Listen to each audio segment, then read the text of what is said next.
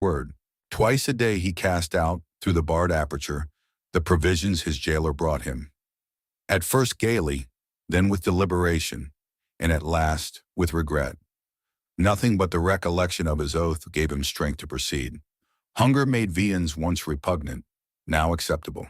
He held the plate in his hand for an hour at a time, and gazed thoughtfully at the morsel of bad meat, of tainted fish, of black and moldy bread. It was the last yearning for life contending with the resolution of despair. Then his dungeon seemed less somber, his prospects less desperate. He was still young. He was only 4 or 5 and 20. He had nearly 50 years to live. What unforeseen events might not open his prison door and restore him to liberty?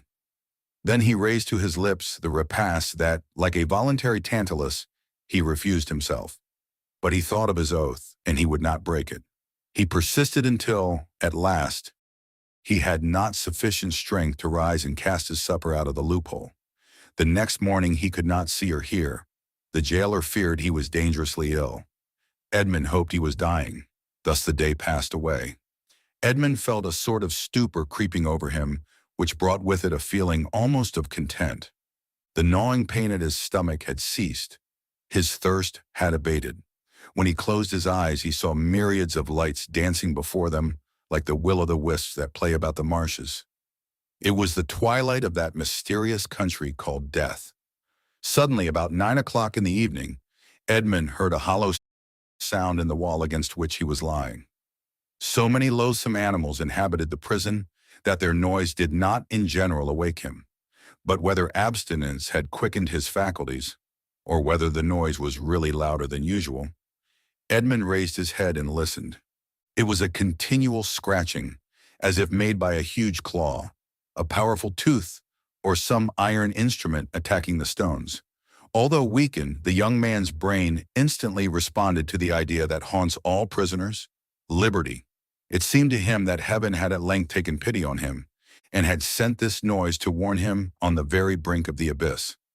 Perhaps one of those beloved ones he had so often thought of was thinking of him, and striving to diminish the distance that separated them. No, doubtless he was deceived, and it was but one of those dreams that forerun death. Edmond still heard the sound. It lasted nearly 3 hours. He then heard a noise of something falling, and all was silent. Some hours afterwards it began again, nearer and more distinct. Edmond was intensely interested. Suddenly the jailer entered. For a week since he had resolved to die, and during the 4 days that he had been carrying out his purpose, Edmond had not spoken to the attendant, had not answered him when he inquired what was the matter with him, and turned his face to the wall when he looked too curiously at him. But now the jailer might hear the noise and put an end to it, and so destroy a ray of something like hope that soothed his last moments. The jailer brought him his breakfast. Dante raised himself up and began to talk about everything, about the bad quality of the food, about the coldness of his dungeon, grumbling and complaining, in order to have an excuse for speaking louder, and wearying the patience of his jailer, who out of kindness of heart had brought broth and white bread for his prisoner. Fortunately, he fancied that Dante was delirious. In placing the food on the rickety table, he withdrew. Edmond listened, and the sound became more and more distinct. There can be no doubt about it, thought he. It is some prisoner who is striving to obtain his freedom. Oh, if I were only there to help him! Suddenly another idea took possession of his mind, so used to misfortune that it was scarcely capable of hope. The idea that the noise was made by workmen the governor had ordered to repair the neighboring dungeon. It was easy to ascertain this, but how could he risk the question? It was easy to call his jailer's attention to the noise and watch his countenance as he listened, but might he not by this means destroy hopes far more important than the short-lived satisfaction of his own curiosity? Unfortunately, Edmond's brain was still so feeble that he could not bend his thoughts to anything in particular. He saw but one means of restoring lucidity and clearness to his judgment. He turned his eyes toward the soup which the jailer had brought, rose, staggered towards it, raised the vessel to his lips, and drank off the contents with a feeling of indescribable pleasure.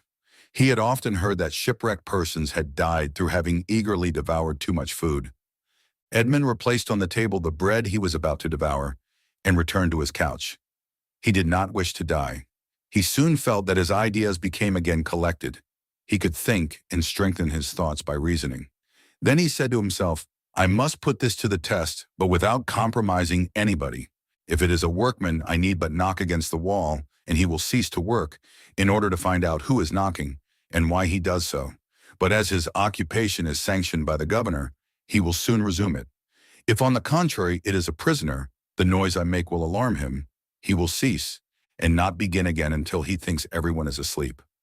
Edmond rose again, but this time his legs did not tremble, and his sight was clear. He went to a corner of his dungeon, detached a stone, and with it knocked against the wall where the sound came. He struck thrice. At the first blow the sound ceased, as if by magic. Edmond listened intently. An hour passed, 2 hours passed, and no sound was heard from the wall. All was silent there. Full of hope, Edmond swallowed a few mouthfuls of bread and water, and thanks to the vigor of his constitution, found himself well nigh recovered. The day passed away in utter silence. Night came without recurrence of the noise. It is a prisoner, said Edmond joyfully. The night passed in perfect silence. Edmond did not close his eyes. In the morning the jailer brought him fresh provisions.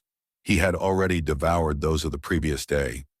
He ate these, listening anxiously for the sound, walking round and round his cell, shaking the iron bars of the loophole, restoring vigor and agility to his limbs by exercise, and so preparing himself for his future destiny. At intervals he listened to learn if the noise had not begun again, and grew impatient at the prudence of the prisoner, who did not guess he had been disturbed by a captive as anxious for liberty as himself. 3 days passed, 72 long, tedious hours which he counted off by minutes. At length one evening, as the jailer was visiting him for the last time that night, Dante, with his ear for the 100th time at the wall, fancied he heard an almost imperceptible movement among the stones. He moved away, walked up and down his cell to collect his thoughts, and then went back and listened. The matter was no longer doubtful. Something was at work on the other side of the wall. The prisoner had discovered the danger and had substituted a lever for a chisel. The indefatigable laborer. He began by moving his bed and looked around for anything with which he could pierce the wall, penetrate the moist cement, and displace a stone. Encouraged by this discovery, Edmond determined to assist. He saw nothing. He had no knife or sharp instrument. The window grating was of iron, but he had too often assured himself of its solidity. All his furniture consisted of a bed, a chair, a table, a pail, and a jug. The bed had iron clamps, but they were screwed to the wood, and it would have required a screwdriver to take them off. The table and chair had nothing. The pail had once possessed a handle, but that had been removed. Dante had but one resource, which was to break the jug, and with one of the sharp fragments attack the wall. He let the jug fall on the floor, and it broke in pieces. Dante concealed 2 or 3 of the sharpest fragments in his bed, leaving the rest on the floor. The breaking of his jug was too natural an accident to excite suspicion. Edmond had all the night to work in, but in the darkness he could not do much, and he soon felt that he was working against something very hard. He pushed back his bed and waited for day. All night he heard the subterranean workman who continued to mine his way. Day came, the jailer entered. Dante told him that the jug had fallen from his hands while he was drinking, and the jailer went grumblingly to fetch another, without giving himself the trouble to remove the fragments of the broken one. He returned speedily, advised the prisoner to be more careful, and Dante heard joyfully the key grate in the lock. He listened until the sound of steps died away, and then, hastily displacing his bed, saw by the faint light that penetrated into his cell that he had labored uselessly the previous evening in attacking the stone instead of removing the plaster that surrounded it. The damp had rendered it friable, and Dante was able to break it off, in small morsels it is true, but at the end of half an hour he had scraped off a handful. A mathematician might have calculated that in 2 years, supposing that the rock was not encountered, a passage 20 feet long and 2 feet broad might be formed. The prisoner reproached himself with not having thus employed the hours he had passed in vain hopes, prayer, and despondency. During the 6 years that he had been imprisoned, what might he not have accomplished? In 3 days he had succeeded, with the utmost precaution, in removing the cement and exposing the stonework. The wall was built of rough stones, among which, to give strength to the structure, blocks of hewn stone were at intervals embedded. It was one of these he had uncovered, and which he must remove from its socket. Dante strove to do this with his nails, but they were too weak. The fragments of the jug broke, and after an hour of useless toil, he paused. Was he to be thus stopped at the beginning? And was he to wait inactive until his fellow workman had completed his task? Suddenly an idea occurred to him. He smiled, and the perspiration dried on his forehead. The jailer always brought Dante's soup in an iron saucepan. This saucepan contained soup for both prisoners, for Dante had noticed that it was either quite full or half empty, according as the turnkey gave it to him or to his companion first. The handle of this saucepan was of iron. Dante would have given 10 years of his life in exchange for it. The jailer was accustomed to pour the contents of the saucepan into Dante's plate, and Dante, after eating his soup with a wooden spoon, washed the plate, which thus served for every day. Now when evening came, Dante put his plate on the ground near the door. The jailer, as he entered, stepped on it and broke it. This time he could not blame Dante. He was wrong to leave it there, but the jailer was wrong not to have looked before him. The jailer, therefore, only grumbled. Then he looked about for something to pour the soup into. Dante's entire dinner service consisted of one plate. "Leave the saucepan," said Dante. "You can take it away when you bring me my breakfast." This advice was to the jailer's taste, as it spared him the necessity of making another trip. He left the saucepan. Dante was beside himself with joy. He rapidly devoured his food, and after waiting an hour, lest the jailer should change his mind and return, he removed his bed, took the handle of the saucepan, inserted the point between the hewn stone and rough stones of the wall, and employed it as a lever. A slight oscillation showed Dante that all went well. At the end of an hour, the stone was extricated from the wall, leaving a cavity 1.5 feet in diameter. Dante carefully collected the plaster, carried it into the corner of his cell, and covered it with earth. Then, wishing to make the best use of his time while he had the means of labor, he continued to work without ceasing. At the dawn of day, he replaced the stone, pushed his bed against the wall, and lay down. The breakfast consisted of a piece of bread. The jailer entered and placed the bread on the table. "Well, don't you intend to bring me another plate?" said Dante. "No," replied the turnkey. "You destroy everything. First you break your jug, then you make me break your plate. If all the prisoners followed your example, the government would be ruined. I shall leave you the saucepan and pour your soup into that. So for the future, I hope you will not be so destructive." Dante raised his eyes to heaven and clasped his hands beneath the coverlet. He felt more gratitude for the possession of this piece of iron than he had ever felt for anything. He had noticed, however, that the prisoner on the other side had ceased to labor. No matter, this was a greater reason for proceeding. If his neighbor would not come to him, he would go to his neighbor. All day he toiled on untiringly, and by the evening he had succeeded in extracting 10 handfuls of plaster and fragments of stone. When the hour for his jailer's visit arrived, Dante straightened the handle of the saucepan as well as he could, and placed it in its accustomed place. The turnkey poured his ration of soup into it, together with the fish. For thrice a week the prisoners were deprived of meat. This would have been a method of reckoning time, had not Dante long ceased to do so. Having poured out the soup, the turnkey retired. Dante wished to ascertain whether his neighbor had really ceased to work. He listened. All was silent, as it had been for the last 3 days. Dante sighed. It was evident that his neighbor distrusted him. However, he toiled on all the night without being discouraged. But after 2 or 3 hours, he encountered an obstacle. The iron made no impression, but met with a smooth surface. Dante touched it and found that it was a beam. This beam crossed, or rather blocked up, the hole Dante had made. It was necessary, therefore, to dig above or under it. The unhappy young man had not thought of this. "Oh, my God, murmured he, "I have so earnestly prayed to you that I hoped my prayers had been heard. After having deprived me of my liberty, after having deprived me of death, after having recalled me to existence, my God, have pity on me, and do not let me die in despair." Who talks of God and despair at the same time? Said a voice that seemed to come from beneath the earth, and, deadened by the distance, sounded hollow and sepulchral in the young man's ears. Edmond's hair stood on end, and he rose to his knees. "Ah," said he, "I hear a human voice." Edmond had not heard anyone speak save his jailer for 4 or 5 years. And a jailer is no man to a prisoner. He is a living door, a barrier of flesh and blood, adding strength to restraints of oak and iron. "In the name of heaven," cried Dante, "speak again, though the sound of your voice terrifies me. Who are you?" "Who are you?" said the voice. "An unhappy prisoner," replied Dante, who made no hesitation in answering. "Of what country?" "A Frenchman." "Your name?" "Edmond Dantès." "Your profession?" "A sailor." "How long have you been here?" "Since the 28th of February, 1815. "Your crime?" "I am innocent." "But of what are you accused?" "Of having conspired to aid the emperor's return." "What? For the emperor's return? The emperor is no longer on the throne then?" "But how long have you been here that you are ignorant of all this?" "Since 1811. Dante shuddered.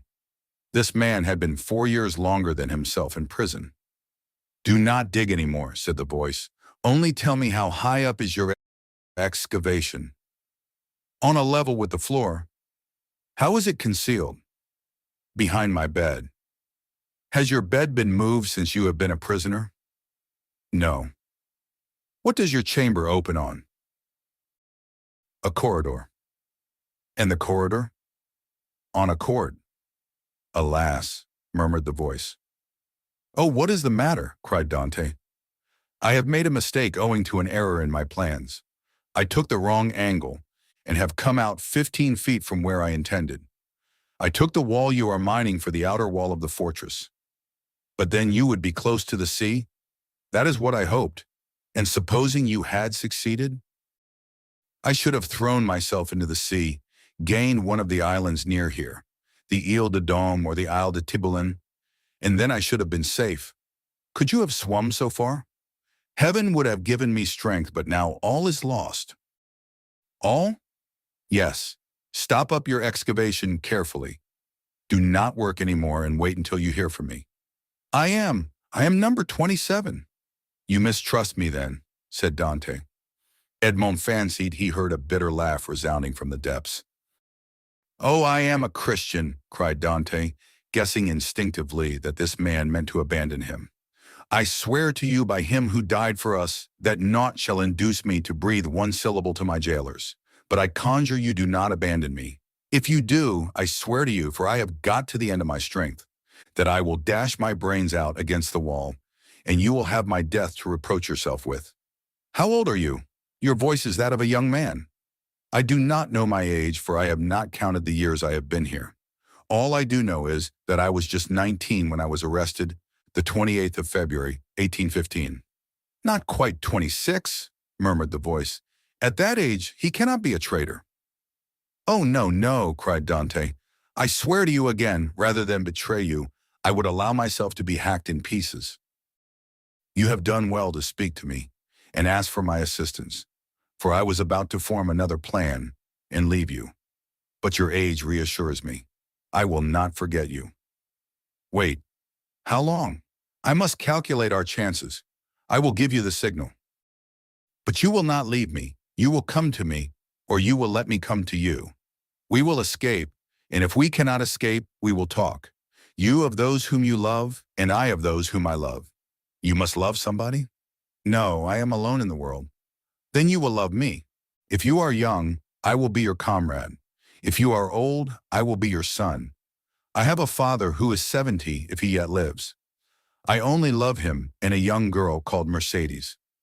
My father has not yet forgotten me, I'm sure, but God alone knows if she loves me still. I shall love you as I love my father." "It is well," returned the voice. "Tomorrow." These few words were uttered with an accent that left no doubt of his sincerity. Dante rose, dispersed the fragments with the same precaution as before, and pushed his bed back against the wall. He then gave himself up to his happiness. He would no longer be alone. He was perhaps about to regain his liberty. At the worst, he would have a companion, and captivity that is shared is but half captivity. Plaints made in common are almost prayers, and prayers where two or three are gathered together invoke the mercy of heaven. All day Dante walked up and down his cell. He sat down occasionally on his bed, pressing his hand on his heart. At the slightest noise he bounded towards the door. Once or twice the thought crossed his mind that he might be separated from this unknown, whom he loved already. And then his mind was made up. When the jailer moved his bed and stooped to examine the opening, he would kill him with his water jug. He would be condemned to die, but he was about to die of grief and despair when this miraculous noise recalled him to life. The jailer came in the evening. Dante was on his bed. It seemed to him that thus he better guarded the unfinished opening. Doubtless there was a strange expression in his eyes, for the jailer said, "Come, are you going mad again?" Dante did not answer. He feared that the emotion of his voice would betray him. The jailer went away shaking his head. Night came. Dante hoped that his neighbor would profit by the silence to address him, but he was mistaken. The next morning, however, just as he removed his bed from the wall, he heard 3 knocks. He threw himself on his knees. "Is it you?" said he. "I am here." "Is your jailer gone?" "Yes," said Dante. "He will not return until the evening, so that we have 12 hours before us." "I can work then?" said the voice. "Oh, yes, yes. This instant, I entreat you." In a moment that part of the floor on which Dante was resting his 2 hands, as he knelt with his head in the opening, suddenly gave way. He drew back smartly while a mass of stones and earth disappeared in a hole that opened beneath the aperture he himself had formed. Then from the bottom of this passage, the depth of which it was impossible to measure, he saw appear first the head, then the shoulders, and lastly the body of a man, who sprang lightly into his cell. Chapter 16. Seizing in his arms the friend so long and ardently desired, Dante almost carried him toward the window, in order to obtain a better view of his features by the aid of the imperfect light that struggled through the grating. He was a man of small stature, with hair blanched rather by suffering and sorrow than by age. He had a deep-set, penetrating eye, almost buried beneath the thick gray eyebrow, and a long and still black beard reaching down to his breast. His thin face, deeply furrowed by care, and the bold outline of his strongly marked features, betokened a man more accustomed to exercise his mental faculties than his physical strength. Large drops of perspiration were now standing on his brow, while the garments that hung about him were so ragged that one could only guess at the pattern upon which they had originally been fashioned.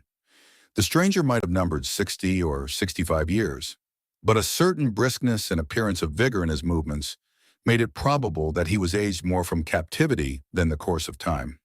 He received the enthusiastic greeting of his young acquaintance with evident pleasure, as though his chilled affections were rekindled and invigorated by his contact with one so warm and ardent. He thanked him with grateful cordiality for his kindly welcome, although he must at that moment have been suffering bitterly to find another dungeon where he had fondly reckoned on discovering a means of regaining his liberty. "Let us first see," said he, "whether it is possible to remove the traces of my entrance here. Our future tranquility depends upon our jailers being entirely ignorant of it." Advancing to the opening, he stooped and raised the stone easily in spite of its weight. Then, fitting it into its place, he said, "You removed this stone very carelessly, but I suppose you had no tools to aid you." "Why?" exclaimed Dante with astonishment. "Do you possess any?" "I made myself some, and with the exception of a file, I have all that are necessary: a chisel, pincers, and lever." "Oh, how I should like to see these products of your industry and patience." "Well, in the first place, here is my chisel." So saying, he displayed a sharp, strong blade, with a handle made of beechwood. "And with what did you contrive to make that?" inquired Dante. "To hollow out the road by which I came hither, a distance of about 50 feet. 50 feet, responded Dante, almost terrified. "Do not speak so loud, young man. Don't speak so loud. It frequently occurs in a state prison like this, that persons are stationed outside the doors of the cells purposely to overhear the conversation of the prisoners. But they believe I am shut up alone here. That makes no difference. And you say that you dug your way a distance of 50 feet to get here?" I do. That is about the distance that separates your chamber from mine. Only unfortunately, I did not curve aright. For want of the necessary geometrical instruments to calculate my scale of proportion, instead of taking an ellipsis of 40 feet, I made it 50. I expected, as I told you, to reach the outer wall, pierce through it, and throw myself into the sea. I have, however, kept along the corridor on which your chamber opens, instead of going beneath it. My labor is all in vain, for I find that the corridor looks into a courtyard filled with soldiers. That's true, said Dante, but the corridor you speak of only bounds one side of my cell. There are 3 others. Do you know anything of their situation? This one is built against the solid rock, and it would take 10 experienced miners, duly furnished with the requisite tools, as many years to perforate it. This adjoins the lower part of the governor's apartments, and were we to work our way through, we should only get into some lock-up cellars, where we must necessarily be recaptured. The 4th and last side of your cell faces on. Stop a minute. Now where does it face? The wall of which he spoke was the one in which was fixed the loophole by which light was admitted to the chamber. This loophole, which gradually diminished in size as it approached the outside, to an opening through which a child could not have passed, was, for better security, furnished with 3 iron bars, so as to quiet all apprehensions, even in the mind of the most suspicious jailer, as to the possibility of a prisoner's escape. As the stranger asked the question, he dragged the table beneath the window. "Climb up," said he to Dante. The young man obeyed, mounted on the table, and, divining the wishes of his companion, placed his back securely against the wall and held out both hands. The stranger, whom as yet Dante knew only by the number of his cell, sprang up with an agility by no means to be expected in a person of his years, and, light and steady on his feet as a cat or a lizard, climbed from the table to the outstretched hands of Dante, and from them to his shoulders. Then, bending double, for the ceiling of the dungeon prevented him from holding himself erect, he managed to slip his head between the upper bars of the window so as to be able to command a perfect view from top to bottom. An instant afterwards he hastily drew back his head, saying, "I thought so!" And sliding from the shoulders of Dante as dexterously as he had ascended, he nimbly leaped from the table to the ground. "What was it that you thought?" asked the young man anxiously, in his turn descending from the table. The elder prisoner pondered the matter. "Yes," said he at length, "it is so.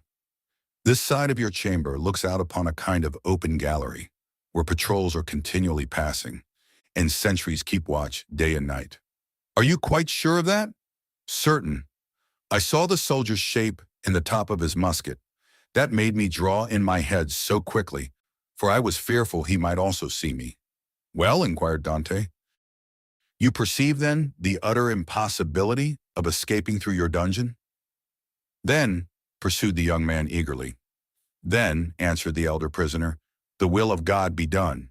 And as the old man slowly pronounced those words, an air of profound resignation spread itself over his careworn countenance. Dante gazed on the man who could thus philosophically resign hope so long and ardently nourished, with an astonishment mingled with admiration. "Tell me, I entreat of you, who and what you are," said he at length. "Never have I met with so remarkable a person as yourself." "Willingly," answered the stranger, "if indeed you feel any curiosity respecting one now, alas, powerless to aid you in any way." "Say not so. You can console and support me by the strength of your own powerful mind. Pray let me know who you really are." The stranger smiled a melancholy smile. "Then listen," said he. "I am the Abbé Faria, and have been imprisoned, as you know, in this Château d'If since the year 1811, previously to which I had been confined for 3 years in the fortress of Fenestrelle. In the year 1811 I was transferred to Piedmont in France. It was at this period I learned that the destiny, which seemed subservient to every wish formed by Napoleon, had bestowed on him a son named King of Rome even in his cradle. I was very far then from expecting the change you have just informed me of, namely that 4 years afterwards this colossus of power would be overthrown. Then who reigns in France at this moment? Napoleon II? No, Louis XVIII, the brother of Louis XVI. How inscrutable are the ways of Providence! For what great and mysterious purpose has it pleased heaven to abase the man once so elevated, and raise up him who was so abased. Dante's whole attention was riveted on a man who could thus forget his own misfortunes while occupying himself with the destinies of others. Yes, yes, continued he, 'twill be the same as it was in England. After Charles I, Cromwell, after Cromwell, Charles II, and then James II, and then some son-in-law or relation, some Prince of Orange, a stadtholder who becomes a king, then new concessions to the people, then a constitution, then liberty. Ah, my friend, said the abbé, turning towards Dante and surveying him with the kindling gaze of a prophet, you are young, you will see all this come to pass. Probably, if ever I get out of prison. True, replied Faria, we are prisoners. But I forget this sometimes, and there are even moments when my mental vision transports me beyond these walls, and I fancy myself at liberty. But wherefore are you here? Because in 1807 I dreamed of the very plan Napoleon tried to realize in 1811. Because, like Machiavelli, I desired to alter the political face of Italy, and instead of allowing it to be split up into a quantity of petty principalities, each held by some weak or tyrannical ruler, I sought to form one large, compact, and powerful empire. And lastly, because I fancied I had found my Caesar Borgia in a crowned simpleton, who feigned to enter into my views only to betray me. It was the plan of Alexander VI and Clement VII, but it will never succeed now, for they attempted it fruitlessly, and Napoleon was unable to complete his work. Italy seems fated to misfortune. And the old man bowed his head. Dante could not understand a man risking his life for such matters. Napoleon certainly he knew something of, inasmuch as he had seen and spoken with him. But of Clement VII and Alexander VI, he knew nothing. Are you not, he asked, the priest who here in the Château d'If is generally thought to be ill? Mad, you mean, don't you? Well then, resumed Faria with a bitter smile, let me answer your question in full by acknowledging that I am the poor, mad prisoner of the Château d'If, for many years permitted to amuse the different visitors with what is said to be my insanity. And in all probability, I should be promoted to the honor of making sport for the children, if such innocent beings could be found in an abode devoted like this to suffering and despair. Dante remained for a short time mute and motionless. At length he said, Then you abandon all hope of escape? I perceive its utter impossibility, and I consider it impious to attempt that which the Almighty evidently does not approve. Nay, be not discouraged. Would it not be expecting too much to hope to succeed at your first attempt? Why not try to find an opening in another direction from that which has so unfortunately failed? Alas, it shows how little notion you can have of all it has cost me to effect a purpose so unexpectedly frustrated that you talk of beginning over again. In the first place, I was 4 years making the tools I possess, and have been 2 years scraping and digging out earth, hard as granite itself. Then what toil and fatigue has it not been to remove huge stones I should once have deemed impossible to loosen? Whole days have I passed in these titanic efforts, considering my labor well repaid, if by nighttime I had contrived to carry away a square inch of this hard-bound cement, changed by ages into a substance unyielding as the stones themselves. Then to conceal the mass of earth and rubbish I dug up, I was compelled to break through a staircase and throw the fruits of my labor into the hollow part of it. But the well is now so completely choked up that I scarcely think it would be possible to add another handful of dust without leading to discovery. Consider also that I fully believed I had accomplished the end and aim of my undertaking, for which I had so exactly husbanded my strength as to make it just hold out to the termination of my enterprise. And now, at the moment when I reckoned upon success, my hopes are forever dashed from me. No, I repeat again, that nothing shall induce me to renew attempts evidently at variance with the Almighty's pleasure. Dante held down his head, that the other might not see how joy at the thought of having a companion outweighed the sympathy he felt for the failure of the abbé's plans. The abbé sank upon Edmond's bed, while Edmond himself remained standing. Escape had never once occurred to him. There are indeed some things which appear so impossible that the mind does not dwell on them for an instant. To undermine the ground for 50 feet, to devote 3 years to a labor which, if successful, would conduct you to a precipice overhanging the sea, to plunge into the waves from the height of 50, 60, perhaps 100 feet, at the risk of being dashed to pieces against the rocks. Should you have been fortunate enough to have escaped the fire of the sentinels?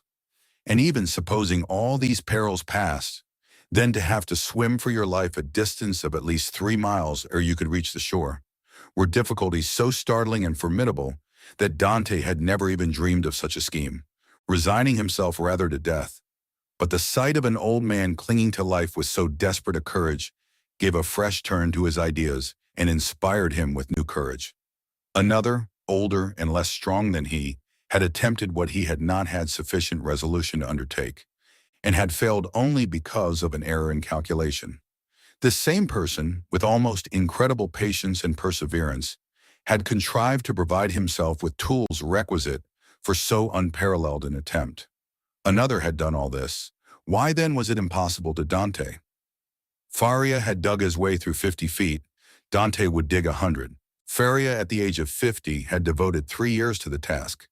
He, who was but half as old, would sacrifice 6. Faria, a priest and savant, had not shrunk from the idea of risking his life by trying to swim a distance of 3 miles to one of the islands, Daume, Ratonneau, or Le Maire.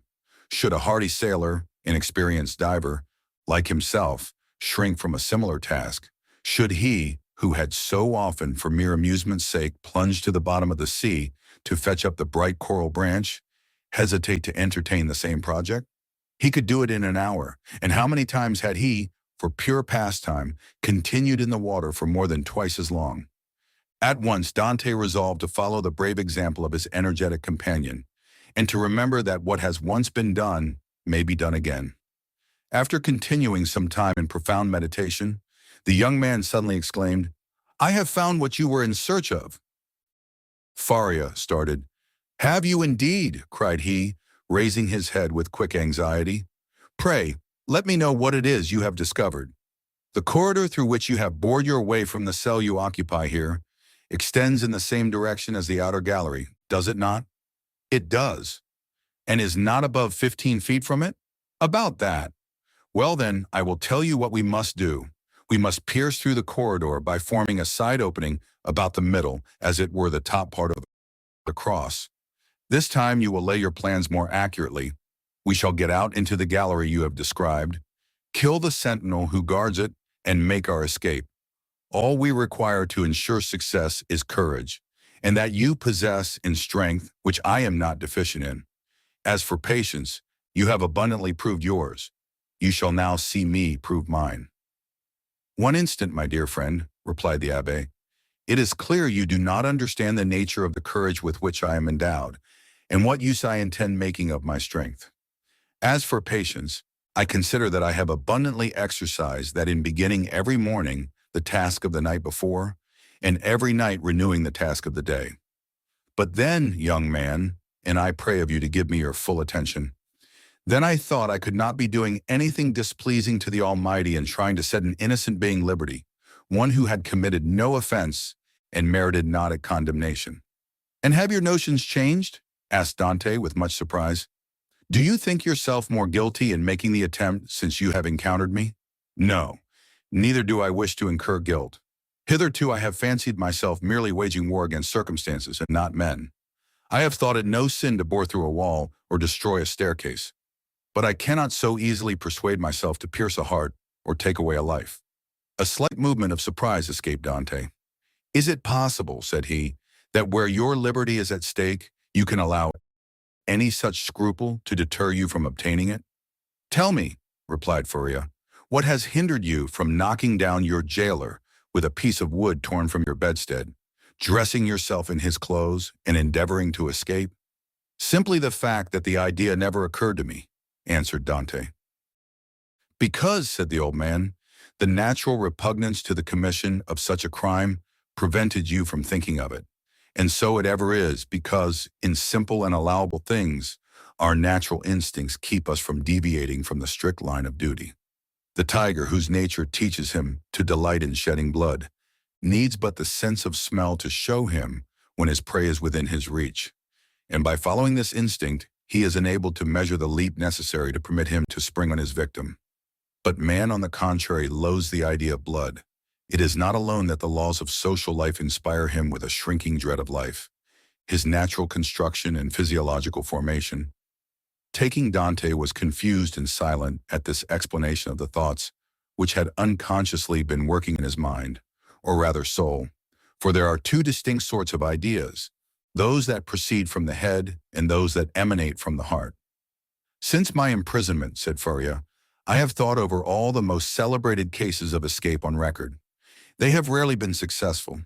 Those that have been crowned with full success have been long meditated upon and carefully arranged. Such, for instance, as the escape of the Duc de Beaufort from the Château de Vincennes, that of the Abbé Dubuquoy from Fort-l'Évêque, of Latude from the Bastille. Then there are those for which chance sometimes affords opportunity, and those are the best of all. Let us, therefore, wait patiently for some favorable moment, and when it presents itself, profit by it. Ah, said Dante, you might well endure the tedious delay. You were constantly employed in the task you set yourself, and when weary with toil, you had your hopes to refresh and encourage you. I assure you, replied the old man, I did not turn to that source for recreation or support. What did you do then? I wrote or studied. Were you then permitted the use of pens, ink, and paper? Oh no, answered the abbé. I had none but what I made for myself. You made paper, pens, and ink? Yes. Dante gazed with admiration, but he had some difficulty in believing. Faria saw this. When you pay me a visit in my cell, my young friend, said he, I will show you an entire work, the fruits of the thoughts and reflections of my whole life. Many of them meditated over in the shades of the Colosseum at Rome, at the foot of St. Mark's Column at Venice, and on the borders of the Arno at Florence, little imagining at the time that they would be arranged in order within the walls of the Château d'If. The work I speak of is called A Treatise on the Possibility of a General Monarchy in Italy, and will make one large quarto volume. And on what have you written all this?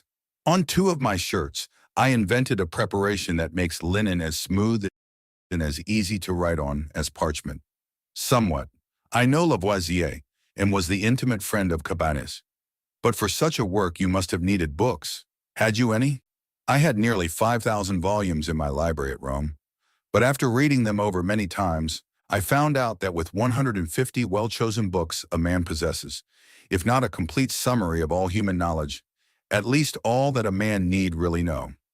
I devoted 3 years of my life to reading and studying these 150 volumes, till I knew them nearly by heart, so that since I have been in prison, a very slight effort of memory has enabled me to recall their contents as readily as though the pages were open before me. I could recite you the whole of Thucydides, Xenophon, Plutarch, Titus Livius, Tacitus, Strada, Jornandes, Dante, Montaigne, Shakespeare, Spinoza, Machiavelli, and Bossuet. I name only the most important. You are doubtless acquainted with a variety of languages, so as to have been able to read all these? Yes, I speak 5 of the modern tongues, that is to say German, French, Italian, English, and Spanish. By the aid of ancient Greek, I learned modern Greek. I don't speak it so well as I could wish, but I am still trying to improve myself. Improve yourself, repeated Dante. Why, how can you manage to do so? Why, I made a vocabulary of the words I knew, turned, returned, and arranged them, so as to enable me to express my thoughts through their medium. I know nearly 1,000 words, which is all that is absolutely necessary, although I believe there are nearly 100,000 in the dictionaries. I cannot hope to be very fluent, but I certainly should have no difficulty in explaining my wants and wishes, and that would be quite as much as I should ever require. Stronger grew the wonder of Dante, who almost fancied he had to do with one gifted with supernatural powers. Still hoping to find some imperfection which might bring him down to a level with human beings, he added, "Then if you were not furnished with pens, how did you manage to write the work you speak of?" "I made myself some excellent ones, which would be universally preferred to all others if once known. You are aware what huge whitings are served to us on maigre days. Well, I selected the cartilages of the heads of these fishes, and you can scarcely imagine the delight with which I welcomed the arrival of each Wednesday, Friday, and Saturday, as affording me the means of increasing my stock of pens. For I will freely confess that my historical labors have been my greatest solace and relief. While retracing the past, I forget the present. In traversing at will the path of history, I cease to remember that I am myself a prisoner. But the ink, said Dante. Of what did you make your ink? There was formerly a fireplace in my dungeon, replied Faria, but it was closed up long ere I became an occupant of this prison. Still, it must have been many years in use, for it was thickly covered with a coating of soot. This soot I dissolved in a portion of the wine brought to me every Sunday, and I assure you a better ink cannot be desired. For very important notes, for which closer attention is required, I pricked one of my fingers and wrote with my own blood. And when, asked Dante, may I see all this? Whenever you please, replied the abbé. Oh, then let it be directly, exclaimed the young man. Follow me then, said the abbé, as he re-entered the subterranean passage in which he soon disappeared, followed by Dante. Chapter 17. The abbé's chamber. After having passed with tolerable ease through the subterranean passage, which however did not admit of their holding themselves erect, the two friends reached the further end of the corridor, into which the abbé's cell opened. From that point the passage became much narrower, and barely permitted one to creep through on hands and knees. The floor of the abbé's cell was paved, and it had been by raising one of the stones in the most obscure corner that Faria had been able to commence the laborious task of which Dante had witnessed the completion. As he entered the chamber of his friend, Dante cast around one eager and searching glance in quest of the expected marvels. But nothing more than common met his view. It is well, said the abbé. We have some hours before us. It is now just 12:15 o'clock. Instinctively, Dante turned round to observe by what watch or clock the abbé had been able so accurately to specify the hour. Look at this ray of light which enters by my window, said the abbé, and then observe the lines traced on the wall. Well, by means of these lines, which are in accordance with the double motion of the earth and the ellipse it describes round the sun, I am enabled to ascertain the precise hour with more minuteness than if I possessed a watch, for that might be broken or deranged in its movements, while the sun and earth never vary in their appointed paths. This last explanation was wholly lost upon Dante, who had always imagined, from seeing the sun rise from behind the mountains and set in the Mediterranean, that it moved and not the earth. A double movement of the globe he inhabited, and of which he could feel nothing, appeared to him perfectly impossible. Each word that fell from his companion's lips seemed fraught with the mysteries of science, as worthy of digging out as the gold and diamonds in the mines of Gujarat and Golconda, which he could just recollect, having visited during a voyage made in his earliest youth. Come, said he to the abbé, I am anxious to see your treasures. The abbé smiled and, proceeding to the disused fireplace, raised by the help of his chisel a long stone, which had doubtless been the hearth, beneath which was a cavity of considerable depth, serving as a safe depository of the articles mentioned to Dante. What do you wish to see first? Asked the abbé. Oh, your great work on the monarchy of Italy. Faria then drew forth from his hiding place 3 or 4 rolls of linen, laid one over the other, like folds of papyrus. These rolls consisted of slips of cloth about 4 inches wide and 18 long. They were all carefully numbered and closely covered with writing, so legible that Dante could easily read it, as well as make out the sense, it being in Italian, a language he, as a Provençal, perfectly understood. There, said he, there is the work complete. I wrote the word finis at the end of the 68th strip about a week ago.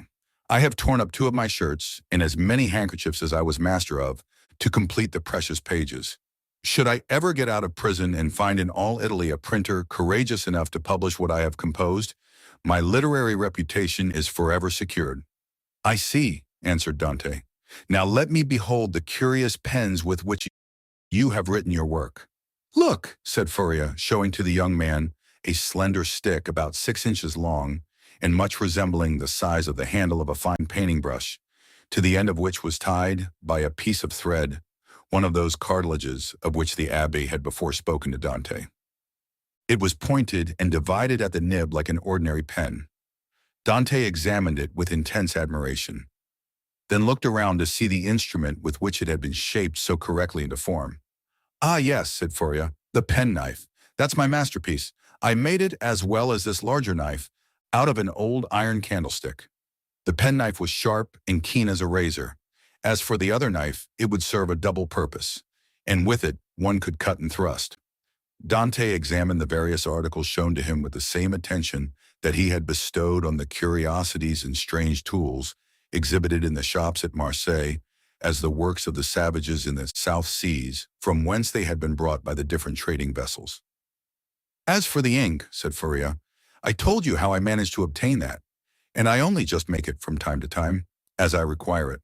"One thing still puzzles me," observed Dante, "and that is how you managed to do all this by daylight?" "I worked at night also," replied Faria. "Night? Why, for heaven's sake, are your eyes like cats, that you can see to work in the dark?" "Indeed they are not, but God has supplied man with the intelligence that enables him to overcome the limitations of natural conditions. I furnished myself with a light." "You did?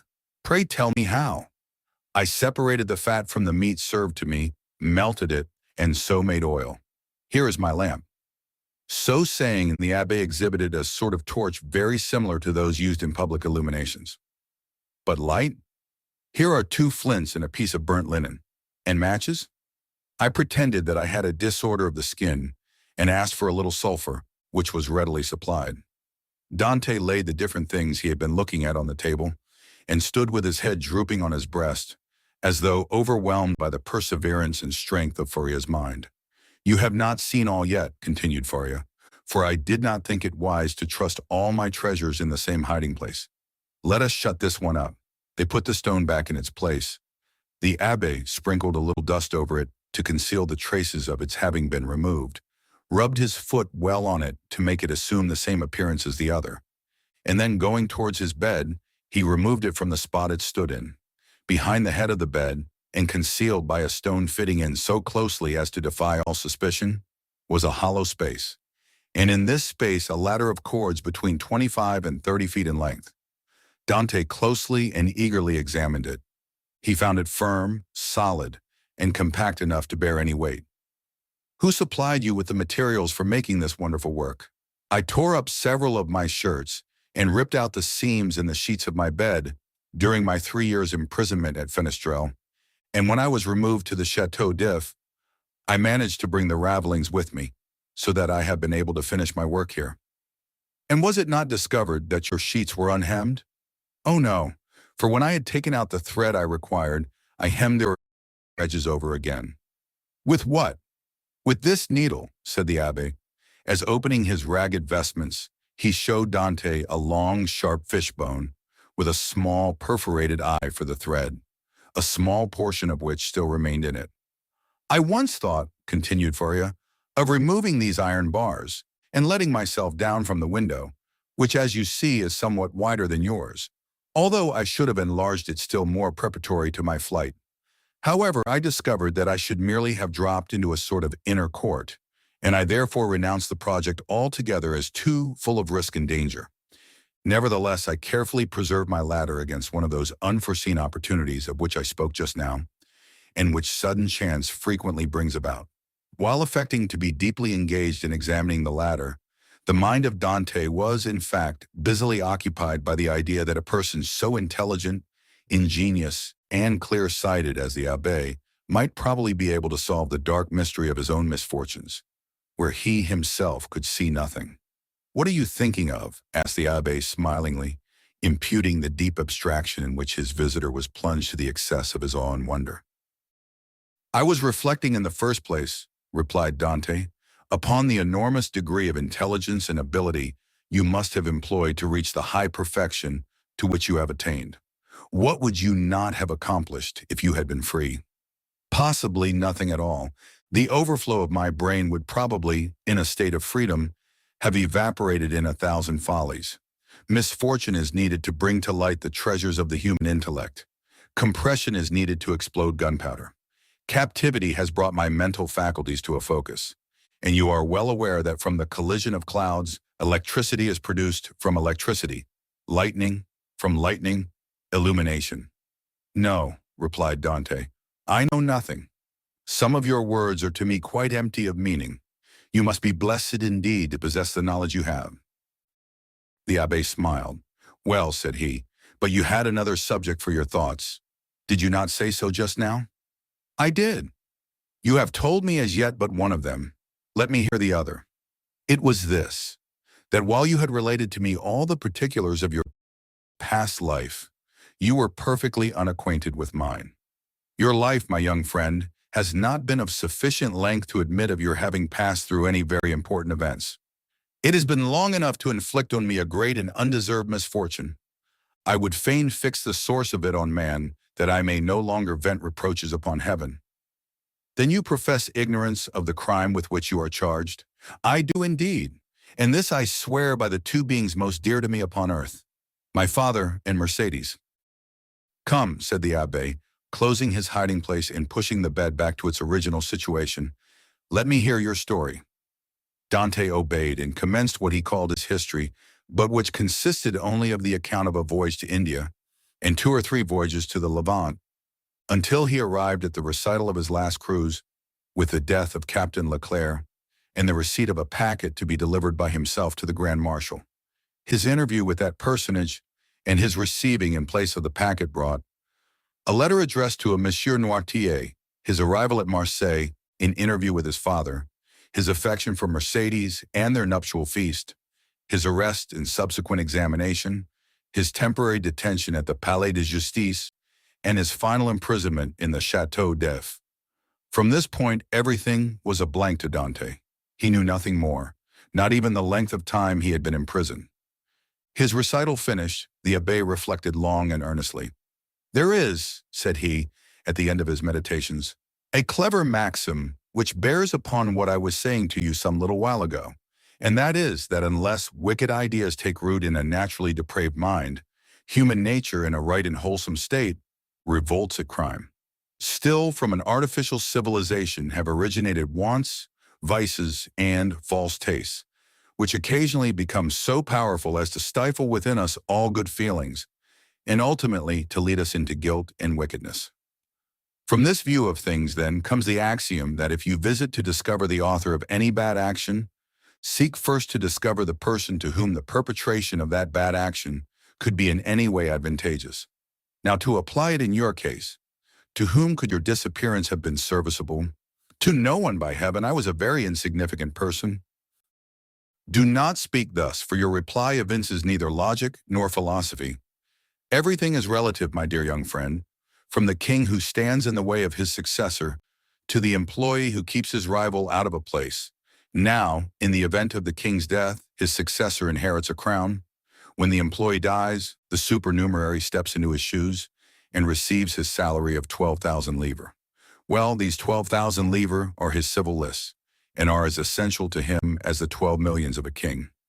Everyone from the highest to the lowest degree has his place on the social ladder and is beset by stormy passions and conflicting interests, as in Descartes' theory of pressure and impulsion.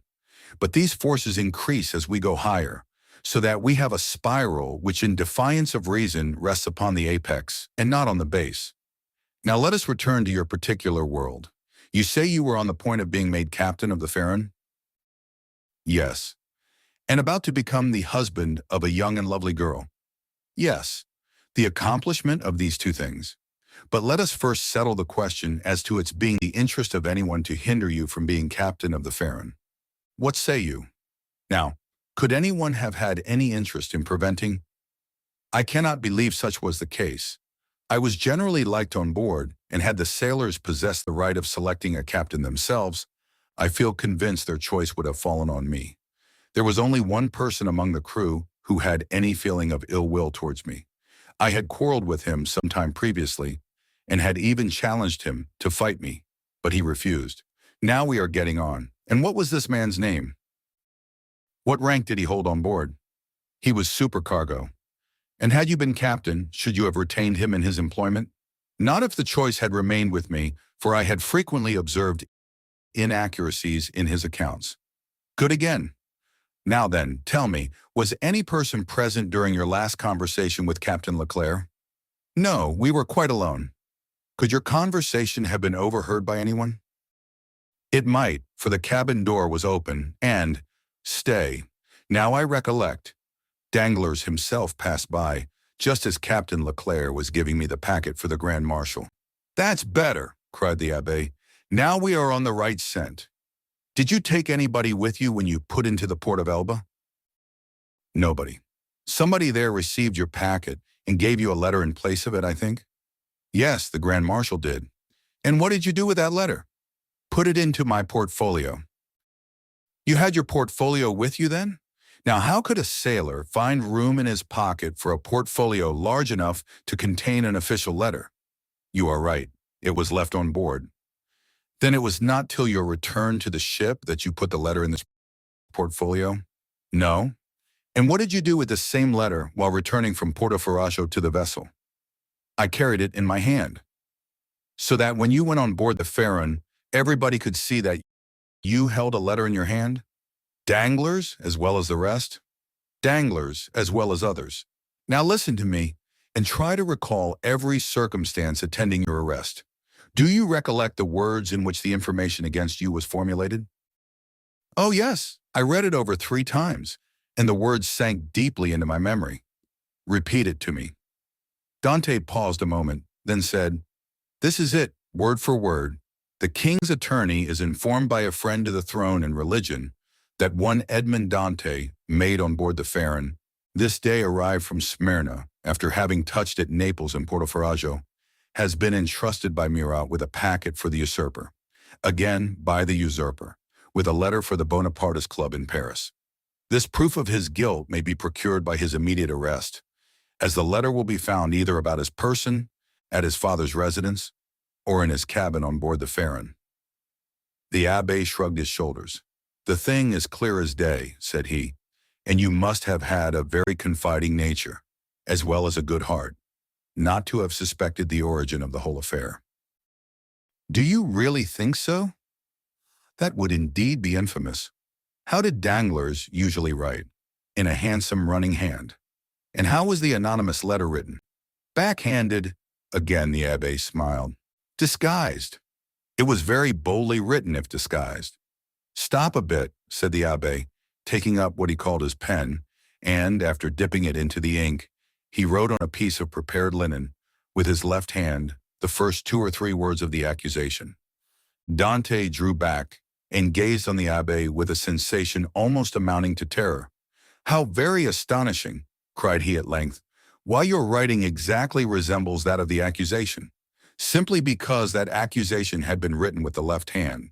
And I have noticed that while the writing of different persons done with the right hand varies, that performed with the left hand is invariably uniform. You have evidently seen and observed everything. Let us proceed. Oh yes, yes. Now as regards the second question, I am listening. Was there any person whose interest it was to prevent your marriage with Mercédès? Yes, a young man who loved her, and his name was Fernand. That is a Spanish name, I think. He was a Catalan. You imagine him capable of writing the letter? Oh no, he would more likely have got rid of me by sticking a knife into me. That is in strict accordance with the Spanish character. An assassination they will unhesitatingly commit, but an act of cowardice, never. Besides, said Dante, the various circumstances mentioned in the letter were wholly unknown to him. You had never spoken of them yourself to anyone? To no one. Not even to your mistress? No, not even to my betrothed. Then it is Danglars. I feel quite sure of it now. Wait a little. Pray, was Danglars acquainted with Fernand? No, yes, he was. Now I recollect. What? To have seen them both sitting at table together under an arbor at Père Pamphil's the evening before the day fixed for my wedding. They were in earnest conversation. Danglars was joking in a friendly way, but Fernand looked pale and agitated. Were they alone? There was a third person with them, whom I knew perfectly well, and who had, in all probability, made their acquaintance. He was a tailor named Caderousse, but he was very drunk. Stay, stay! How strange that it should not have occurred to me before. Now I remember quite well that on the table round which they were sitting were pens, ink, and paper. Oh, the heartless, treacherous scoundrels! Exclaimed Dante, pressing his hand to his throbbing brows. Is there anything else I can assist you in discovering, besides the villainy of your friends? Inquired the abbé with a laugh. Yes, yes, replied Dante eagerly. I would beg of you, who see so completely to the depths of things, and to whom the greatest mystery seems but an easy riddle, to explain to me how it was that I underwent no second examination, was never brought to trial, and above all, was condemned without ever having had sentence passed on me. That is altogether a different and more serious matter, responded the abbé. The ways of justice are frequently too dark and mysterious to be easily penetrated. All we have hitherto done in the matter has been child's play. If you wish me to enter upon the more difficult part of the business, you must assist me by the most minute information on every point. Pray ask me whatever questions you please, for in good truth you see more clearly into my life than I do myself. In the first place, then, who examined you? The king's attorney, his deputy, or a magistrate? The deputy. Was he young or old? About 6 or 7 and 20 years of age, I should say. So, answered the abbé, old enough to be ambitious, but too young to be corrupt. And how did he treat you? With more of mildness than severity. Did you tell him your whole story? I did. He did appear much disturbed when he read the letter that had brought me into this scrape. He seemed quite overcome by my misfortune. By your misfortune? Yes. Then you feel quite sure that it was your misfortune he deplored? He gave me one great proof of his sympathy, at any rate. And that? He burnt the sole evidence that could at all have criminated me. What? The accusation? No, the letter. Are you sure? I saw it done. That alters the case. This man might, after all, be a greater scoundrel than you have thought possible. Upon my word, said Dante, you make me shudder. Is the world filled with tigers and crocodiles? Yes, and remember that two-legged tigers and crocodiles are more dangerous than the others. Never mind. Let us go on. With all my heart. You tell me he burned the letter? He did, saying at the same time, you see, I thus destroy the only proof existing against you. This action is somewhat too sublime to be natural. You think so? I am sure of it. To whom was this letter addressed? To Monsieur Noirtier, number 13 Coq in Paris. Now, can you conceive of any interest that your heroic deputy could possibly have had in the destruction of that letter? Why, it is not altogether impossible he might have had, for he made me promise several times never to speak of that letter to anyone, assuring me he so advised me for my own interest. And more than this, he insisted on my— Noirtier, repeated the abbé. Noirtier. I knew a person of that name at the court of the Queen of Etruria, a Noirtier who had been a Girondin during the Revolution. What was your deputy called? De Villefort. The abbé burst into a fit of laughter, while Dante gazed on him in utter astonishment. What ails you? Said he at length. Do you see that ray of sunlight? I do. Well, the whole thing is more clear to me than that sunbeam is to you. Poor fellow, poor young man. And you tell me this magistrate expressed great sympathy and commiseration for you? He did. And the worthy man destroyed your compromising letter? Yes. And then made you swear never to utter the name of Noirtier? Yes.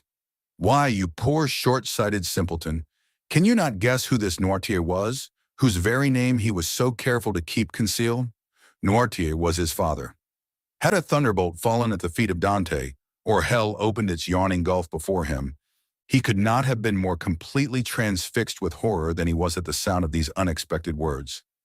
Starting up, he clasped his hands around his head as though to prevent his very brain from bursting, and exclaimed, His father! His father! Yes, his father, replied the abbé. His right name was Noirtier de Villefort. At this instant, a bright light shot through the mind of Dante and cleared up all that had been dark and obscure before. The change that had come over Villefort during the examination, the destruction of the letter, the exacted promise, the almost supplicating tones of the magistrate, who seemed rather to implore mercy than to pronounce punishment, all returned with a stunning force to his memory. He cried out and staggered against the wall like a drunken man. Then he hurried to the opening that led from the abbé's cell to his own and said, I must be alone to think over all this. When he regained his dungeon, he threw himself on his bed, where the turnkey found him in the evening visit, sitting with fixed gaze and contracted features, dumb and motionless as a statue. During these hours of profound meditation, which to him had seemed only minutes, he had formed a fearful resolution and bound himself to its fulfillment by a solemn oath. Dante was at length roused from his reverie by the voice of Faria, who, having also been visited by his jailer, had come to invite his fellow sufferer to share his supper. The reputation of being out of his mind, though harmlessly and even amusingly so, had procured for the abbé unusual privileges. He was supplied with bread of a finer, whiter quality than the usual prison fare, and even regaled each Sunday with a small quantity of wine. Now this was a Sunday, and the abbé had come to ask his young companion to share the luxuries with him. Dante followed. His features were no longer contracted, and now wore their usual expression, but there was that in his whole appearance that bespoke one who had come to a fixed and desperate resolve. Faria bent on him his penetrating eye. "I regret now," said he, "having helped you in your late inquiries, or having given you the information I did." "Why so?" inquired Dante. "Because it has instilled a new passion in your heart, that of vengeance." Dante smiled. "Let us talk of something else," said he. Again the abbé looked at him, then mournfully shook his head. But in accordance with Dante's request, he began to speak of other matters. The elder prisoner was one of those persons whose conversation, like that of all who have experienced many trials, contained many useful and important hints as well as sound information. But it was never egotistical, for the unfortunate man never alluded to his own sorrows. Dante listened with admiring attention to all he said. Some of his remarks corresponded with what he already knew, or applied to the sort of knowledge his nautical life had enabled him to acquire. A part of the good abbé's words, however, were wholly incomprehensible to him, but, like the aurora which guides the navigator in northern latitudes, opened new vistas to the inquiring mind of the listener, and gave fantastic glimpses of new horizons, enabling him justly to estimate the delight an intellectual mind would have in following one so richly gifted as Faria along the heights of truth, where he was so much at home. "You must teach me a small part of what you know," said Dante, "if only to prevent your growing weary of me. I can well believe that so learned a person as yourself would prefer absolute solitude to being tormented with the company of one as ignorant and uninformed as myself. If you will only agree to my request, I promise you never to mention another word about escaping." The abbé smiled.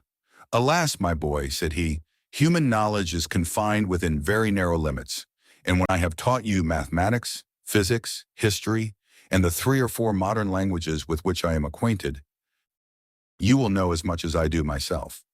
Now, it will scarcely require 2 years for me to communicate to you the stock of learning I possess." "2 years!" exclaimed Dante. "Do you really believe I can acquire all these things in so short a time?" "Not their application, certainly, but their principles you may. To learn is not to know. There are the learners and the learned. Memory makes the one, philosophy the other. But cannot one learn philosophy? Philosophy cannot be taught. It is the application of the sciences to truth. It is like the golden cloud in which the Messiah went up into heaven." "Well then," said Dante, "what shall you teach me first?" "I am in a hurry to begin. I want to learn." "Everything," said the abbé. And that very evening the prisoners sketched a plan of education, to be entered upon the following day. Dante possessed a prodigious memory, combined with an astonishing quickness and readiness of conception. The mathematical turn of his mind rendered him apt at all kinds of calculation, while his naturally poetical feelings threw a light and pleasing veil over the dry reality of arithmetical computation, or the rigid severity of geometry. He already knew Italian, and had also picked up a little of the Romaic dialect during voyages to the East. And by the aid of these 2 languages, he easily comprehended the construction of all the others, so that at the end of 6 months he began to speak Spanish, English, and German. In strict accordance with the promise made to the abbé, Dante spoke no more of escape. Perhaps the delight his studies afforded him left no room for such thoughts. Perhaps the recollection that he had pledged his word, on which his sense of honor was keen, kept him from referring in any way to the possibilities of flight. Days, even months, passed by unheeded in one rapid and instructive course. At the end of a year, Dante was a new man. Dante observed, however, that Faria, in spite of the relief his society afforded, daily grew sadder. One thought seemed incessantly to harass and distract his mind. Sometimes he would fall into long reveries, sigh heavily and involuntarily, then suddenly rise and with folded arms, begin pacing the confined space of his dungeon. One day he stopped all at once and exclaimed, "Ah, if there were no sentinel!" "There shall not be one a minute longer than you please," said Dante, who had followed the working of his thoughts as accurately as though his brain were enclosed in crystal so clear as to display its minutest operations. "I have already told you," answered the abbé, "that I loathe the idea of shedding blood, measure of self-preservation. No matter, I could never agree to it." "Still, you have thought of it?" "Incessantly, alas," cried the abbé. "And you have discovered a means of regaining our freedom, have you not?" asked Dante eagerly. "I have, if it were only possible, to place a deaf and blind sentinel in the gallery beyond us." "He shall be both blind and deaf," replied the young man, with an air of determination that made his companions shudder. "No, no," cried the abbé, "impossible." Dante endeavored to renew the subject. The abbé shook his head in token of disapproval and refused to make any further response. 3 months passed away. "Are you strong?" the abbé asked one day of Dante. The young man, in reply, took up the chisel, bent it into the form of a horseshoe, and then as readily straightened it. "And will you engage not to do any harm to the sentry, except as a last resort?" "I promise on my honor." "Then," said the abbé, "we may hope to put our design into execution." "And how long shall we be in accomplishing the necessary work?" "At least a year." "And shall we begin at once?" "At once." "We have lost a year to no purpose," cried Dante. "Do you consider the last 12 months to have been wasted?" asked the abbé. "Forgive me," cried Edmond, blushing deeply. "Tut, tut," answered the abbé. "Man is but man after all, and you are about the best specimen of the genus I have ever known. Come, let me show you my plan." The abbé then showed Dante the sketch he had made for their escape. It consisted of a plan of his own cell and that of Dante, with the passage which united them. In this passage, he proposed to drive a level, as they do in mines. This level would bring the 2 prisoners immediately beneath the gallery where the sentry kept watch. Once there, a large excavation would be made, and one of the flagstones with which the gallery was paved be so completely loosened that at the desired moment it would give way beneath the feet of the soldier, who, stunned by his fall, would be immediately bound and gagged by Dante before he had power to offer any resistance. The prisoners were then to make their way through one of the gallery windows, and to let themselves down from the outer walls by means of the abbé's ladder of cords. Dante's eyes sparkled with joy, and he rubbed his hands with delight at the idea of a plan so simple, yet apparently so certain to succeed. That very day the miners began their labors, with a vigor and alacrity proportionate to their long rest from fatigue and their hopes of ultimate success. Nothing interrupted the progress of the work except the necessity that each was under of returning to his cell in anticipation of the turnkey's visits. They had learned to distinguish the almost imperceptible sound of his footsteps as he descended toward their dungeons, and happily never failed of being prepared for his coming. The fresh earth excavated during their present work, and which would have entirely blocked up the old passage, was thrown by degrees and with the utmost precaution out of the window in either Faria's or Dante's cell, the rubbish being first pulverized so finely that the night wind carried it far away without permitting the smallest trace to remain. More than a year had been consumed in this undertaking, the only tools for which had been a chisel, a knife, and a wooden lever. Faria still continuing to instruct Dante by conversing with him, sometimes in one language, sometimes in another, at others relating to him the history of nations and great men who from time to time have risen to fame and trodden the path of glory. The abbé was a man of the world, and had moreover mixed in the first society of the day. He wore an air of melancholy dignity, which Dante, thanks to the imitative powers bestowed on him by nature, easily acquired, as well as that outward polish and politeness he had before been wanting in, and which is seldom possessed except by those who have been placed in constant intercourse with persons of high birth and breeding. At the end of 15 months, the level was finished, and the excavation completed beneath the gallery, and the 2 workmen could distinctly hear the measured tread of the sentinel as he paced to and fro over their heads. Compelled, as they were, to await a night sufficiently dark to favor their flight, They were obliged to defer their final attempt till that auspicious moment should arrive. Their greatest dread now was lest the stone through which the century was doomed to fall should give way before its right time, and this they had in some measure provided against by propping it up with a small beam which they had discovered in the walls through which they had worked their way.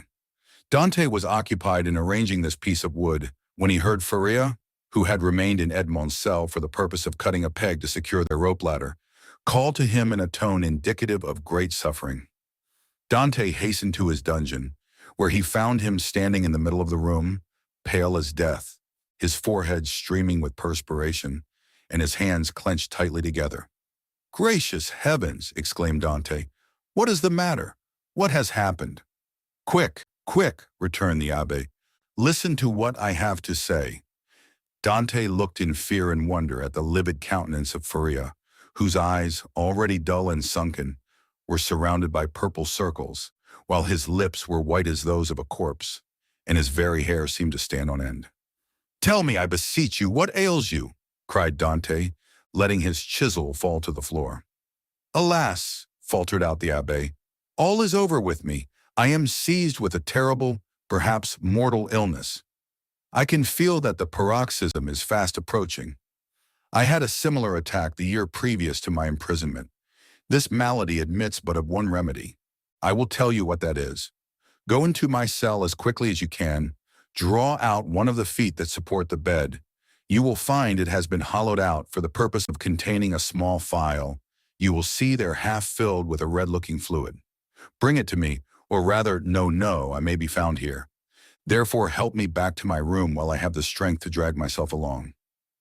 Who knows what may happen, or how long the attack may last. In spite of the magnitude of the misfortune which thus suddenly frustrated his hopes, Dante did not lose his presence of mind, but descended into the passage, dragging his unfortunate companion with him. Then, half carrying, half supporting him, he managed to reach the abbé's chamber, when he immediately laid the sufferer on his bed. "Thanks," said the poor abbé, shivering as though his veins were filled with ice. "I am about to be seized with a fit of catalepsy. When it comes to its height, I shall probably lie still and motionless as though dead, uttering neither sigh nor groan. On the other hand, the symptoms may be much more violent, and cause me to fall into fearful convulsions, foam at the mouth, and cry out loudly. Take care my cries are not heard, for if they are, it is more than probable I should be removed to another part of the prison, and we be separated forever. When I become quite motionless, cold and rigid as a corpse, then and not before, be careful about this. Force open my teeth with the knife, pour from 8 to 10 drops of the liquor contained in the phial down my throat, and I may perhaps revive." "Help! Help!" cried the abbé. I die! I—" So sudden and violent was the fit that the unfortunate prisoner was unable to complete the sentence. A violent convulsion shook his whole frame. His eyes started from their sockets, his mouth was drawn on one side, his cheeks became purple, he struggled, foamed, dashed himself about, and uttered the most dreadful cries, which, however, Dante prevented from being heard by covering his head with the blanket. The fit lasted 2 hours. Then, more helpless than an infant, and colder and paler than marble, more crushed and broken than a reed trampled underfoot, he fell back, doubled up in one last convulsion, and became as rigid as a corpse. Edmond waited till life seemed extinct in the body of his friend. Then, taking up the knife, he, with difficulty, forced open the closely fixed jaws, carefully administered the appointed number of drops, and anxiously awaited the result. An hour passed away, and the old man gave no sign of returning animation. Dante began to fear he had delayed too long ere he administered the remedy, and thrusting his hands into his hair, continued gazing on the lifeless features of his friend. At length a slight color tinged the livid cheeks. Consciousness returned to the dull, open eyeballs. A faint sigh issued from the lips, and the sufferer made a feeble effort to move. "He is saved! He is saved!" cried Dante in a paroxysm of delight. The sick man was not yet able to speak, but he pointed with evident anxiety towards the door.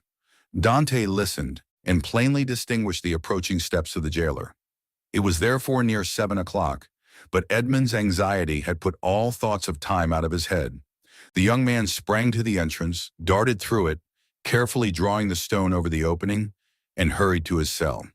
He had scarcely done so before the door opened, and the jailer saw the prisoner seated as usual on the side of his bed. Almost before the key had turned in the lock, and before the departing steps of the jailer had died away in the long corridor he had to traverse, Dante, whose restless anxiety concerning his friend left him no desire to touch the food brought him, hurried back to the abbé's chamber, and raising the stone by pressing his head against it, was soon beside the sick man's couch. Faria had now fully regained his consciousness, but he still lay helpless and exhausted. "I did not expect to see you again," said he feebly to Dante. "And why not?" asked the young man. "Did you fancy yourself dying?" "No, I had no such idea. But knowing that all was ready for flight, I thought you might have made your escape." The deep glow of indignation suffused the cheeks of Dante. "At least," said the abbé, "I now see how wrong such an opinion would have been. Alas, alas, I am fearfully exhausted and debilitated by this attack." "Be of good cheer," replied Dante. "Your strength will return." And as he spoke, he seated himself near the bed beside Faria and took his hands. The abbé shook his head. "The last attack I had," said he, "lasted but half an hour, and after it I was hungry and got up without help. Now I can move neither my right arm nor leg, and my head seems uncomfortable, which shows that there has been a suffusion of blood on the brain. The third attack will either carry me off or leave me paralyzed for life." "No, no," cried Dante. "You are mistaken. You will not die. And your third attack, if indeed you should have another, will find you at liberty. We shall save you another time as we have done this, only with a better chance of success, because we shall be able to command every requisite assistance." "My good Edmond," answered the abbé, "be not deceived. The attack which has just passed away condemns me forever to the walls of a prison. None can fly from a dungeon who cannot walk. Well, we will wait a week, a month, 2 months if need be, and meanwhile your strength will return. Everything is in readiness for our flight, and we can select any time we choose. As soon as you feel able to swim, we will go." "I shall never swim again," replied Faria. "This arm is paralyzed, not for a time but forever. Lift it, and judge if I am mistaken." The young man raised the arm, which fell back by its own weight, perfectly inanimate and helpless. A sigh escaped him. "You are convinced now, Edmond, are you not?" asked the abbé. "Depend upon it, I know what I say. Since the first attack I experienced of this malady, I have continually reflected on it. Indeed, I expected it, for it is a family inheritance. Both my father and grandfather died of it in a third attack. The physician who prepared for me the remedy I have twice successfully taken was no other than the celebrated Cavani, and he predicted a similar end for me." "The physician may be mistaken," exclaimed Dante. "And as for your poor arm, what difference will that make? I can take you on my shoulders and swim for both of us." "My son," said the abbé, "you who are a sailor and a swimmer must know as well as I do that a man so loaded would sink before he had done 50 strokes. Cease then to allow yourself to be duped by vain hopes that even your own excellent heart refuses to believe in. Here I shall remain till the hour of my deliverance arrives, and that, in all human probability, will be the hour of my death. As for you, who are young and active, delay not on my account, but fly. Go, I give you back your promise." "It is well," said Dante. "Then I shall also remain." Then rising and extending his hand with an air of solemnity over the old man's head, he slowly added, "By the blood of Christ I swear never to leave you while you live." Faria gazed fondly on his noble-minded, single-hearted, high-principled young friend, and read in his countenance ample confirmation of the sincerity of his devotion and the loyalty of his purpose. "Thanks," murmured the invalid, extending one hand. "I accept. You may one of these days reap the reward of your disinterested devotion. But as I cannot, and you will not quit this place, it becomes necessary to fill up the excavation beneath the soldier's gallery. He might by chance hear the hollow sound of his footsteps and call the attention of his officer to the circumstance. That would bring about a discovery which would inevitably lead to our being separated. Go then and set about this work, in which, unhappily, I can offer you no assistance. Keep at it all night if necessary, and do not return here tomorrow till after the jailer has visited me. I shall have something of the greatest importance to communicate to you." Dante took the hand of the abbé in his and affectionately pressed it. Faria smiled encouragingly on him, and the young man retired to his task in the spirit of obedience and respect which he had sworn to show towards his aged friend. Chapter 18. The treasure. When Dante returned next morning to the chamber of his companion in captivity, he found Faria seated and looking composed. In the ray of light which entered by the narrow window of his cell, he held open in his left hand, of which alone it will be recollected, he retained the use a sheet of paper which, from being constantly rolled into a small compass, had the form of a cylinder and was not easily kept open. He did not speak, but showed the paper to Dante. "What is that?" he inquired. "I have looked at it with all possible attention," said Dante, "and I only see a half-burnt paper, on which are traces of Gothic characters inscribed with a peculiar kind of ink." "This paper, my friend," said Faria, "I may now avow to you, since I have the proof of your fidelity. This paper is my treasure, of which, from this day forth, one half belongs to you." The sweat started forth on Dante's brow. Until this day, and for how long a time, he had refrained from talking of the treasure, which had brought upon the abbé the accusation of madness. With his instinctive delicacy, Edmond had preferred avoiding any touch on this painful chord, and Faria had been equally silent.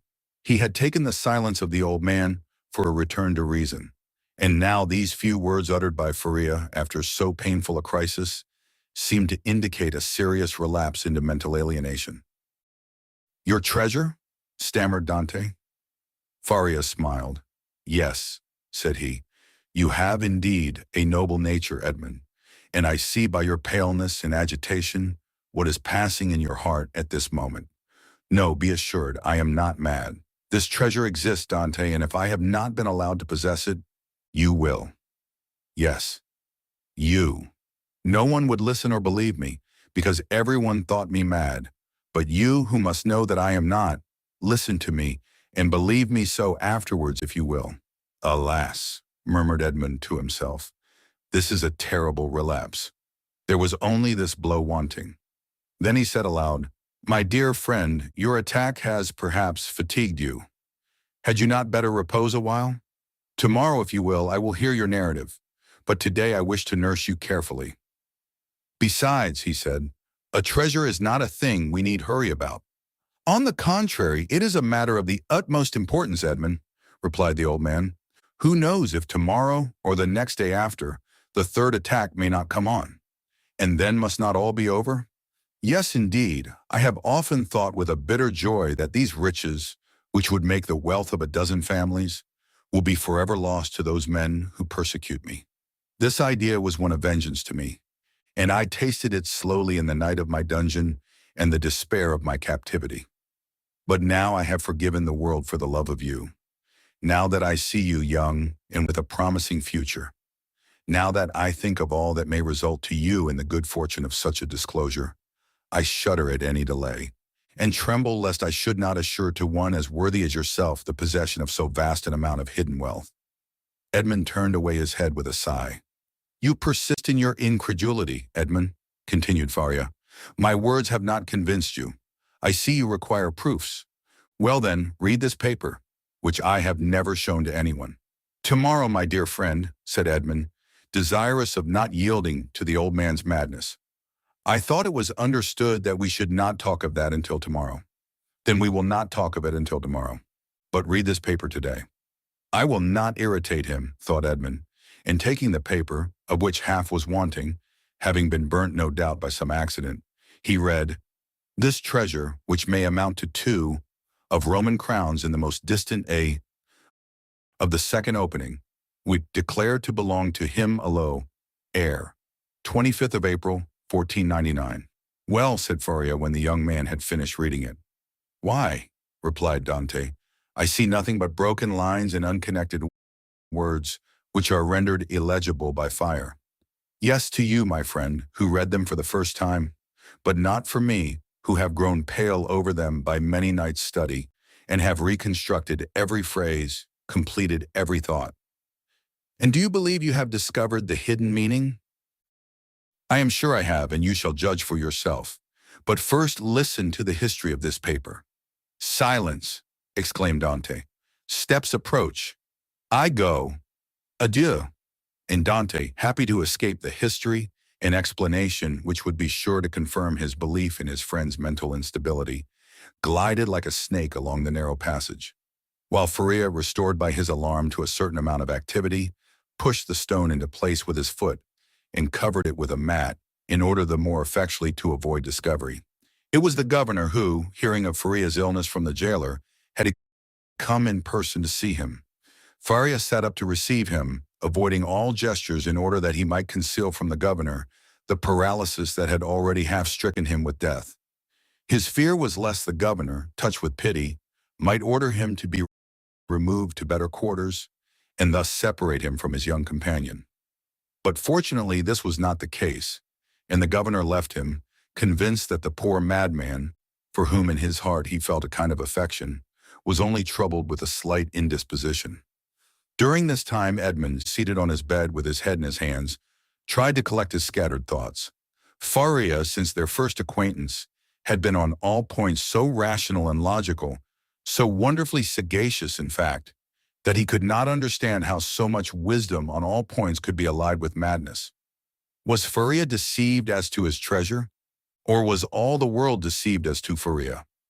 Dante remained in his cell all day, not daring to return to his friend, thinking thus to defer the moment when he should be convinced, once for all, that the abbé was mad. Such a conviction would be so terrible. But towards the evening, after the hour for the customary visit had gone by, Faria, not seeing the young man appear, tried to move and get over the distance which separated them. Edmond shuddered when he heard the painful efforts which the old man made to drag himself along. His leg was inert, and he could no longer make use of one arm. Edmond was obliged to assist him, for otherwise he would not have been able to enter by the small aperture which led to Dante's chamber. "Here I am, pursuing you remorselessly," he said with a benignant smile. "You thought to escape my munificence, but it is in vain. Listen to me." Edmond saw there was no escape, and placing the old man on his bed, he seated himself on the stool beside him. "You know," said the abbé, "that I was the secretary and intimate friend of Cardinal Spada, the last of the princes of that name. I owe to this worthy lord all the happiness I ever knew. He was not rich, although the wealth of his family had passed into a proverb, and I heard the phrase very often, as rich as a Spada. But he, like public rumor, lived on this reputation for wealth. His palace was my paradise. I was tutor to his nephews, who are dead, and when he was alone in the world, I tried by absolute devotion to his will to make up to him all he had done for me during 10 years of unremitting kindness. The cardinal's house had no secrets for me. I had often seen my noble patron annotating ancient volumes and eagerly searching amongst dusty family manuscripts. One day when I was reproaching him for his unavailing searches and deploring the prostration of mind that followed them, he looked at me and, smiling bitterly, opened a volume relating to the history of the city of Rome. There, in the 20th chapter of the life of Pope Alexander VI, were the following lines, which I can never forget. The great wars of Romagna had ended. Caesar Borgia, who had completed his conquest, had need of money to purchase all Italy. The Pope had also need of money to bring matters to an end with Louis XII, King of France, who was formidable still in spite of his recent reverses, and it was necessary, therefore, to have recourse to some profitable scheme, which was a matter of great difficulty in the impoverished condition of exhausted Italy. His Holiness had an idea. He determined to make 2 cardinals. By choosing 2 of the greatest personages of Rome, especially rich men, this was the return the Holy Father looked for. In the first place, he could sell the great appointments and splendid offices which the cardinals already held. And then he had the 2 hats to sell besides. There was a third point in view which will appear hereafter. The Pope and Caesar Borgia first found the 2 future cardinals. They were Giovanni Rospigliosi, who held 4 of the highest dignities of the Holy See, and Caesar Spada, one of the noblest and richest of the Roman nobility.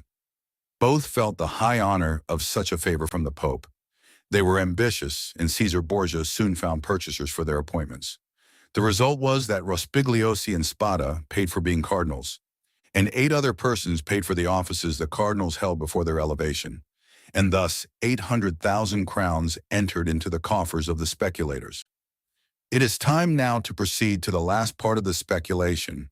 The Pope heaped attentions upon Rospigliosi and Spada, conferred upon them the insignia of the cardinalate, and induced them to arrange their affairs and take up their residence at Rome. Then the Pope and Caesar Borgia invited the 2 cardinals to dinner. This was a matter of dispute between the Holy Father and his son. Caesar thought they could make use of one of the means which he always had ready for his friends, that is to say, in the first place, the famous key which was given to certain persons with the request that they go and open a designated cupboard. This key was furnished with a small iron point, a negligence on the part of the locksmith. When this was pressed to effect the opening of the cupboard, of which the lock was difficult, the person was pricked by this small point and died next day. Then there was the ring with the lion's head, which Caesar wore when he wanted to greet his friends with a clasp of the hand.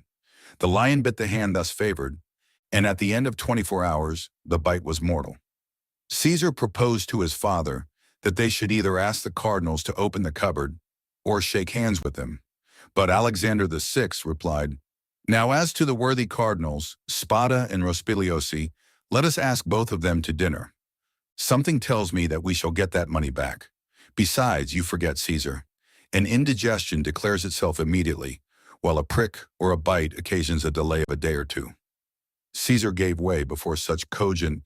The table was laid in a vineyard belonging to the Pope, near San Pierdarena, a charming retreat which the cardinals knew very well by report.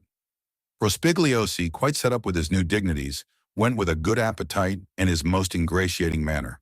Spada, a prudent man, and greatly attached to his only nephew, a young captain of the highest promise, took paper and pen and made his will. He then sent word to his nephew to wait for him near the vineyard, but it appeared the servant did not find him. Spada knew what these invitations meant, since Christianity, so eminently civilizing, had made progress in Rome. It was no longer a centurion who came from the tyrant with a message, "Caesar wills that you die," but it was a legate Latery who came with a smile on his lips to say from the Pope, "His Holiness requests you to dine with him." Spada set out about 2 o'clock to San Pierdarena. The Pope awaited him. The first sight that attracted the eyes of Spada was that of his nephew in full costume, and Caesar Borgia paying him most marked attentions.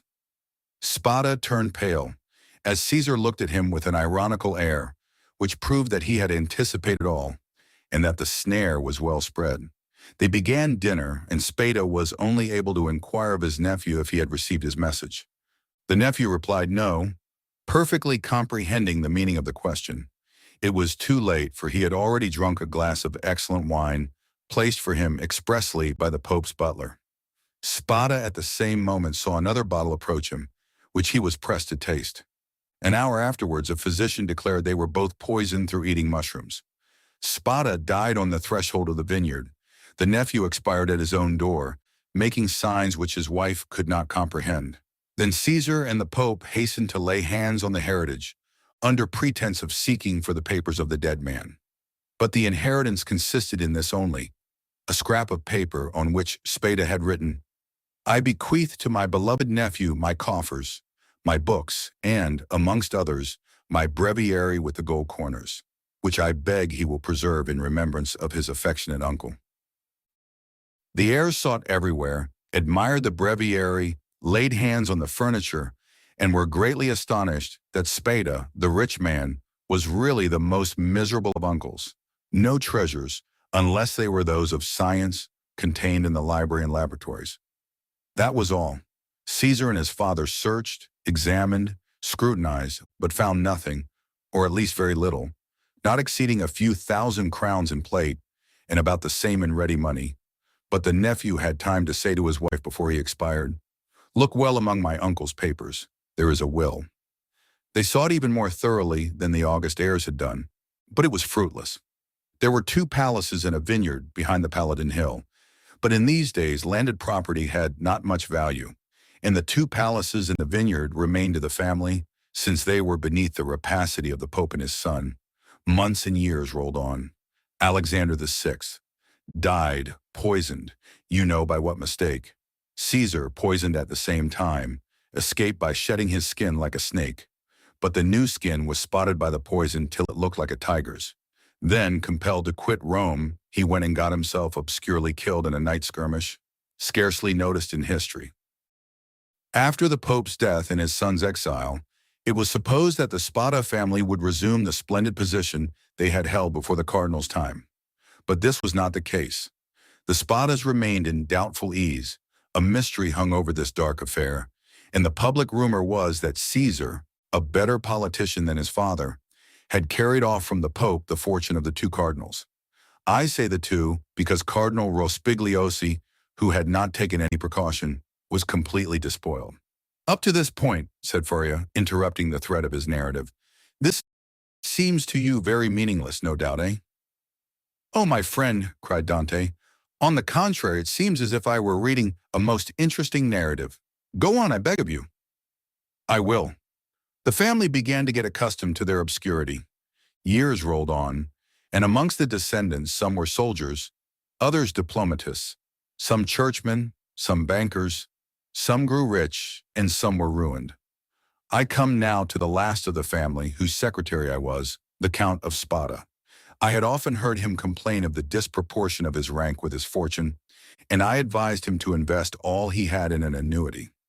He did so, and thus doubled his income. The celebrated breviary remained in the family and was in the Count's possession. It had been handed down from father to son, for the singular clause of the only will that had been found had caused it to be regarded as a genuine relic, preserved in the family with superstitious veneration. It was an illuminated book with beautiful Gothic characters, and so weighty with gold that a servant always carried it before the cardinal on days of great solemnity. At the sight of papers of all sorts, titles, contracts, parchments, which were kept in the archives of the family, all descending from the poisoned cardinal, I in my turn examined the immense bundles of documents, like 20 servitors, stewards, secretaries before me. But in spite of the most exhaustive researches, I found nothing. Yet I had even written a precise history of the Borgia family for the sole purpose of assuring myself whether any increase of fortune had occurred to them on the death of the Cardinal Caesar Spada, but could only trace the acquisition of the property of the Cardinal Rospigliosi, his companion in misfortune.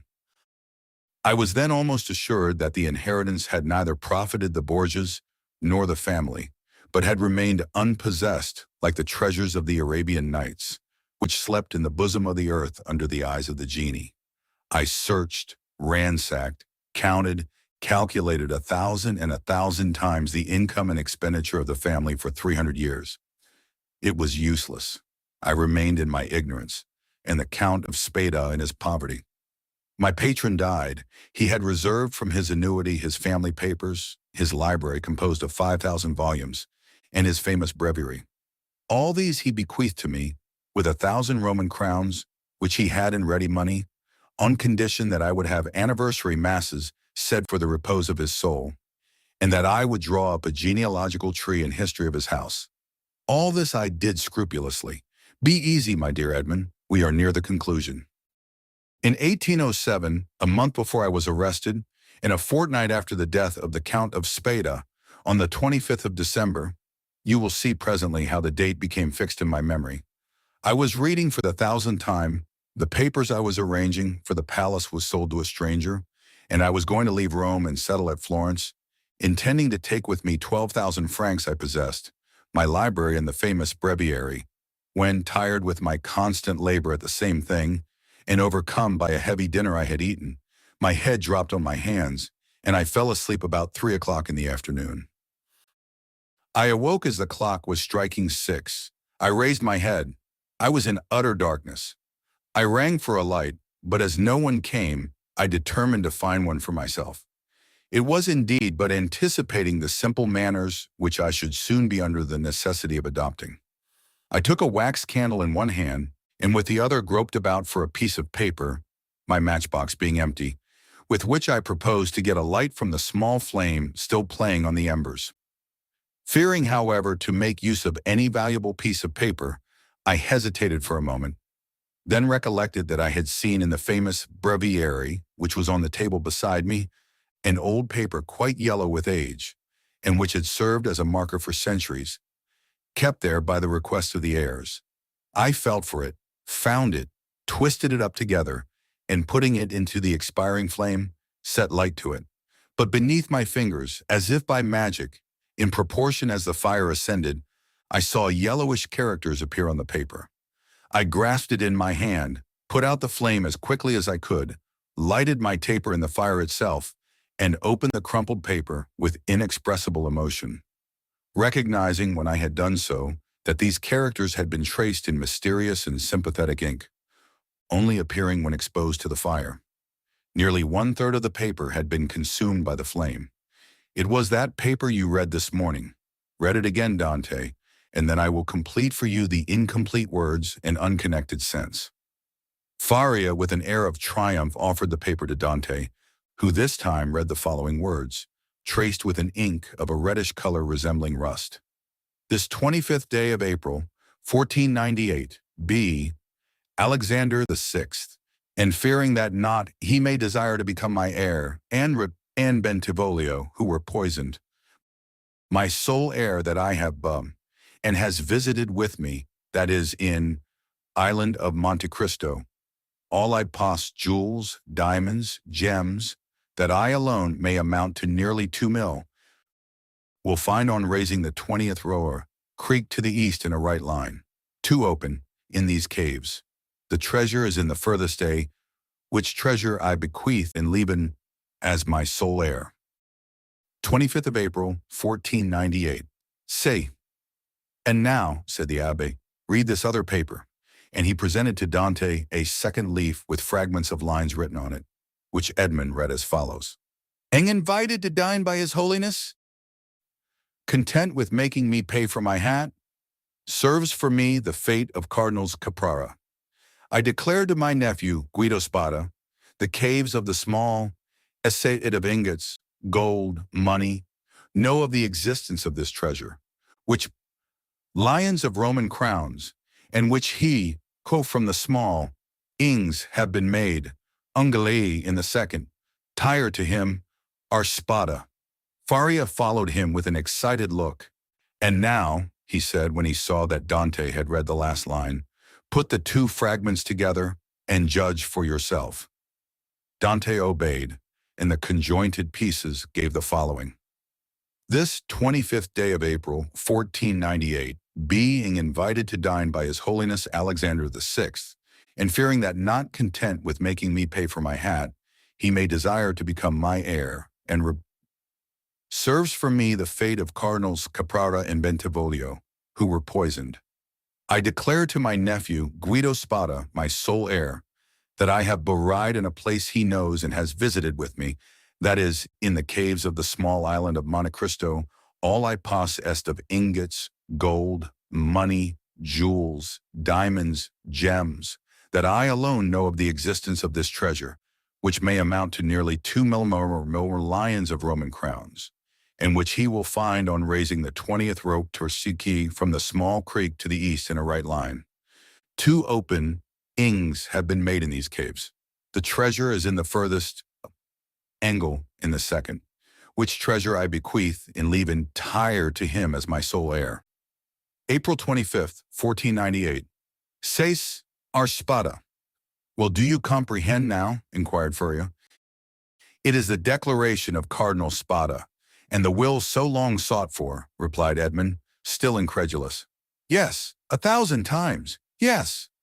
And who completed it as it now is? I did. Aided by the remaining fragment, I guessed the rest, measuring the length of the lines by those of the paper, and divining the hidden meaning by means of what was in part revealed, as we are guided in a cavern by the small ray of light above us. I resolved to set out, and did set out at that very instant, carrying with me the beginning of my great work, the unity of the Italian kingdom. But for some time the imperial police, who at this period, quite contrary to what Napoleon desired so soon as he had a son born to him, wished for a partition of provinces, had their eyes on me, and my hasty departure, the cause of which they were unable to guess, having aroused their suspicions. I was arrested at the very moment I was leaving Piombino. Now, continued Furia, addressing Dante with an almost paternal expression, now, my dear fellow, you know as much as I do myself. If we ever escape together, half this treasure is yours. If I die here, and you escape alone, the whole belongs to you. But, inquired Dante, hesitating, has this treasure no more legitimate possessor in the world than ourselves? No, no, be easy on that score. The family is extinct. The last Count of Spada, moreover, made me his heir, bequeathing to me this symbolic breviary. He bequeathed to me all it contained. No, no, make your mind satisfied on that point. If we lay hands on this fortune, we may enjoy it without remorse. And you say this treasure amounts to 2 millions of Roman crowns, nearly 13 millions of our money. Impossible, said Dante, staggered at the enormous amount. Impossible? And why? Asked the old man. The Spada family was one of the oldest and most powerful families of the 15th century, and in those times when other opportunities for investment were wanting, such accumulations of gold and jewels were by no means rare. There are at this day Roman families perishing of hunger, though possessed of nearly 1 million in diamonds and jewels, handed down by entail, and which they cannot touch. Edmond thought he was in a dream. He wavered between incredulity and joy. I have only kept this secret so long from you, continued Furia, that I might test your character and then surprise you. Had we escaped before my attack of catalepsy, I should have conducted you to Monte Cristo. Now, he added with a sigh, it is you who will conduct me thither. Well, Dante, you do not thank me? This treasure belongs to you, my dear friend, replied Dante, and to you only. I have no right to it. I am no relation of yours. You are my son, Dante, exclaimed the old man. You are the child of my captivity. My profession condemns me to celibacy. God has sent you to me to console at one and the same time the man who could not be a father and the prisoner who could not get free. And Furia extended the arm of which alone the use remained to him to the young man who threw himself upon his neck and wept. Chapter 19. The Third Attack. Now that this treasure, which had so long been the object of the abbé's meditations, could ensure the future happiness of him whom Furia really loved as a son, it had doubled its value in his eyes, and every day he expatiated on the amount, explaining to Dante all the good which, with 13 or 14 millions of francs, a man could do in these days to his friends, and then Dante's countenance became gloomy. For the oath of vengeance he had taken recurred to his memory, and he reflected how much ill, in these times, a man with 13 or 14 millions could do to his enemies. The abbé did not know the island of Monte Cristo, but Dante knew it and had often passed it, situated 25 miles from Pianosa, between Corsica and the island of Elba, and had once touched there. This island was, always had been and still is, completely deserted. It is a rock of almost conical form, which looks as though it had been thrust up by volcanic force from the depth to the surface of the ocean. Dante drew a plan of the island for Furia, and Furia gave Dante advice as to the means he should employ to recover the treasure.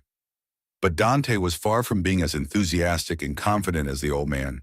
It was past a question now that Furia was not a lunatic, and the way in which he had achieved the discovery, which had given rise to the suspicion of his madness, increased Edmond's admiration of him. But at the same time, Dante could not believe that the deposit, supposing it had ever existed, still existed. And though he considered the treasure as by no means chimerical, he yet believed it was no longer there. However, as if fate resolved on depriving the prisoners of their last chance and making them understand that they were condemned to perpetual imprisonment, a new misfortune befell them. The gallery on the seaside, which had long been in ruins, was rebuilt. They had repaired it completely and stopped up with vast masses of stone the hole Dante had partly filled in. But for this precaution, which it will be remembered, the abbé had made to Edmond, the misfortune would have been still greater, for their attempt to escape would have been detected, and they would undoubtedly have been separated. Thus a new, a stronger, and more inexorable barrier was interposed to cut off the realization of their hopes. You see, said the young man, with an air of sorrowful resignation, to Furia, that God deems it right to take from me any claim to merit for what you call my devotion to you. I have promised to remain forever with you, and now I could not break my promise if I would. The treasure will be no more mine than yours, and neither of us will quit this prison. But my real treasure is not that, my dear friend, which awaits me beneath the somber rocks of Monte Cristo. It is your presence, our living together 5 or 6 hours a day, in spite of our jailers. It is the rays of intelligence you have elicited from my brain, the languages you have implanted in my memory, and which have taken root there with all their philological ramifications. These different sciences that you have made so easy to me by the depth of the knowledge you possess of them, and the clearness of the principles to which you have reduced them. This is my treasure, my beloved friend, and with this you have made me rich and happy. Believe me and take comfort, this is better for me than tons of gold in cases of diamonds. Even were they not as problematical as the clouds we see in the morning floating over the sea, which we take for terra firma, and which evaporate and vanish as we draw near to them. To have you as long as possible near me, to hear your eloquent speech, which embellishes my mind, strengthens my soul, and makes my whole frame capable of great and terrible things. If I should ever be free, so fills my whole existence, that the despair to which I was just on the point of yielding when I knew you, has no longer any hold over me. And this is my fortune, not chimerical, but actual.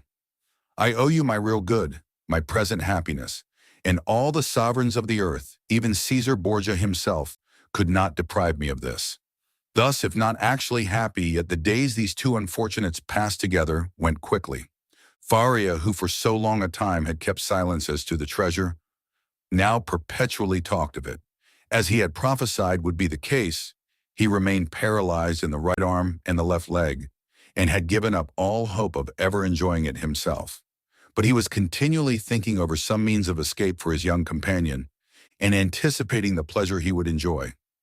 For fear the letter might be some day lost or stolen, he compelled Dante to learn it by heart, and Dante knew it from the first to the last word.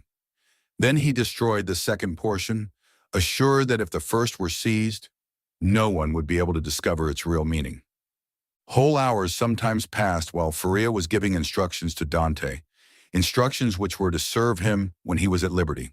Then, once free from the day and hour and moment when he was so, he could have but one only thought, which was to gain Monte Cristo by some means, and remain there alone under some pretext which would arouse no suspicions, and once there to endeavor to find the wonderful caverns and search in the appointed spot, be it remembered, being the farthest angle in the second opening. In the meanwhile, the hours passed, if not rapidly, at least tolerably. Faria, as we have said, without having recovered the use of his hand and foot, had regained all the clearness of his understanding, and had gradually, besides the moral instructions we have detailed, taught his youthful companion the patient and sublime duty of a prisoner who learns to make something from nothing. They were thus perpetually employed, Faria that he might not see himself grow old, Dante for fear of recalling the almost extinct past which now only floated in his memory like a distant light wandering in the night. So life went on for them as it does for those who are not victims of misfortune and whose activities glide along mechanically and tranquilly beneath the eye of Providence. But beneath this superficial calm, there were in the heart of the young man, and perhaps in that of the old man, many repressed desires, many stifled sighs, which found vent when Faria was left alone, and when Edmond returned to his cell.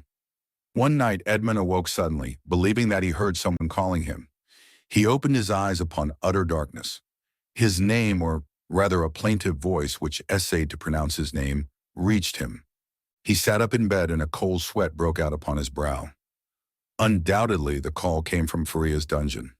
"Alas," murmured Edmond, "can it be?" He moved his bed, drew up the stone, rushed into the passage and reached the opposite extremity. The secret entrance was open. By the light of the wretched and wavering lamp of which we have spoken, Dante saw the old man, pale but yet erect, clinging to the bedstead. His features were writhing with those horrible symptoms which he already knew, and which had so seriously alarmed him when he saw them for the first time. "Alas, my dear friend," said Faria in a resigned tone, "you understand, do you not, and I need not attempt to explain to you?" Edmond uttered a cry of agony and, quite out of his senses, rushed towards the door, exclaiming, "Help! Help!" Faria had just sufficient strength to restrain him. "Silence," he said, "or you are lost. We must now only think of you, my dear friend, and so act as to render your captivity supportable or your flight possible. It would require years to do again what I have done here, and the results would be instantly destroyed if our jailers knew we had communicated with each other. Besides, be assured, my dear Edmond, the dungeon I am about to leave will not long remain empty. Some other unfortunate being will soon take my place, and to him you will appear like an angel of salvation. Perhaps he will be young, strong, and enduring like yourself, and will aid you in your escape, while I have been but a hindrance. You will no longer have half a dead body tied to you as a drag to all your movements. At length, Providence has done something for you. He restores to you more than he takes." Edmond could only clasp his hands and exclaim, "Oh, my friend, speak not thus!" And then, resuming all his presence of mind, which had for a moment staggered under this blow, and his strength, which had failed at the words of the old man, he said, "Oh, I have saved you once, and I will save you a second time." And raising the foot of the bed, he drew out the phial, still a third filled with the red liquor. "See," he exclaimed, "there remains still some of the magic draught. Quick, quick, tell me what I must do this time. Are there any fresh instructions? Speak, my friend. I listen." "There is not a hope," replied Faria, shaking his head. "But no matter. God wills it that man whom he has created, and in whose heart he has so profoundly rooted the love of life, should do all in his power to preserve that existence, which, however painful it may be, is yet always so dear." "Oh, yes, yes," exclaimed Dante, "and I tell you that I will save you yet." "Well then, try." "The cold gains upon me. I feel the blood flowing towards my brain. These horrible chills, which make my teeth chatter and seem to dislocate my bones, begin to pervade my whole frame. In 5 minutes the malady will reach its height, and in a quarter of an hour there will be nothing left of me but a corpse." "Oh," exclaimed Dante, his heart wrung with anguish. "Do as you did before, only do not wait so long. All the springs of life are now exhausted in me, and death," he continued, looking at his paralyzed arm and leg, "has but half its work to do. If after having made me swallow 12 drops instead of 10, you see that I do not recover, then pour the rest down my throat. Now lift me on my bed, for I can no longer support myself." Edmond took the old man in his arms and laid him on the bed. "And now, my dear friend," said Faria, "sole consolation of my wretched existence, you whom heaven gave me somewhat late, but still gave me a priceless gift, and for which I am most grateful. At the moment of separating from you forever, I wish you all the happiness and all the prosperity you so well deserve. My son, I bless thee." The young man cast himself on his knees, leaning his head against the old man's bed. "Listen now to what I say in this my dying moment. The treasure of the Spadus exists. God grants me the boon of vision, unrestricted by time or space. I see it in the depths of the inner cavern. My eyes pierce the inmost recesses of the earth, and are dazzled at the sight of so much riches. If you do escape, remember that the poor abbé, whom all the world called mad, was not so. Hasten to Monte Cristo. Avail yourself of the fortune, for you have indeed suffered long enough." A violent convulsion attacked the old man. Dante raised his head and saw Faria's eyes injected with blood. It seemed as if a flow of blood had ascended from the chest to the head. "Adieu, adieu," murmured the old man, clasping Edmond's hand convulsively. "Adieu." "Oh, no, no, not yet," he cried. "Do not forsake me. Oh, succor him. Help, help, help." "Hush, hush," murmured the dying man, "that they may not separate us if you save me. You are right. Oh, yes, yes. Be assured I shall save you. Besides, although you suffer much, you do not seem to be in such agony as you were before. Do not mistake, I suffer less because there is in me less strength to endure. At your age we have faith in life. It is the privilege of youth to believe in hope, but old men see death more clearly. Oh, 'tis here, 'tis here, 'tis over. My sight is gone, my senses fail. Your hand, Dante. Adieu, adieu."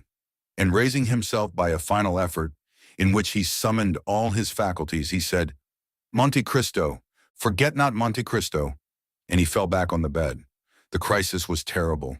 In a rigid form with twisted limbs, swollen eyelids, and lips flecked with bloody foam, lay on the bed of torture, in place of the intellectual being who so lately rested there.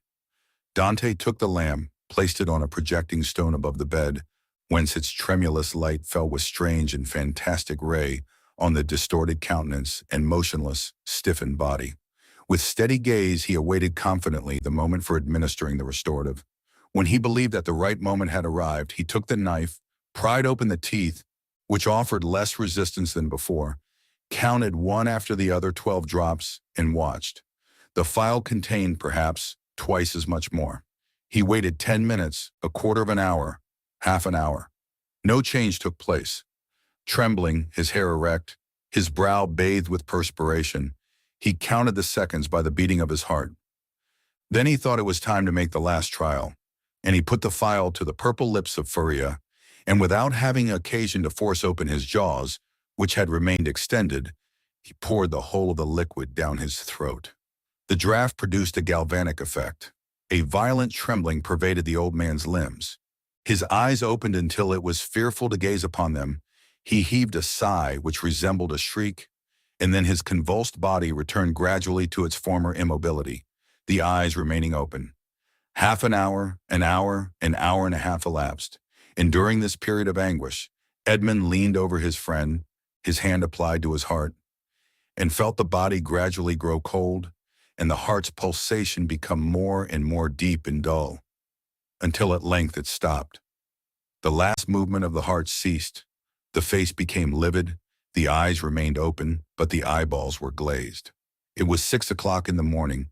The dawn was just breaking, and its feeble ray came into the dungeon and paled the ineffectual light of the lamp.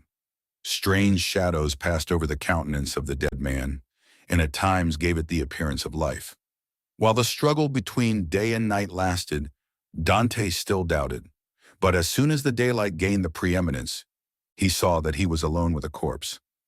Then an invincible and extreme terror seized upon him, and he dared not again press the hand that hung out of bed.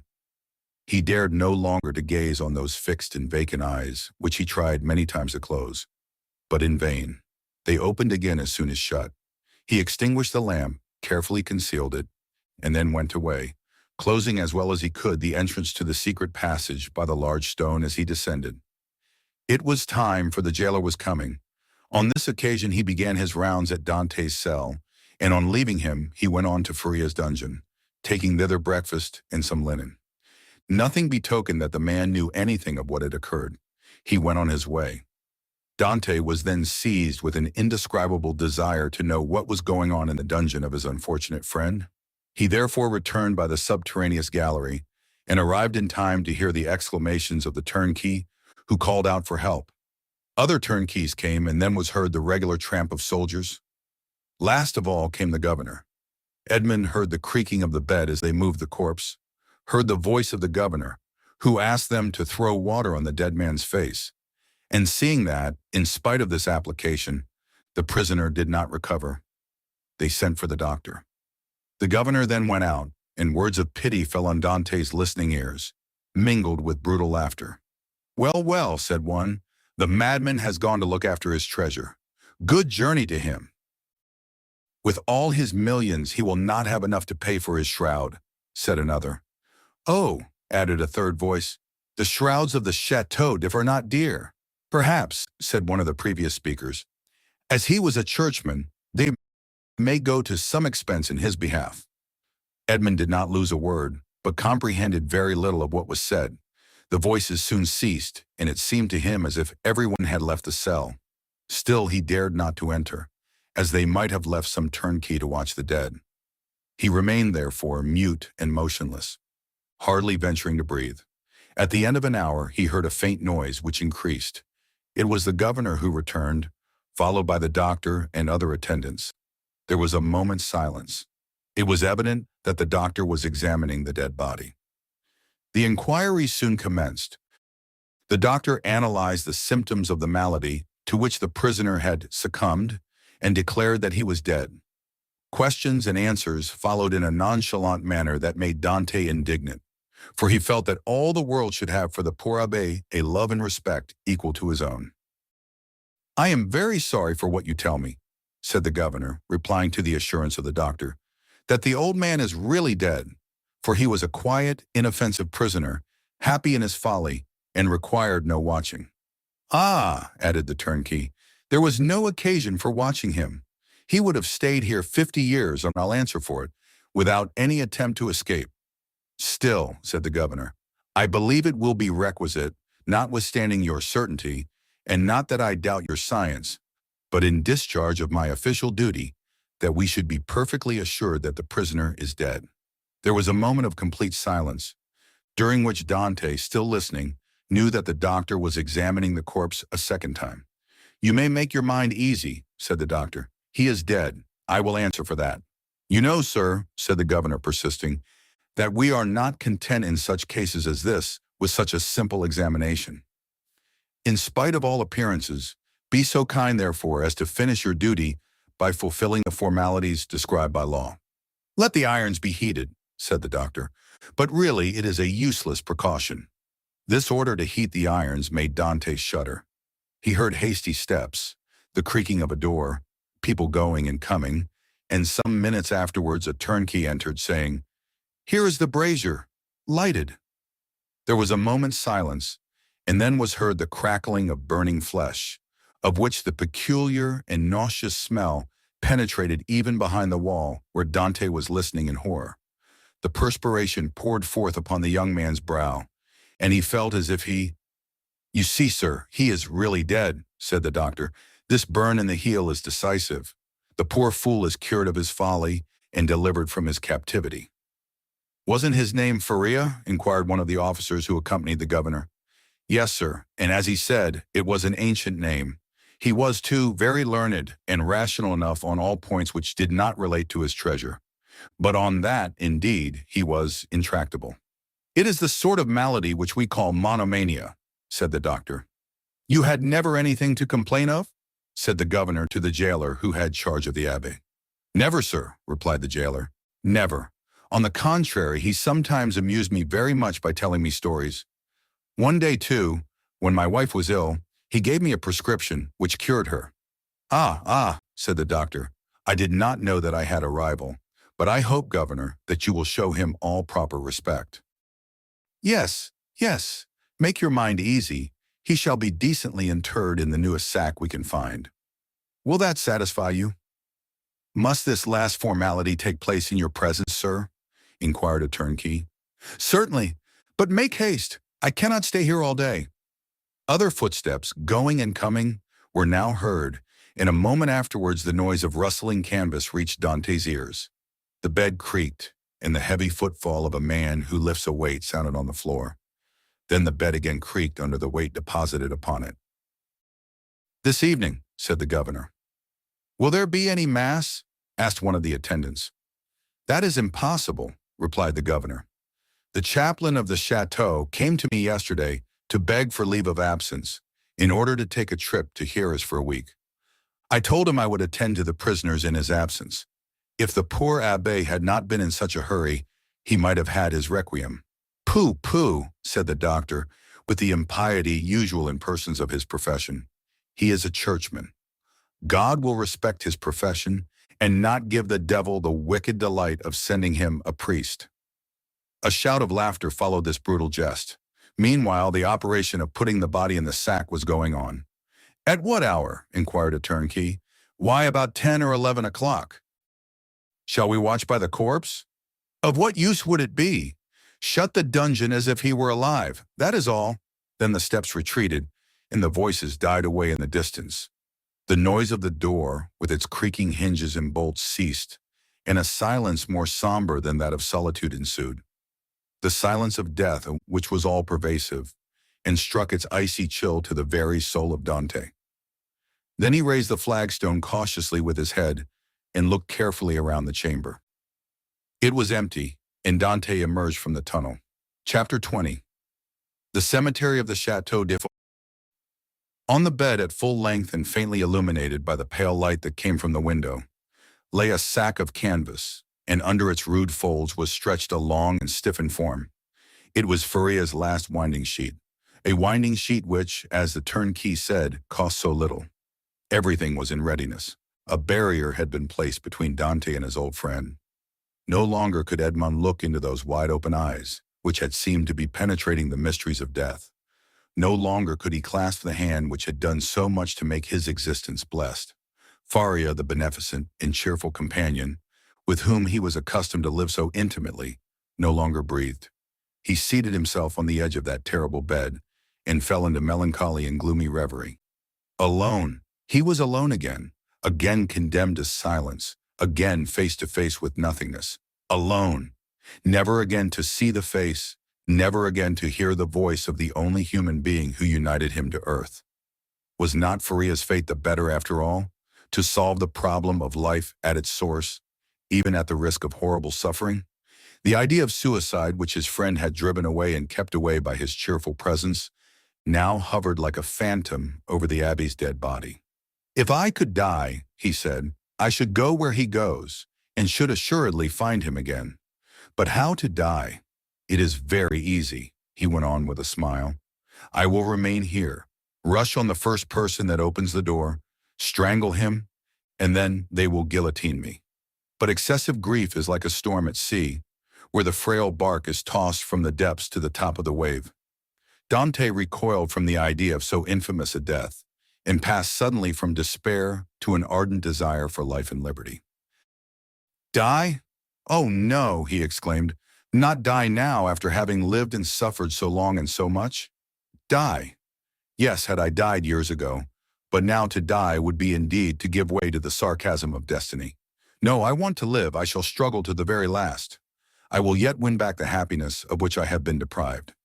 Before I die, I must not forget that I have my executioners to punish, and perhaps, too, who knows, some friends to reward. Yet they will forget me here, and I shall die in my dungeon like Faria." As he said this, he became silent and gazed straight before him like one overwhelmed with a strange and amazing thought. Suddenly he arose, lifted his hand to his brow, as if his brain were giddy, paced twice or thrice round the dungeon, and then paused abruptly by the bed. "Just God," he muttered, "whence comes this thought? Is it from thee?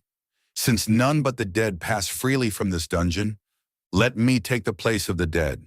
Without giving himself time to reconsider his decision, and indeed that he might not allow his thoughts to be distracted from his desperate resolution, he bent over the appalling shroud, opened it with the knife which Faria had made, drew the corpse from the sack, and bore it along the tunnel to his own chamber, laid it on his couch, tied around its head the rag he wore at night around his own, covered it with his counterpane, once again kissed the ice-cold brow, and tried vainly to close the resisting eyes, which glared horribly, turned the head towards the wall so that the jailer might, when he brought the evening meal, believe that he was asleep, as was his frequent custom.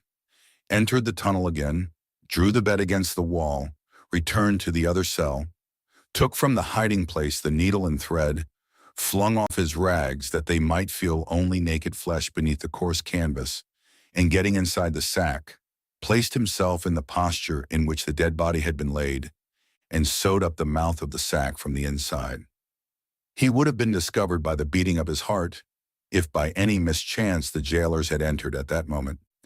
Dante might have waited until the evening visit was over, but he was afraid that the governor would change his mind and order the dead body to be removed earlier. In that case, his last hope would have been destroyed. Now his plans were fully made, and this is what he intended to do.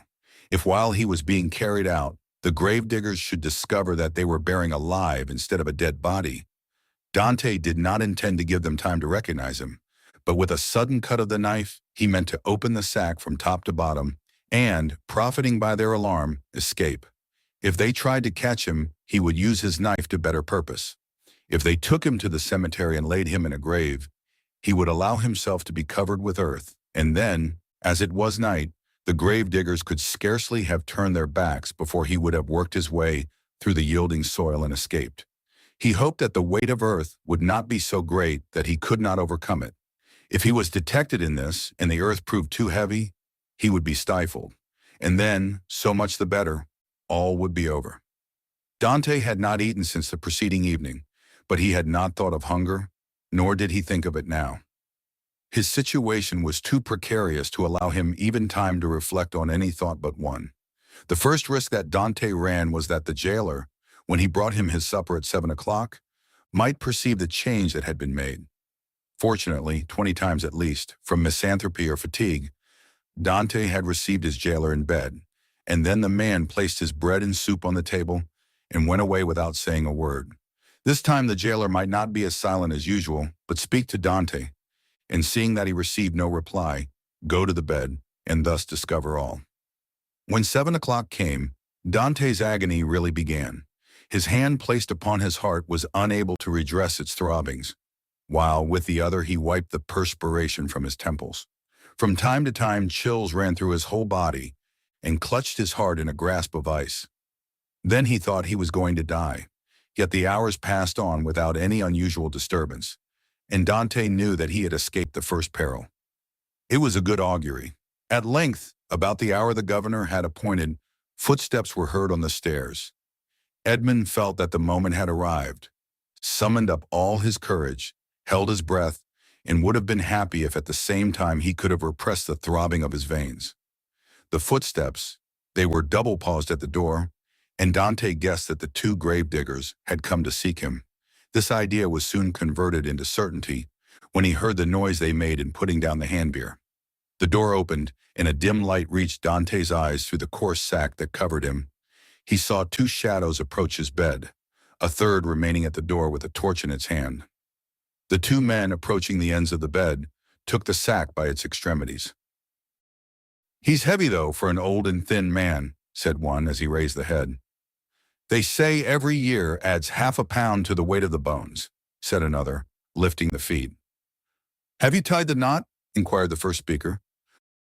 "What would be the use of carrying so much more weight?" was the reply. "I can do that when we get there." "What's the knot for?" thought Dante. They deposited the supposed corpse on the bier. Edmond stiffened himself in order to play the part of a dead man, and then the party, lighted by the man with the torch, who went first, ascended the stairs. Suddenly he felt the fresh and sharp night air, and Dante knew that the mistral was blowing. It was a sensation in which pleasure and pain were strangely mingled. The bearers went on for 20 paces, then stopped, putting the bier down on the ground. One of them went away, and Dante heard his shoes striking on the pavement. "Where am I?" he asked himself. "Really, he is by no means a light load," said the other bearer, sitting on the edge of the hand-barrow. Dante's first impulse was to escape, but fortunately he did not attempt it. "Give us a light," said the other bearer, "or I shall never find what I am looking for." The man with the torch complied, although not asked in the most polite terms. "What can he be looking for?" thought Edmond. "The spade, perhaps." An exclamation of satisfaction indicated that the gravedigger had found the object of his search. "Here it is at last," he said. "Not without some trouble, though." "Yes," was the answer, "but it has lost nothing by waiting." As he said this, the man came towards Edmond, who heard a heavy metallic substance laid down beside him, and at the same moment a cord was fastened round his feet with sudden and painful violence. "Well, have you tied the knot?" inquired the gravedigger, who was looking on. "Yes, and pretty tight too, I can tell you," was the answer. "Move on, then." And the bier was lifted once more, and they proceeded. They advanced 50 paces farther, and then stopped to open a door, then went forward again. The noise of the waves dashing against the rocks on which the chateau is built reached Dante's ear distinctly as they went forward. "Bad weather," observed one of the bearers. "Not a pleasant night for a dip in the sea." "Why, yes, the abbé runs a chance of being wet," said the other, and then there was a burst of brutal laughter. Dante did not comprehend the jest, but his hair stood erect on his head. "Well, here we are at last," said one of them. A little farther," said the other. "You know very well that the last was stopped on his way, dashed on the rocks, and the governor told us next day that we were careless fellows." They ascended 5 or 6 more steps, and then Dante felt that they took him, one by the head and the other by the heels, and swung him to and fro. "One, however," said the gravediggers. "2, 3. And at the same instant, Dante felt himself flung into the air like a wounded bird, falling, with a rapidity that made his blood curdle. Although drawn downwards by the heavy weight which hastened his rapid descent, it seemed to him as if the fall lasted for a century. At last, with a horrible splash, he darted like an arrow into the ice-cold water, and as he did so, he uttered a shrill cry, stifled in a moment by his immersion beneath the waves. Dante had been flung into the sea and was dragged into its depths by a 36-pound shot tied to his feet. The sea is the cemetery of the Château d'If. Chapter 21. The island of Tiboulen. Dante, although stunned and almost suffocated, had sufficient presence of mind to hold his breath, and as his right hand, prepared as he was for every chance, held his knife open, he rapidly ripped up the sack, extricated his arm, and then his body. But in spite of all his efforts to free himself from the shot, he felt it dragging him down still lower. He then bent his body, and by a desperate effort severed the cord that bound his legs, at the moment when it seemed as if he were actually strangled. With a mighty leap, he rose to the surface of the sea, while the shot dragged down to the depths the sack that had so nearly become his shroud. Dante waited only to get breath, and then dived, in order to avoid being seen. When he arose a second time, he was 50 paces from where he had first sunk. He saw overhead a black and tempestuous sky, across which the wind was driving clouds that occasionally suffered a twinkling star to appear. Before him was the vast expanse of waters, somber and terrible, whose waves foamed and roared as if before the approach of a storm.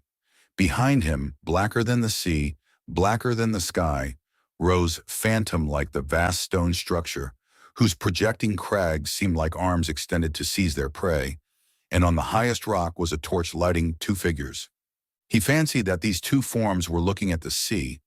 Doubtless, these strange grave-diggers had heard his cry. Dante dived again, and remained a long time beneath the water.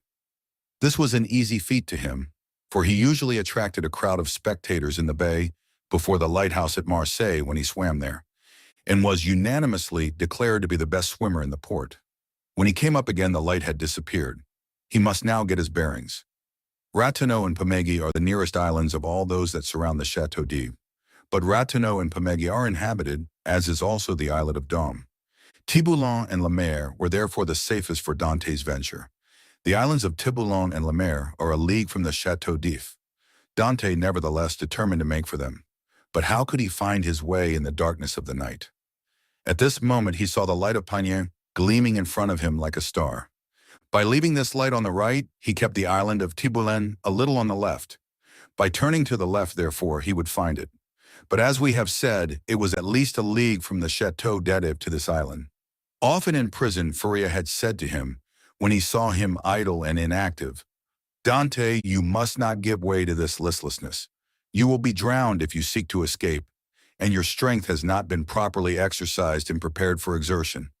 These words rang in Dante's ears, even beneath the waves. He hastened to cleave his way through them to see if he had not lost his strength. He found with pleasure that his captivity had taken away nothing of his power, and that he was still master of that element on whose bosom he had so often sported as a boy. Fear, that relentless pursuer, clogged Dante's efforts. He listened for any sound that might be audible, and every time that he rose to the top of a wave, he scanned the horizon and strove to penetrate the darkness. He fancied that every wave behind him was a pursuing boat, and he redoubled his exertions, increasing rapidly his distance from the chateau, but exhausting his strength. He swam on still, and already the terrible chateau had disappeared in the darkness. He could not see it, but he felt its presence. An hour passed, during which Dante, excited by the feeling of freedom, continued to cleave the waves. "Let us see," said he. "I have swum above an hour, but as the wind is against me, that has retarded my speed. However, if I am not mistaken, I must be close to Tiboulen. But what if I were mistaken?" A shudder passed over him. He sought to tread water in order to rest himself, but the sea was too violent, and he felt that he could not make use of this means of recuperation. "Well," said he, "I will swim on until I am worn out, or the cramp seizes me, and then I shall sink." And he struck out with the energy of despair. Suddenly the sky seemed to him to become still darker, and more dense, and heavy clouds seemed to sweep down towards him. At the same time, he felt a sharp pain in his knee. He fancied for a moment that he had been shot and listened for the report, but he heard nothing.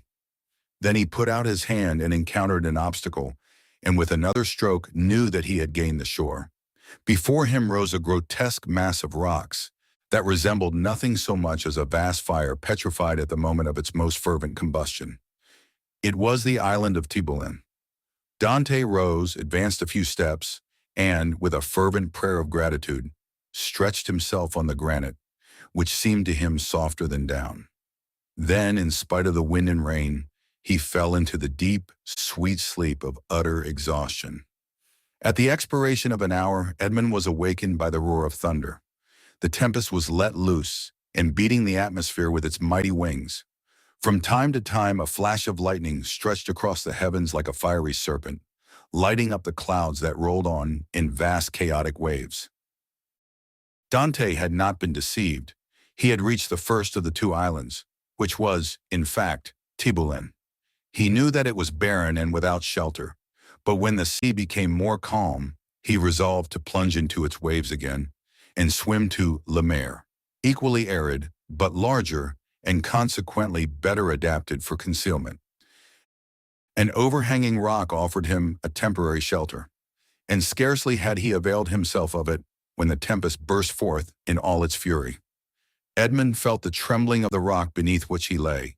The waves, dashing themselves against it, wetted him with their spray. He was safely sheltered, and yet he felt dizzy in the midst of the warring of the elements and the dazzling brightness of the lightning. It seemed to him that the island trembled to its base, and that it would, like a vessel at anchor, break moorings and bear him off into the center of the storm. He then recollected that he had not eaten or drunk for 24 hours. He extended his hands and drank greedily of the rainwater that had lodged in a hollow of the rock. As he rose, a flash of lightning that seemed to rival the remotest heights of heaven illumined the darkness.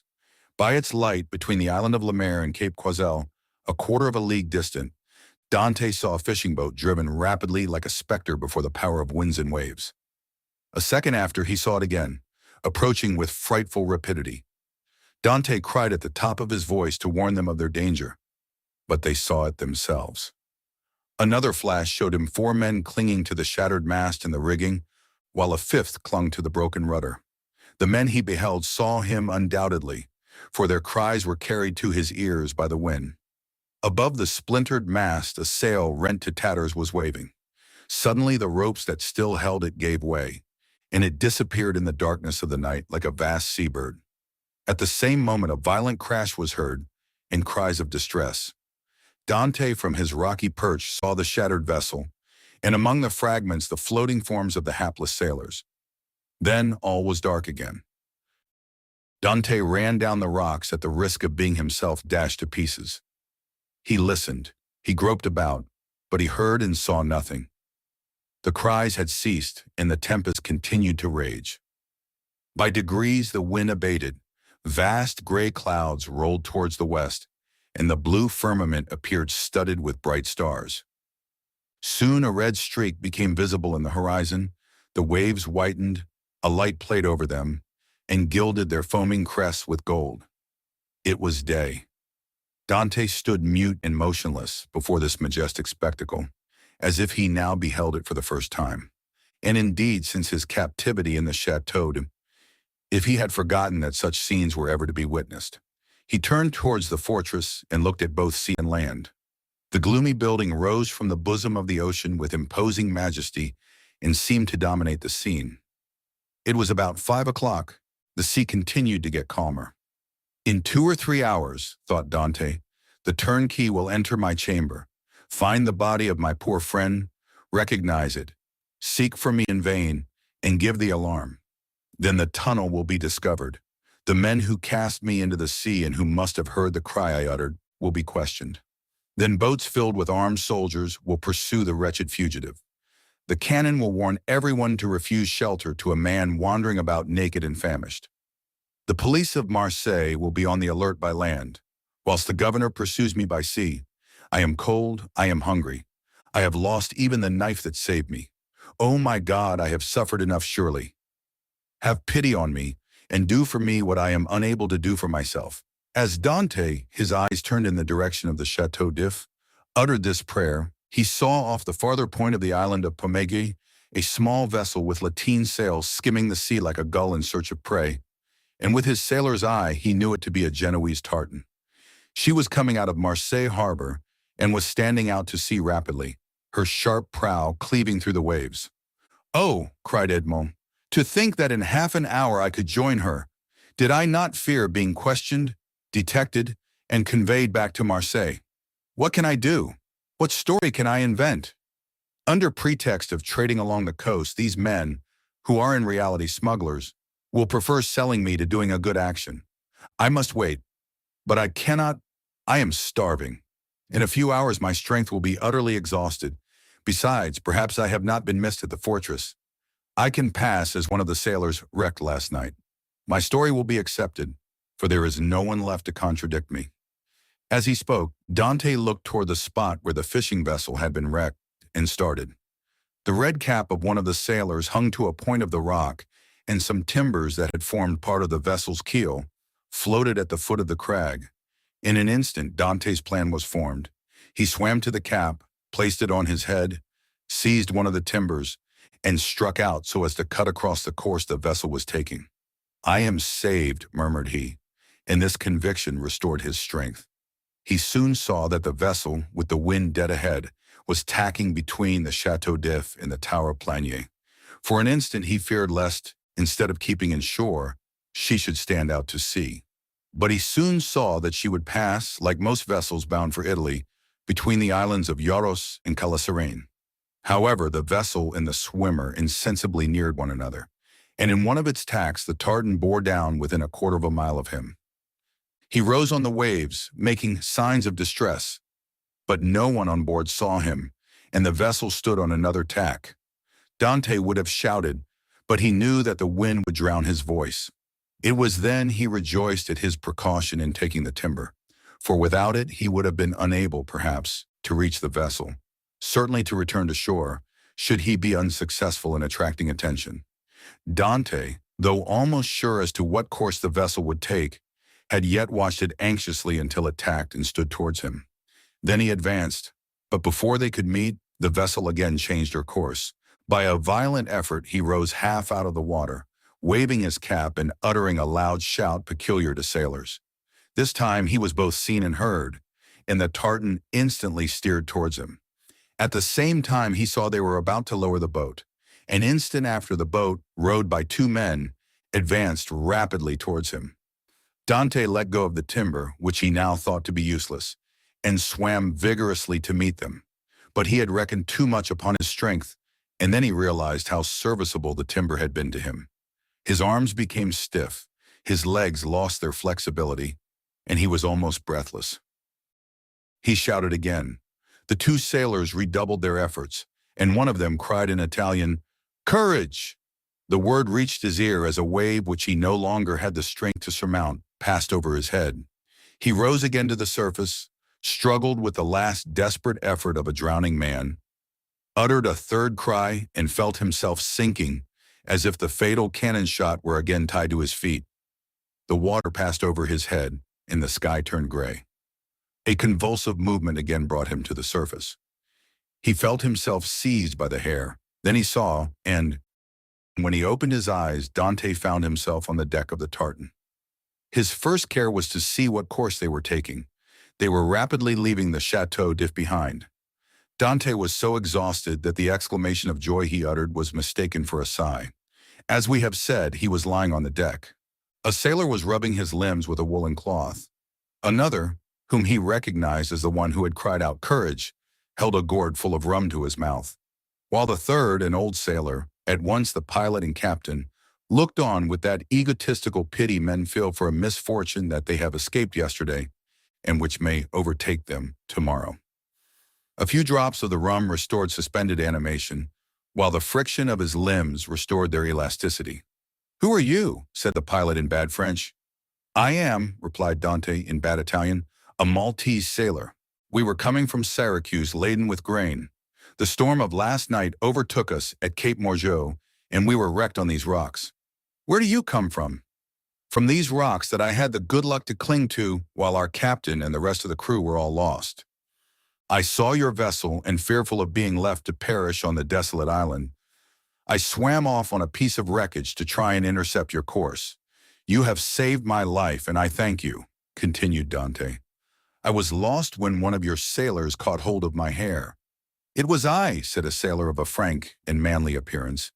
And it was time, for you were sinking. Yes, returned Dante, holding out his hand. I thank you again. I almost hesitated, though, replied the sailor. You looked more like a brigand than an honest man, with your beard 6 inches and your hair a foot long. Dante recollected that his hair and beard had not been cut all the time he was at the Château d'If. Yes, said he, I made a vow to Our Lady of the Grotto not to cut my hair or beard for 10 years if I were saved in a moment of danger. But today the vow expires. Now what are we to do with you? Said the captain. Alas, anything you please. My captain is dead. I have barely escaped, but I am a good sailor. Leave me at the first port you make. I shall be sure to find, do you know the Mediterranean? I have sailed over it since my childhood. You know the best harbors? There are a few ports that I could not enter or leave with a bandage over my eyes. I say, Captain, said the sailor who had cried courage to Dante, if what he says is true, what hinders his staying with us? If he says true, said the captain doubtingly, but in his present condition he will promise anything and take his chance of keeping it afterwards. I will do more than I promise, said Dante. We shall see, returned the other, smiling. Where are you going? Asked Dante. To Leghorn. Then why, instead of tacking so frequently, do you not sail nearer the wind? Because we should run straight on to the island of Ryan. You shall pass it by 20 fathoms. Take the helm, and let us see what you know. The young man took the helm, felt to see if the vessel answered the rudder promptly, and seeing that, without being a first-rate sailor, she yet was tolerably obedient. To the sheets, said he. The 4 seamen, who composed the crew, obeyed while the pilot looked on. Haul taut, they obeyed. Belay.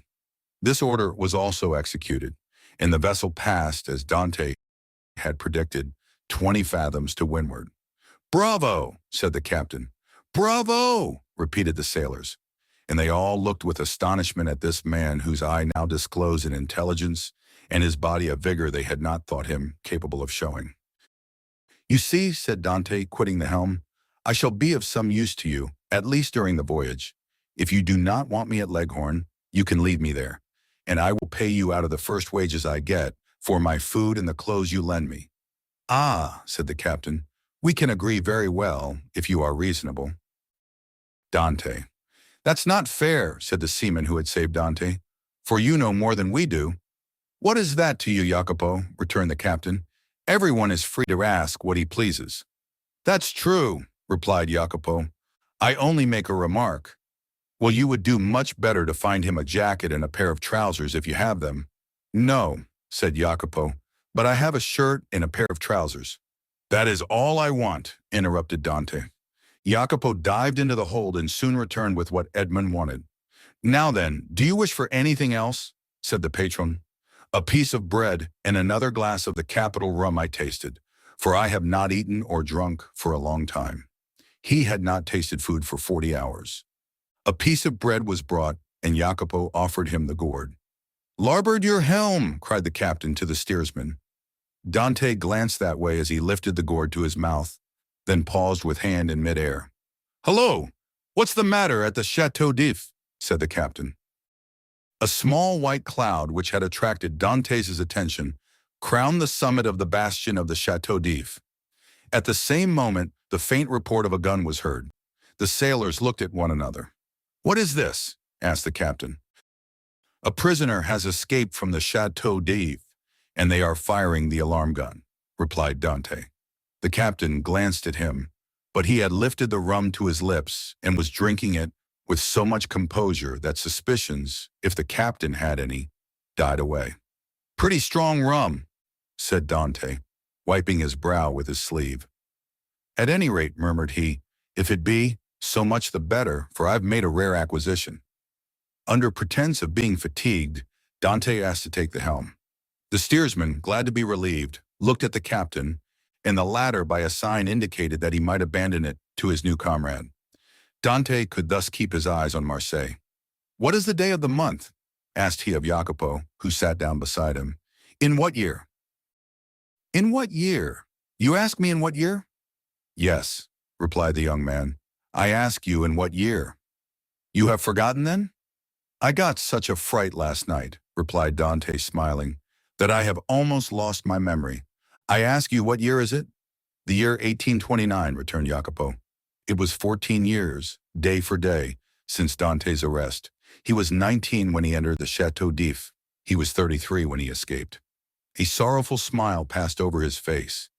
He asked himself what had become of Mercédès, who must believe him dead. Then his eyes lighted up with hatred as he thought of the 3 men who had caused him so long and wretched a captivity. He renewed against Danglars, Fernand, and Villefort the oath of implacable vengeance he had made in his dungeon. This oath was no longer a vain menace, for the fastest sailor in the Mediterranean would have been unable to overtake the little tartan, that with every stitch of canvas set was flying before the wind to Leghorn. Chapter 22. The Smugglers.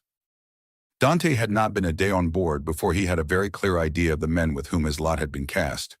Without having been in the school of the Abbé Faria, the worthy master of La Jeune Amélie, the name of the Genoese tartan, knew a smattering of all the tongues spoken on the shores of that large lake called the Mediterranean, from the Arabic to the Provençal, and this, while it spared him interpreters, persons always troublesome and frequently indiscreet, gave him great facilities of communication, either with the vessels he met at sea, with the small boats sailing along the coast, or with the people without name, country, or occupation, who are always seen on the quays of seaports, and who live by hidden and mysterious means, which we must suppose to be a direct gift of Providence, as they have no visible means of support.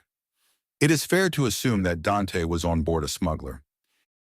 At first the captain had received Dante on board with a certain degree of distrust. He was very well known to the customs officers of the coast, and as there was between these worthies and himself a perpetual battle of wits, he had at first thought that Dante might be an emissary of these industrious guardians of rights and duties, who perhaps employed this ingenious means of learning some of the secrets of his trade.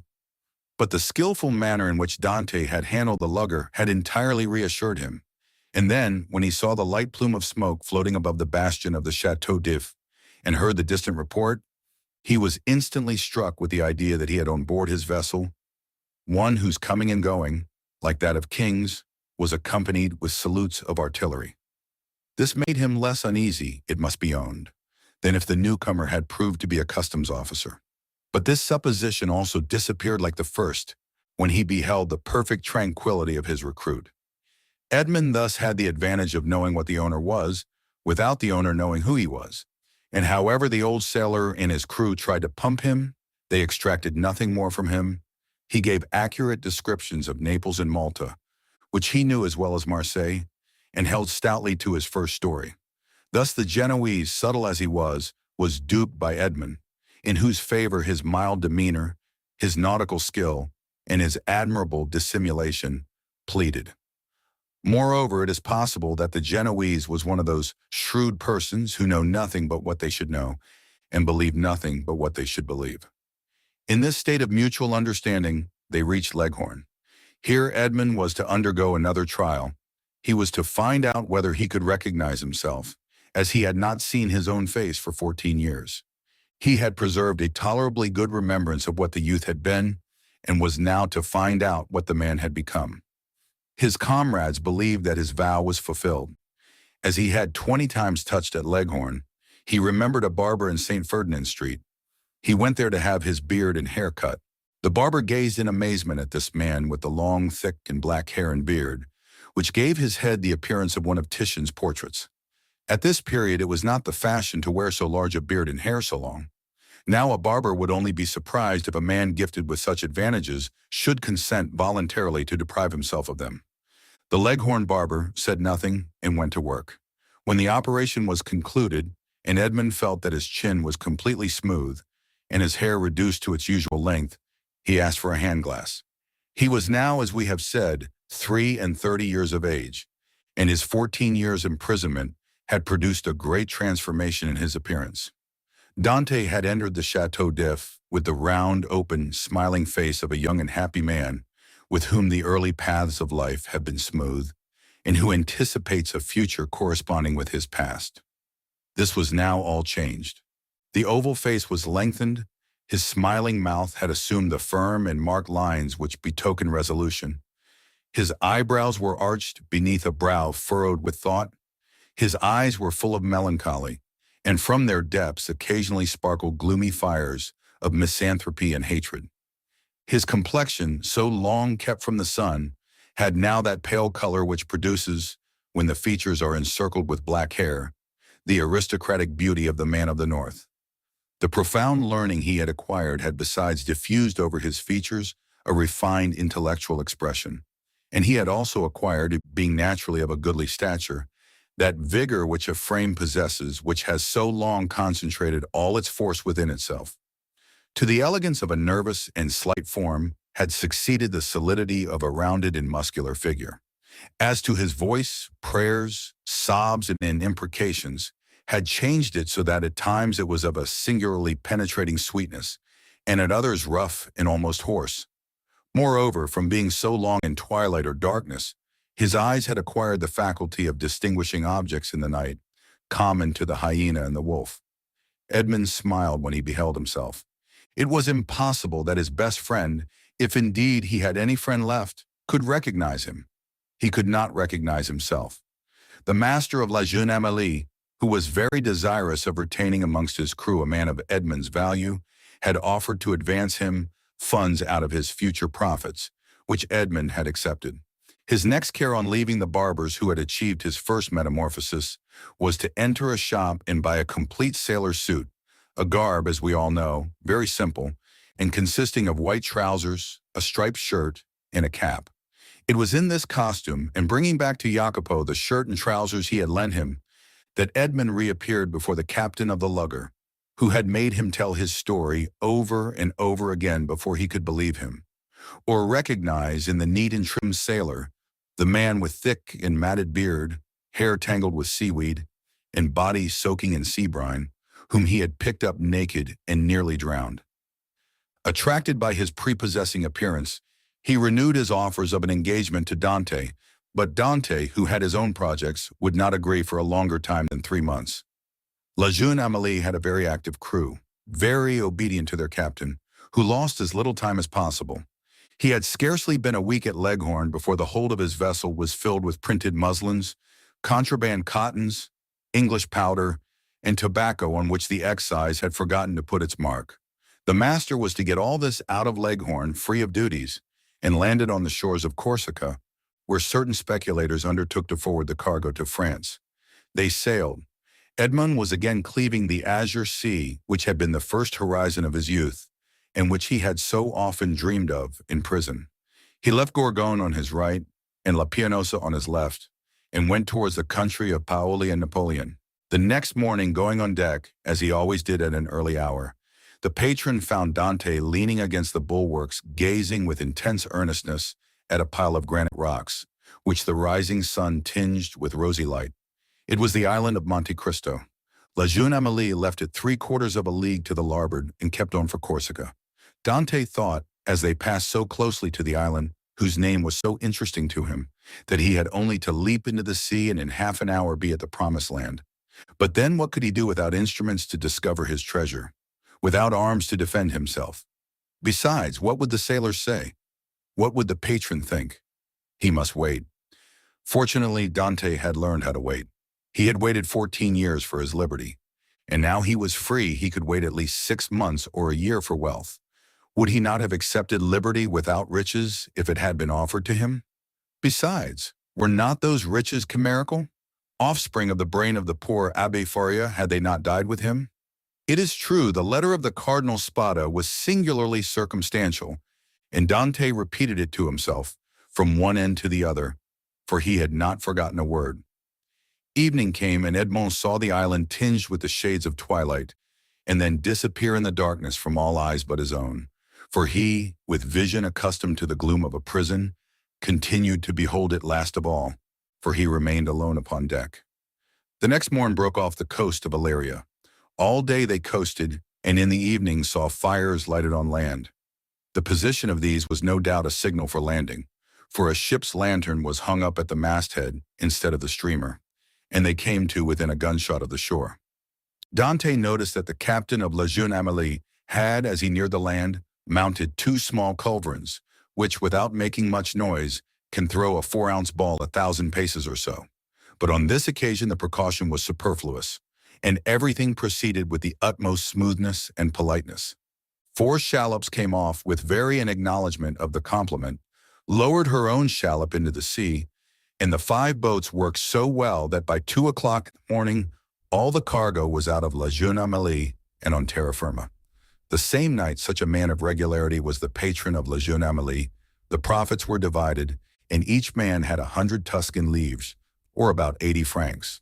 But the voyage was not ended. They turned the bowsprit toward Sardinia, where they intended to take in a cargo, which was to replace what had been discharged. The second operation was as successful as the first. La Jeune Amélie was in luck. This new cargo was destined for the coast of the Duchy of Lucca, and consisted almost entirely of Havana cigars, sherry, and Malaga wines. Little noise alongside the lugger, which no doubt, there they had a bit of a skirmish in getting rid of the duties. The excise was, in truth, the everlasting enemy of the patron of La Jeune Amélie. A customs officer was laid low, and 2 sailors wounded. Dante was one of the latter, a ball having touched him in the left shoulder. Dante was almost glad of this affray, and almost pleased at being wounded, for they were rude lessons which taught him with what eye he could view danger, and with what endurance he could bear suffering. He had contemplated danger with a smile, and when wounded had exclaimed with the great philosopher, "Pain, thou art not an evil." He had, moreover, looked upon the customs officer wounded to death, and, whether from heat of blood produced by the encounter, or the chill of human sentiment, this sight had made but slight impression upon him. Dante was on the way he desired to follow, and was moving towards the end he wished to achieve. His heart was in a fair way of petrifying in his bosom. Jacopo, seeing him fall, had believed him killed, and rushing towards him, raised him up, and then attended to him with all the kindness of a devoted comrade. This world was not then so good as Dr. Pangloss believed it, neither was it so wicked as Dante thought it, since this man, who had nothing to expect from his comrade but the inheritance of his share of the prize money, manifested so much sorrow when he saw him fall. Fortunately, as we have said, Edmond was only wounded, and with certain herbs gathered at certain seasons and sold to the smugglers by the old Sardinian women, the wound soon closed. Edmond then resolved to try Jacopo and offered him in return for his attention a share of his prize money. But Jacopo refused it indignantly. As a result of the sympathetic devotion which Jacopo had from the first bestowed on Edmond, the latter was moved to a certain degree of affection. But this sufficed for Jacopo, who instinctively felt that Edmond had a right to superiority of position, a superiority which Edmond had concealed from all others. And from this time the kindness which Edmond showed him was enough for the brave seaman. Then in the long days on board ship, when the vessel, gliding on with security over the azure sea, required no care but the hand of the helmsman, thanks to the favorable winds that swelled her sails, Edmond, with a chart in his hand, became the instructor of Jacopo, as the poor Abbé Faria had been his tutor. He pointed out to him the bearings of the coast, explained to him the variations of the compass, and taught him to read in that vast book opened over our heads which they call heaven, and where God writes in azure with letters of diamonds. And when Jacopo inquired of him, "What is the use of teaching all these things to a poor sailor like me?" Edmond replied, "Who knows? You may one day be the captain of a vessel.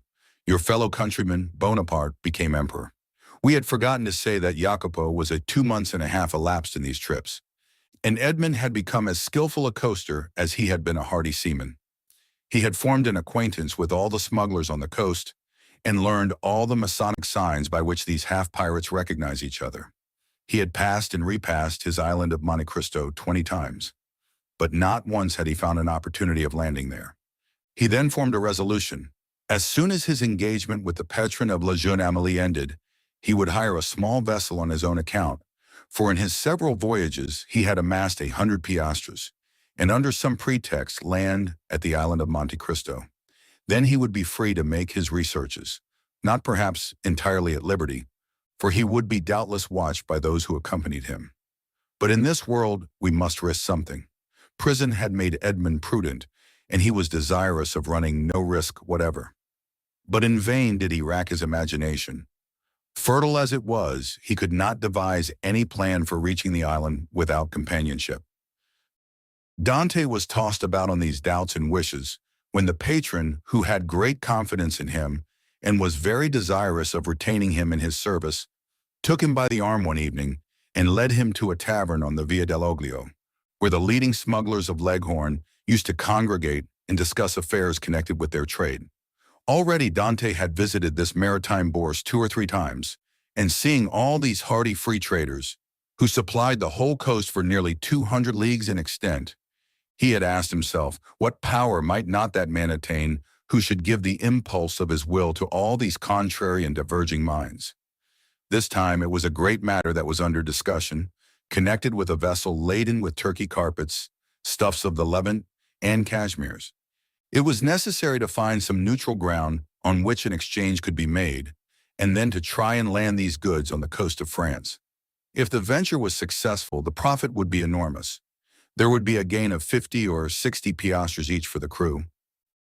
The patron of La Jeune Amélie proposed as a place of landing the island of Monte Cristo, which being completely deserted, and having neither soldiers nor revenue officers, seemed to have been placed in the midst of the ocean since the time of the heathen Olympus by Mercury, the god of merchants and robbers, classes of mankind which we in modern times have separated if not made distinct, but which antiquity appears to have included in the same category. At the mention of Monte Cristo, Dante started with joy. He rose to conceal his emotion and took a turn around the smoky tavern, where all the languages of the known world were jumbled in a lingua franca. When he again joined the 2 persons who had been discussing the matter, it had been decided that they should touch at Monte Cristo and set out on the following night. Edmond, being consulted, was of opinion that the island afforded every possible security and that great enterprises to be well done should be done quickly. Nothing then was altered in the plan, and orders were given to get under way next night, and wind and weather permitting, to make the neutral island by the following day. Chapter 23. The Island of Monte Cristo. Thus at length, by one of the unexpected strokes of fortune, which sometimes befall those who have for a long time been the victims of an evil destiny, Dante was about to secure the opportunity he wished for by simple and natural means, and land on the island without incurring any suspicion. One night more, and he would be on his way. The night was one of feverish distraction, and in its progress, visions good and evil passed through Dante's mind. If he closed his eyes, he saw Cardinal Spada's letter written on the wall in characters of flame. If he slept for a moment, the wildest dreams haunted his brain. He ascended into grottos paved with emeralds, with panels of rubies, and the roof glowing with diamond stalactites. Pearls fell drop by drop as subterranean waters filter in their caves. Edmond, amazed, wonderstruck, filled his pockets with the radiant gems and then returned to daylight, when he discovered that his prizes had all changed into common pebbles. He then endeavored to re-enter the marvelous grottos, but they had suddenly receded, and now the path became a labyrinth, and then the entrance vanished. And in vain did he tax his memory for the magic and mysterious word which opened the splendid caverns of Ali Baba to the Arabian fisherman. All was useless, the treasure disappeared, and had again reverted to the genii from whom for a moment he had hoped to carry it off. The day came at length and was almost as feverish as the night had been, but it brought reason to the aid of imagination, and Dante was then enabled to arrange a plan which had hitherto been vague and unsettled in his brain. Night came, and with it the preparation for departure, and these preparations served to conceal Dante's agitation. He had by degrees assumed such authority over his companions that he was almost like a commander on board, and as his orders were always clear, distinct, and easy of execution, his comrades obeyed him with celerity and pleasure.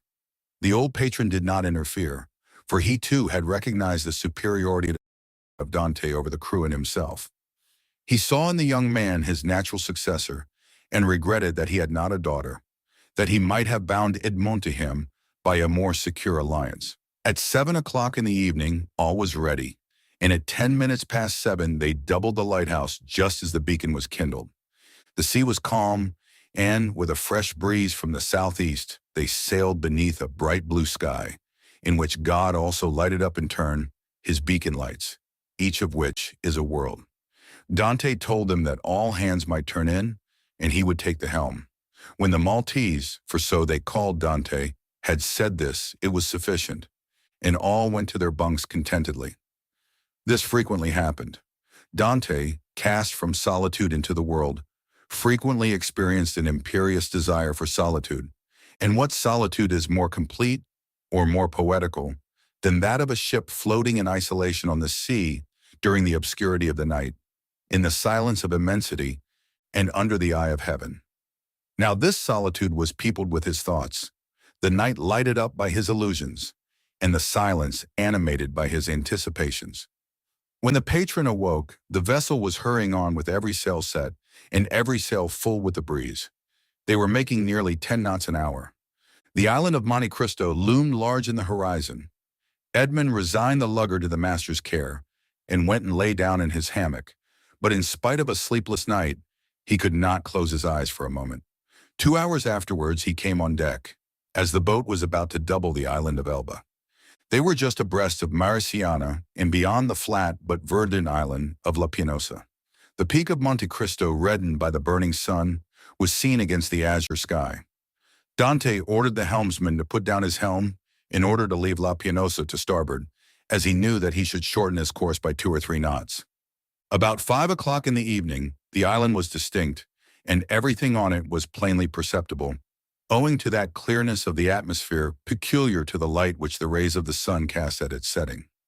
Edmond gazed very earnestly at the mass of rocks, which gave out all the variety of twilight colors, from the brightest pink to the deepest blue, and from time to time his cheeks flushed, his brow darkened, and a mist passed over his eyes.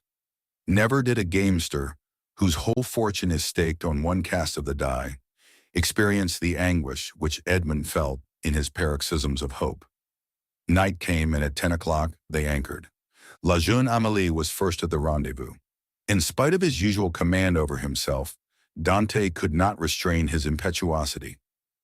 He was the first to jump on shore, and had he dared, he would, like Lucius Brutus, have kissed his Mother Earth. It was dark, but at 11 o'clock the moon rose in the midst of the ocean, whose every wave she silvered, and then, ascending high, played in floods of pale light on the rocky hills of this second Pelion. The island was familiar to the crew of La Jeune Amélie. It was one of her regular haunts. As to Dante, he had passed it on his voyage to and from the Levant, but never touched at it. He questioned Jacopo. "Where shall we pass the night?" he inquired. "Why, on board the tartan," replied the sailor. "Should we not do better in the grottos?" "What grottos?" "Why, the grottos, caves of the island." "I do not know of any grottos," replied Jacopo. The cold sweat sprang forth on Dante's brow. "What, are there no grottos at Monte Cristo?" he asked. "None." For a moment Dante was speechless. Then he remembered that these caves might have been filled up by some accident, or even stopped up, for the sake of greater security, by Cardinal Spada. The point was then to discover the hidden entrance. It was useless to search at night, and Dante therefore delayed all investigation until the morning. Besides, a signal made half a league out at sea, and to which La Jeune Amélie replied by a similar signal, indicated that the moment for business had come. The boat that now arrived, assured by the answering signal that all was well, soon came in sight, white and silent as a phantom, and cast anchor within a cable's length of the shore. Then the landing began. Dante reflected as he worked on the shout of joy which, with a single word, he could evoke from all these men, if he gave utterance to the one unchanging thought that pervaded his heart. But far from disclosing this precious secret, he almost feared that he had already said too much, and by his restlessness and continual questions, his minute observations and evident preoccupation, aroused suspicions. Fortunately, as regarded this circumstance at least, His painful past gave to his countenance an indelible sadness, and the glimmerings of gaiety seen beneath this cloud were indeed but transitory. No one had the slightest suspicion, and when next day, taking a fowling piece, powder, and shot, Dante declared his intention to go and kill some of the wild goats that were seen springing from rock to rock, his wish was construed into a love of sport or a desire for solitude. However, Jacopo insisted on following him, and Dante did not oppose this, fearing if he did so that he might incur distrust. Scarcely, however, had they gone a quarter of a league when, having killed a kid, he begged Jacopo to take it to his comrades and request them to cook it, and when ready to let him know by firing a gun. This and some dried fruits and a flask of Montepulciano was the bill of fare. Dante went on, looking from time to time behind and around about him. Having reached the summit of a rock, he saw 1,000 feet beneath him his companions whom Jacopo had rejoined, and who were all busy preparing the repast which Edmond's skill as a marksman had augmented with a capital dish. Edmond looked at them for a moment with the sad and gentle smile of a man superior to his fellows. "In 2 hours' time," said he, "these persons will depart richer by 50 piastres each, to go and risk their lives again by endeavoring to gain 50 more. Then they will return with a fortune of 600 francs and waste this treasure in some city with the pride of sultans and the insolence of nabobs. At this moment hope makes me despise their riches, which seem to me contemptible. Yet perchance tomorrow deception will so act on me that I shall on compulsion consider such a contemptible possession as the utmost happiness." "Oh no," exclaimed Edmond, "that will not be. The wise, unerring Faria could not be mistaken in this one thing. Besides, it were better to die than to continue to lead this low and wretched life." Thus Dante, who but 3 months before had no desire but liberty, had now not liberty enough, and panted for wealth. The cause was not in Dante, but in Providence, who, while limiting the power of man, has filled him with boundless desires. Meanwhile, by a cleft between 2 walls of rock, following a path worn by a torrent, in which in all human probability human foot had never before trod, Dante approached the spot where he supposed the grottos must have existed. Keeping along the shore and examining the smallest object with serious attention, he thought he could trace, on certain rocks, marks made by the hand of man. Time, which encrusts all physical substances with its mossy mantle, as it invests all things of the mind with forgetfulness, seemed to have respected these signs, which apparently had been made with some degree of regularity, and probably with a definite purpose. Occasionally the marks were hidden under tufts of myrtle, which spread into large bushes laden with blossoms, or beneath parasitical lichen. So Edmond had to separate the branches, or brush away the moss to know where the guide marks were. The sight of marks renewed Edmond's fondest hopes. Might it not have been the cardinal himself who had first traced them, in order that they might serve as a guide for his nephew in the event of a catastrophe, which he could not foresee would have been so complete? The solitary place was precisely suited to the requirements of a man desirous of bearing treasure. Only might not these betraying marks have attracted other eyes than those for whom they were made? And had the dark and wondrous island indeed faithfully guarded its precious secret? It seemed, however, to Edmond, who was hidden from his comrades by the inequalities of the ground, that at 60 paces from the harbor the marks ceased, nor did they terminate at any grotto. A large round rock, placed solidly on its base, was the only spot to which they seemed to lead. Edmond concluded that perhaps instead of having reached the end of the route, he had only explored its beginning, and he therefore turned round and retraced his steps. Meanwhile, his comrades had prepared the repast, had got some water from a spring, spread out the fruit and bread, and cooked the kid. Just at the moment when they were taking the dainty animal from the spit, they saw Edmond springing with the boldness of a chamois from rock to rock, and they fired the signal agreed upon. The sportsman instantly changed his direction and ran quickly towards them. But even while they watched his daring progress, Edmond's foot slipped, and they saw him stagger on the edge of a rock and disappear. They all rushed towards him, for all loved Edmond in spite of his superiority. Yet Jacopo reached him first. He found Edmond lying prone, bleeding, and almost senseless. He had rolled down a declivity of 12 or 15 feet.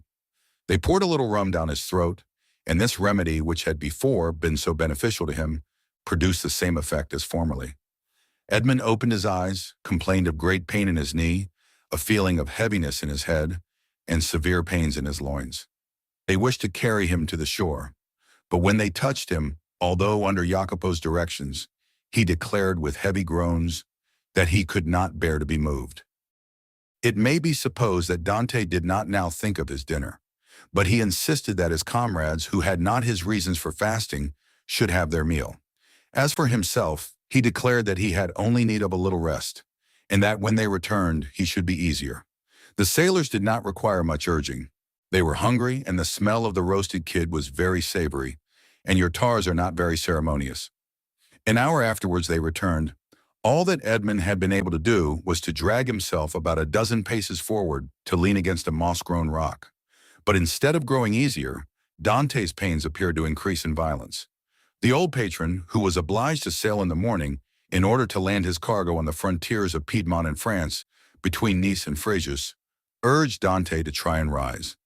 Edmond made great exertions in order to comply, but at each effort he fell back, moaning and turning pale. "He has broken his ribs," said the commander, in a low voice. "No matter. He is an excellent fellow, and we must not leave him. We will try and carry him on board the tartan." Dante declared, however, that he would rather die where he was than undergo the agony which the slightest movement cost him. "Well," said the patron, "let what may happen, it shall never be said that we deserted a good comrade like you. We will not go till evening." This very much astonished the sailors, although not one opposed it. The patron was so strict that this was the first time they had ever seen him give up an enterprise, or even delay in its execution. Dante would not allow that any such infraction of regular and proper rules should be made in his favor. "No, no," he said to the patron. "I was awkward, and it is just that I pay the penalty of my clumsiness. Leave me a small supply of biscuit, a gun, powder, and balls, to kill the kids or defend myself at need, and a pickaxe, and that I may build a shelter if you delay in coming back for me." "But you'll die of hunger," said the patron. "I would rather do so," was Edmond's reply, "than suffer the inexpressible agonies which the slightest movement causes me." The patron turned towards his vessel, which was rolling on the swell in the little harbor, and, with sails partly set, would be ready for sea when her toilet should be completed. "What are we to do, Maltese?" asked the captain. "We cannot leave you here so, and yet we cannot stay." "Go! Go!" exclaimed Dante. "We shall be absent at least a week," said the patron, "and then we must run out of our course to come here and take you up again." "Why," said Dante, "if in 2 or 3 days you hail any fishing boat, desire them to come here to me. I will pay 25 piastres for my passage back to Leghorn. If you do not come across one, return for me." The patron shook his head. "Listen, Captain Baldi, there's one way of settling this," said Jacopo. "Do you go, and I will stay and take care of the wounded man." "And give up your share of the venture," said Edmond, "to remain with me." "Yes," said Jacopo, and without any hesitation. "You are a good fellow and a kind-hearted messmate," replied Edmond, "and heaven will recompense you for your generous intentions. But I do not wish anyone to stay with me. A day or 2 of rest will set me up, and I hope I shall find among the rocks certain herbs most excellent for bruises." A peculiar smile passed over Dante's lips. He squeezed Jacopo's hand warmly, but nothing could shake his determination to remain alone.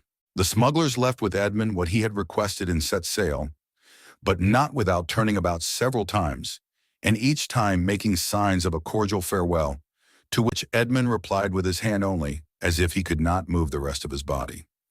Then, when they had disappeared, he said with a smile, "'Tis strange that it should be among such men that we find proofs of friendship and devotion." Then he dragged himself cautiously to the top of a rock, from which he had a full view of the sea, and thence he saw the tartan complete her preparations for sailing. Weigh anchor, and, balancing herself as gracefully as a waterfowl, ere it takes to the wing, set sail. At the end of an hour she was completely out of sight.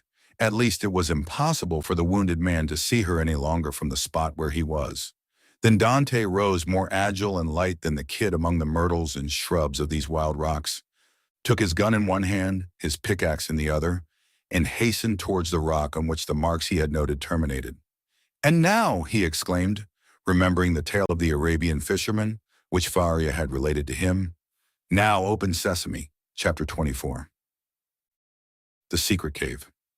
The sun had nearly reached the meridian, and his scorching rays fell full on the rocks, which seemed themselves sensible of the heat. Thousands of grasshoppers, hidden in the bushes, chirped with a monotonous and dull note. The leaves of the myrtle and olive trees waved and rustled in the wind.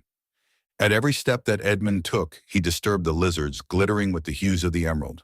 Afar off he saw the wild goats bounding from crag to crag. In a word, the island was inhabited. Yet Edmond felt himself alone, guided by the hand of God. He felt an indescribable sensation somewhat akin to dread. That dread of the daylight which even in the desert makes us fear we are watched and observed. This feeling was so strong that at the moment when Edmond was about to begin his labor, he stopped, laid down his pickaxe, seized his gun, mounted to the summit of the highest rock, and from thence gazed round in every direction. But it was not upon Corsica, the very houses of which he could distinguish, or on Sardinia, or on the island of Elba with its historical associations, or upon the almost imperceptible line that to the experienced eye of a sailor alone revealed the coast of Genoa the proud, and Leghorn the commercial, that he gazed. It was at the brigantine that had left in the morning, and the tartan that had just set sail, that Edmond fixed his eyes. The first was just disappearing in the straits of Bonifacio. The other, following an opposite direction, was about to round the island of Corsica. This sight reassured him. He then looked at the objects near him. He saw that he was on the highest point of the island, a statue on this vast pedestal of granite, nothing human appearing in sight, while the blue ocean beat against the base of the island and covered it with a fringe of foam. Then he descended with cautious and slow step, for he dreaded lest an accident similar to that he had so adroitly feigned should happen in reality. Dante, as we have said, had traced the marks along the rocks, and he had noticed that they led to a small creek which was hidden like the bath of some ancient nymph. This creek was sufficiently wide at its mouth, and deep in the center, to admit of the entrance of a small vessel of the lugger class, which would be perfectly concealed from observation. Then, following the clue that, in the hands of the Abbé Faria, had been so skillfully used to guide him through the Daedalian labyrinth of probabilities, he thought that the Cardinal Spada, anxious not to be watched, had entered the creek, concealed his little bark, followed the line marked by the notches in the rock, and at the end of it had buried his treasure. It was this idea that had brought Dante back to the circular rock. One thing only perplexed Edmond and destroyed his theory. How could this rock, which weighed several tons, have been lifted to this spot without the aid of many men? Suddenly an idea flashed across his mind. Instead of raising it, thought he, they have lowered it. And he sprang from the rock in order to inspect the base on which it had formerly stood. He soon perceived that a slope had been formed, and the rock had slid along this until it stopped at the spot it now occupied. A large stone had served as a wedge. Flints and pebbles had been inserted around it so as to conceal the orifice. This species of masonry had been covered with earth, and grass and weeds had grown there. Moss had clung to the stones, myrtle bushes had taken root, and the old rock seemed fixed to the earth. Dante dug away the earth carefully, and detected, or fancied he detected, the ingenious artifice. He attacked this wall, cemented by the hand of time, with his pickaxe. After 10 minutes' labor, the wall gave way, and a hole large enough to insert the arm was open. Dante went and cut the strongest olive tree he could find, stripped off its branches, inserted it in the hole, and used it as a lever. But the rock was too heavy and too firmly wedged to be moved by any one man were he Hercules himself. Dante saw that he must attack the wedge, but how? He cast his eyes around and saw the horn full of powder which his friend Jacopo had left him. He smiled. The infernal invention would serve him for this purpose.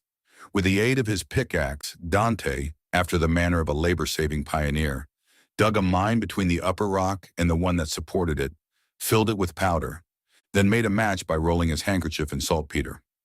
He lighted it and retired. The explosion soon followed. The upper rock was lifted from its base by the terrific force of the powder. The lower one flew into pieces.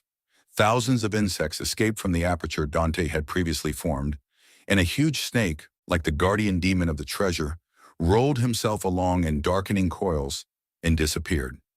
Dante approached the upper rock, which now, without any support, leaned towards the sea.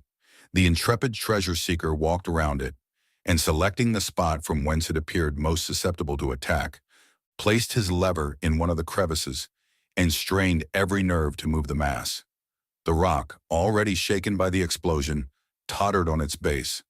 Dante redoubled his efforts. He seemed like one of the ancient titans, who uprooted the mountains to hurl against the father of the gods. The rock yielded, rolled over, bounded from point to point, and finally disappeared in the ocean. On the spot it had occupied was a circular space, exposing an iron ring let into a square flagstone. Dante uttered a cry of joy and surprise. Never had a first attempt been crowned with more perfect success. He would fain have continued, but his knees trembled, and his heart beat so violently, and his sight became so dim that he was forced to pause. This feeling lasted but for a moment. Edmond inserted his lever in the ring and exerted all his strength. The flagstone yielded and disclosed steps that descended until they were lost in the obscurity of a subterraneous grotto. Anyone else would have rushed on with a cry of joy. Dante turned pale, hesitated, and reflected. "Come," said he to himself, "be a man. I am accustomed to adversity. I must not be cast down by the discovery that I have been deceived. What then would be the use of all I have suffered? The heart breaks when, after having been elated by flattering hopes, it sees all its illusions destroyed. Faria has dreamed this. The Cardinal Spada buried no treasure here. Perhaps he never came here. Or if he did, Caesar Borgia, the intrepid adventurer, the stealthy and indefatigable plunderer, has followed him, discovered his traces, pursued them as I have done, raised the stone, and descending before me, has left me nothing." He remained motionless and pensive, his eyes fixed on the gloomy aperture that was open at his feet. "Now that I expect nothing, now that I no longer entertain the slightest hopes, the end of this adventure becomes simply a matter of curiosity." And he remained again motionless and thoughtful. Yes, this is an adventure worthy a place in the varied career of that royal bandit. This fabulous event formed but a link in a long chain of marvels. Yes, Borgia has been here, a torch in one hand, a sword in the other. And within 20 paces at the foot of this rock, perhaps 2 guards kept watch on land and sea, while their master descended, as I am about to descend, dispelling the darkness before his awe-inspiring progress. Dante of himself. "The fate," replied he, smiling, "of those who buried Alaric. Yet had he come," thought Dante, "he would have found the treasure, and Borgia, he who compared Italy to an artichoke, which he could devour leaf by leaf, knew too well the value of time to waste it in replacing this rock. I will go down." Then he descended, a smile on his lips, and murmuring that last word of human philosophy, "Perhaps." But instead of the darkness, in the thick and mephitic atmosphere he had expected to find, Dante saw a dim and bluish light, which as well as the air entered, not merely by the aperture he had just formed, but by the interstices and crevices of the rock which were visible from without, and through which he could distinguish the blue sky and the waving branches of the evergreen oaks, and the tendrils of the creepers that grew from the rocks. After having stood a few minutes in the cavern, the atmosphere of which was rather warm than damp, Dante's eye, habituated as it was to darkness, could pierce even to the remotest angles of the cavern, which was of granite that sparkled like diamonds. "Alas," said Edmond, smiling, "these are the treasures the cardinal has left, and the good abbé, seeing in a dream these glittering walls, has indulged in fallacious hopes." But he called to mind the words of the will, which he knew by heart. "In the farthest angle of the second opening," said the cardinal's will. He had only found the first grotto. He had now to seek the second. Dante continued his search. He reflected that this second grotto must penetrate deeper into the island. He examined the stones and sounded one part of the wall where he fancied the opening existed, masked for precaution's sake. The pickaxe struck for a moment with a dull sound that drew out of Dante's forehead large drops of perspiration. At last it seemed to him that one part of the wall gave forth a more hollow and deeper echo. He eagerly advanced, and with the quickness of perception that no one but a prisoner possesses, saw that there, in all probability, the opening must be. However, he, like Caesar Borgia, knew the value of time, and in order to avoid fruitless toil, he sounded all the other walls with his pickaxe, struck the earth with the butt of his gun, and finding nothing that appeared suspicious, returned to that part of the wall whence issued the consoling sound he had before heard. He again struck it, and with greater force. Then a singular thing occurred. As he struck the wall, pieces of stucco similar to that used in the groundwork of arabesque broke off and fell to the ground in flakes, exposing a large white stone. The aperture of the rock had been closed with stones. Then this stucco had been applied and painted to imitate granite. Dante struck with the sharp end of his pickaxe, which entered some way between the interstices. It was there he must dig, but by some strange play of emotion, in proportion as the proofs that Faria had not been deceived became stronger, so did his heart give way, and a feeling of discouragement stole over him. This last proof, instead of giving him fresh strength, deprived him of it. The pickaxe descended, or rather, fell.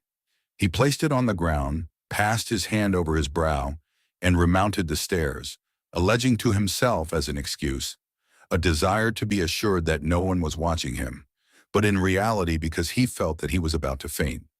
The island was deserted, and the sun seemed to cover it with its fiery glance. Afar off, a few small fishing boats studded the bosom of the blue ocean. Dante had tasted nothing, but he thought not of hunger at such a moment. He hastily swallowed a few drops of rum and again entered the cavern. The pickaxe that had seemed so heavy was now like a feather in his grasp. He seized it and attacked the wall. After several blows, he perceived that the stones were not cemented, but had been merely placed one upon the other, and covered with stucco. He inserted the point of his pickaxe, and using the handle as a lever, with joy soon saw the stone turn as if on hinges, and fall at his feet.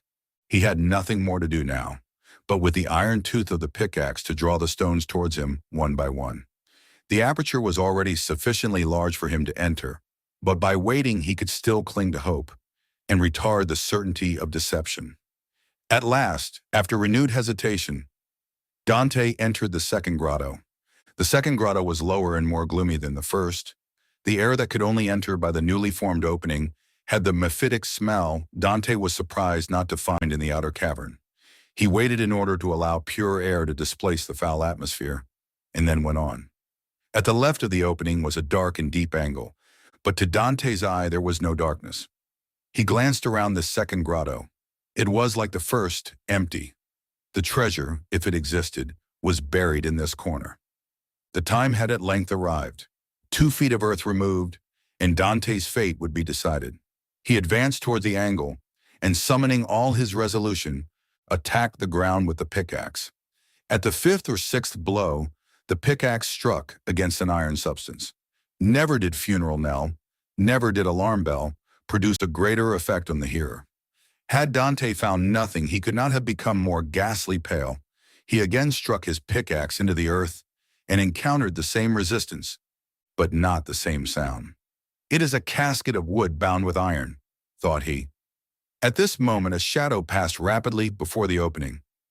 Dante seized his gun, sprang through the opening, and mounted the stair.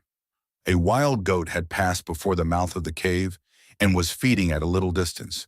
This would have been a favorable occasion to secure his dinner, but Dante feared lest the report of his gun should attract attention. He thought a moment, cut a branch of a resinous tree, lighted it at the fire at which the smugglers had prepared their breakfast, and descended with his torch. He wished to see everything. He approached the hole he had dug, and now, with the aid of the torch, saw that his pickaxe had in reality struck against iron and wood. He planted his torch in the ground and resumed his labor. In an instant, a space 3 feet long by 2 feet broad was cleared, and Dante could see an oaken coffer, bound with cut steel. In the middle of the lid he saw engraved on a silver plate, which was still untarnished, the arms of the Spada family, viz. A sword, en pale, on an oval shield, like all the Italian armorial bearings, and surmounted by a cardinal's hat. Dante easily recognized them. Faria had so often drawn them for him. There was no longer any doubt. The treasure was there. No one would have been at such pains to conceal an empty casket. In an instant, he had cleared every obstacle away, and he saw successively the lock, placed between two padlocks, and the two handles at each end, all carved as things were carved at that epoch, when art rendered the commonest metals precious. Dante seized the handles and strove to lift the coffer. It was impossible. He sought to open it. Lock and padlock were fastened. These faithful guardians seemed unwilling to surrender their trust. Dante inserted the sharp end of the pickaxe between the coffer and the lid, and pressing with all his force on the handle, burst open the fastenings. The hinges yielded in their turn and fell, still holding in their grasp fragments of the wood, and the chest was open. Edmond was seized with vertigo. He cocked his gun and laid it beside him. He then closed his eyes as children do, in order that they may see in the resplendent night of their own imagination more stars than are visible in the firmament. Then he reopened them and stood motionless with amazement. 3 compartments divided the coffer. In the first blazed piles of golden coin. In the second were ranged bars of unpolished gold, which possessed nothing attractive save their value. In the third, Edmond grasped handfuls of diamonds, pearls, and rubies, which, as they fell on one another, sounded like hail against glass. After having touched, felt, examined these treasures, Edmond rushed through the caverns like a man seized with frenzy. He leaped on a rock from whence he could behold the sea. He was alone with these countless, these unheard-of treasures. Was he awake, or was it but a dream? He would fain have gazed upon his gold, and yet he had not strength enough. For an instant he leaned his head in his hands as if to prevent his senses from leaving him, and then rushed madly about the rocks of Monte Cristo, terrifying the wild goats and scaring the seafowls with his wild cries and gestures.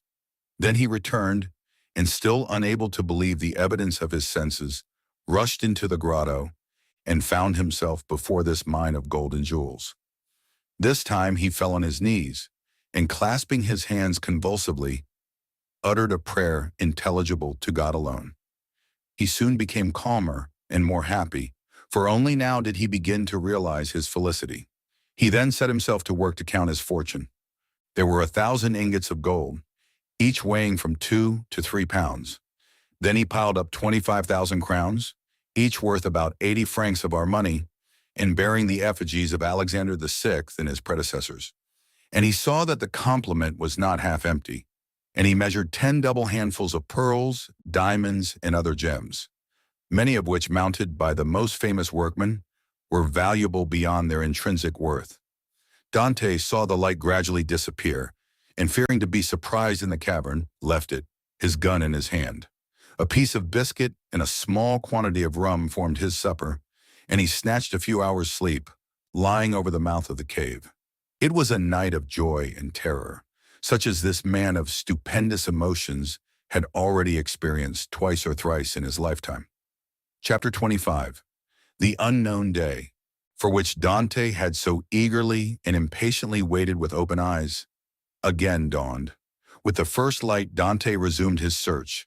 Again he climbed the rocky height he had ascended the previous evening, and strained his view to catch every peculiarity of the landscape. But it wore the same wild, barren aspect when seen by the rays of the morning sun, which it had done when surveyed by the fading glimmer of eve. Descending into the grotto, he lifted the stone, filled his pockets with gems, put the box together as well and securely as he could, sprinkled fresh sand over the spot from which it had been taken, and then carefully trod down the earth to give it everywhere a uniform appearance. Then, quitting the grotto, he replaced the stone, heaping on it broken masses of rocks and rough fragments of crumbling granite, filling the interstices with earth, into which he deftly inserted rapidly growing plants, such as the wild myrtle and flowering thorn. Then, carefully watering these new plantations, he scrupulously effaced every trace of footsteps, leaving the approach to the cavern as savage-looking and untrodden as he had found it. This done, he impatiently awaited the return of his companions. To wait at Monte Cristo for the purpose of watching like a dragon over the almost incalculable riches that had thus fallen into his possession satisfied not the cravings of his heart, which yearned to return to dwell among mankind and to assume the rank, power, and influence which are always accorded to wealth, that first and greatest of all the forces within the grasp of man. On the sixth day the smugglers returned. From a distance Dante recognized the rig and handling of La Jeune Amélie, and dragging himself with affected difficulty towards a landing place, he met his companions with an assurance that, although considerably better than when they quitted him, he still suffered acutely from his late accident. He then inquired how they had fared in their trip. To this question the smugglers replied that, although successful in landing their cargo in safety, they had scarcely done so when they received intelligence that a guard ship had just quitted the port of Toulon and was crowding all sail towards them. This obliged them to make all the speed they could to evade the enemy, when they could but lament the absence of Dante, whose superior skill in the management of a vessel would have availed them so materially. In fact, the pursuing vessel had almost overtaken them when, fortunately, night came on and enabled them to double the Cape of Corsica and so elude all further pursuit. Upon the whole, however, the trip had been sufficiently successful to satisfy all concerned, while the crew, and particularly Jacopo, expressed great regrets that Dante had not been an equal sharer with themselves in the profits, which amounted to no less a sum than 50 piastres each. Edmond preserved the most admirable self-command, not suffering the faintest indication of a smile to escape him at the enumeration of all the benefits he would have reaped had he been able to quit the island. But as La Jeune Amélie had merely come to Monte Cristo to fetch him away, he embarked that same evening and proceeded with the captain to Leghorn. Arrived at Leghorn, he repaired to the house of a Jew, a dealer in precious stones, to whom he disposed of 4 of his smallest diamonds for 5,000 francs each. Dante half feared that such valuable jewels in the hands of a poor sailor like himself might excite suspicion. But the cunning purchaser asked no troublesome questions concerning a bargain by which he gained a round profit of at least 80%.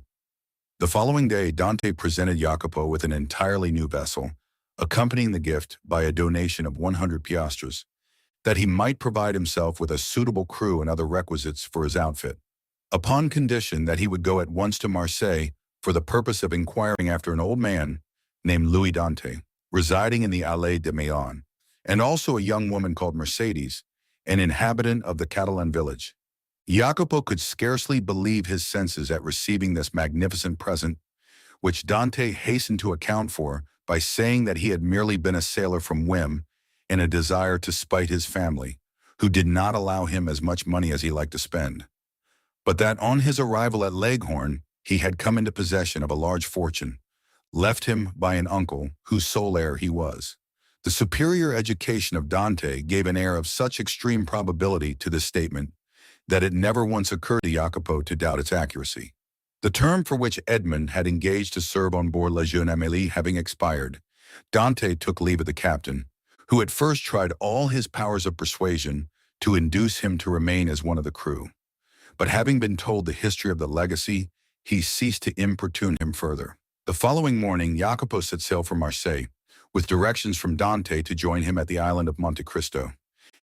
Having seen Jacopo fairly out of the harbor, Dante proceeded to make his final adieus on board La Jeune Amélie, distributing so liberal a gratuity among her crew as to secure for him the good wishes of all, and expressions of cordial interest in all that concerned him. To the captain he promised to write when he had made up his mind as to his future plans. Then Dante departed for Genoa. At the moment of his arrival, a small yacht was under trial in the bay. This yacht had been built by order of an Englishman, who, having heard that the Genoese excelled all other builders along the shores of the Mediterranean in the construction of fast-sailing vessels, was desirous of possessing a specimen of their skill. The price agreed upon between the Englishman and the Genoese builder was 40,000 francs. Dante, struck with the beauty and capability of the little vessel, applied to its owner to transfer it to him, offering 60,000 francs upon condition that he should be allowed to take immediate possession. The proposal was too advantageous to be refused, the more so as the person for whom the yacht was intended had gone upon a tour through Switzerland and was not expected back in less than 3 weeks or a month, by which time the builder reckoned upon being able to complete another. A bargain was therefore struck. Dante led the owner of the yacht to the dwelling of a Jew, retired with the latter for a few minutes to a small back parlor, and upon their return the Jew counted out to the shipbuilder the sum of 60,000 francs in bright gold pieces. The delighted builder then offered his services in providing a suitable crew for the little vessel, but this Dante declined with many thanks, saying he was accustomed to cruise about quite alone, and his principal pleasure consisted in managing his yacht himself. The only thing the builder could oblige him in would be to contrive a sort of secret closet in the cabin at his bed's head, the closet to contain 3 divisions, so constructed as to be concealed from all but himself.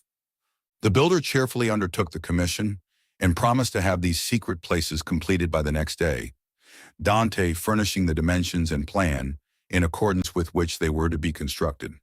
2 hours afterward, Dante sailed from the port of Genoa, under the inspection of an immense crowd drawn together by curiosity to see the rich Spanish nobleman who preferred managing his own yacht.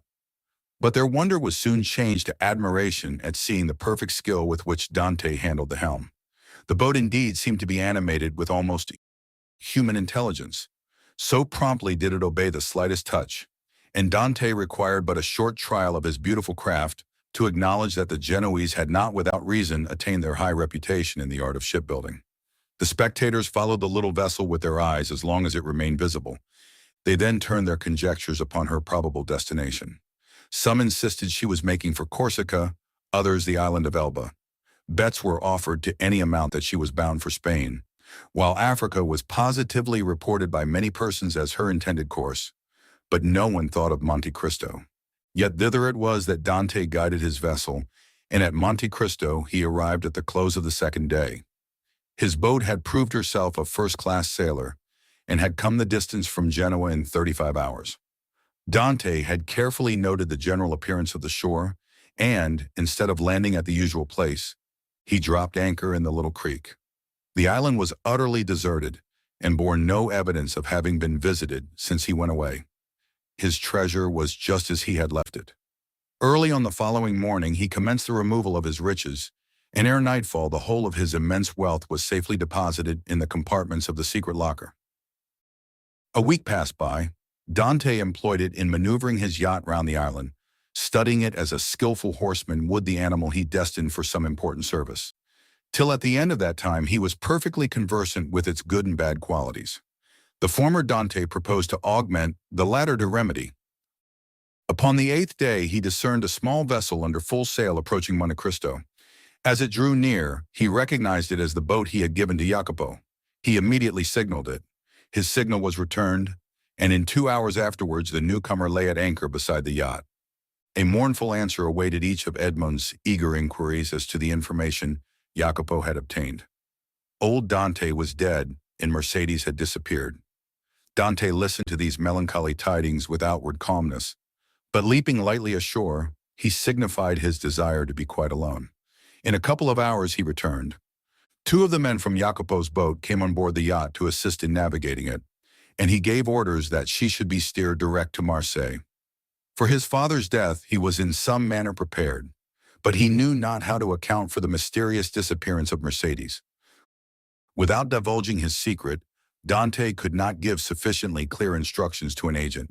There were, besides, other particulars he was desirous of ascertaining, and those were of a nature he alone could investigate in a manner satisfactory to himself. His looking-glass had assured him, during his stay at Leghorn, that he ran no risk of recognition. Moreover, he had now the means of adopting any disguise he thought proper. One fine morning, then, his yacht, followed by the little fishing boat, boldly entered the port of Marseille and anchored exactly opposite the spot from whence, on the never-to-be-forgotten night of his departure for the Château d'If, he had been put on board the boat destined to convey him thither. Still, Dante could not view without a shudder the approach of a gendarme who accompanied the officers deputed to demand his bill of health ere the yacht was permitted to hold communication with the shore.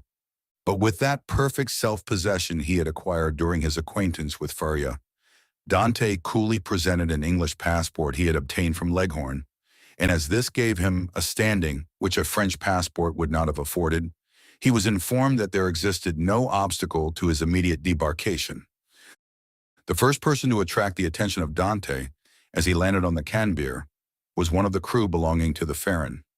Edmond welcomed the meeting with this fellow, who had been one of his own sailors, as a sure means of testing the extent of the change which time had worked in his own appearance. Going straight towards him, he propounded a variety of questions on different subjects, carefully watching the man's countenance as he did so, but not a word or look implied that he had the slightest idea of ever having seen before the person with whom he was then conversing. Giving the sailor a piece of money in return for his civility, Dante proceeded onwards. But ere he had gone many steps, he heard the man loudly calling him to stop. Dante instantly turned to meet him. "I beg your pardon, sir," said the honest fellow in almost breathless haste, "but I believe you made a mistake. You intended to give me a 2-franc piece, and see, you gave me a double Napoleon." "Thank you, my good friend. I see that I have made a trifling mistake, as you say. But by way of rewarding your honesty, I give you another double Napoleon, that you may drink to my health and be able to ask your messmates to join you." So extreme was the surprise of the sailor that he was unable even to thank Edmond, whose receding figure he continued to gaze after in speechless astonishment. "Some nabob from India," was his comment. Dante, meanwhile, went on his way. Each step he trod oppressed his heart with fresh emotion. His first and most indelible recollections were there. Not a tree, not a street that he passed but seemed filled with dear and cherished memories. And thus he proceeded onwards till he arrived at the end of the Rue de Nouailles, from whence a full view of the Allée de Meilhan was obtained. At this spot, so pregnant with fond and filial remembrances, his heart beat almost to bursting, his knees tottered under him, a mist floated over his sight, and had he not clung for support to one of the trees, he would inevitably have fallen to the ground and been crushed beneath the many vehicles continually passing there. Recovering himself, however, he wiped the perspiration from his brows and stopped not again till he found himself at the door of the house in which his father had lived. The nasturtiums and other plants which his father had delighted to train before his window had all disappeared from the upper part of the house. Leaning against the tree, he gazed thoughtfully for a time at the upper stories of the shabby little house. Then he advanced to the door and asked whether there were any rooms to be let. Though answered in the negative, he begged so earnestly to be permitted to visit those on the 5th floor that, in despite of the oft-repeated assurance of the concierge that they were occupied, Dante succeeded in inducing the man to go up to the tenants and ask permission for a gentleman to be allowed to look at them. The tenants of the humble lodging were a young couple who had been scarcely married a week, and seeing them, Dante sighed heavily. Nothing in the 2 small chambers forming the apartments remained as it had been in the time of the elder Dante. The very paper was different. While the articles of antiquated furniture with which the rooms had been filled in Edmond's time had all disappeared, the 4 walls alone remained as he had left them. The bed belonging to the present occupants was placed as the former owner of the chamber had been accustomed to have his, and in spite of his efforts to prevent it, the eyes of Edmond were suffused in tears as he reflected that on that spot the old man had breathed his last, vainly calling for his son. The young couple gazed with astonishment at the sight of their visitor's emotion and wondered to see the large tears silently chasing each other down his otherwise stern and immovable features. But they felt the sacredness of his grief and kindly refrained from questioning him as to its cause, while, with instinctive delicacy, they left him to indulge his sorrow alone. When he withdrew from the scene of his painful recollections, they both accompanied him downstairs, reiterating their hope that he would come again whenever he pleased, and assuring him that their poor dwelling would ever be open to him. As Edmond passed the door on the 4th floor, he paused to inquire whether Caderousse the tailor still dwelt there, but he received for reply that the person in question had got into difficulties, and at the present time kept a small inn on the route from Bellegarde to Beaucaire.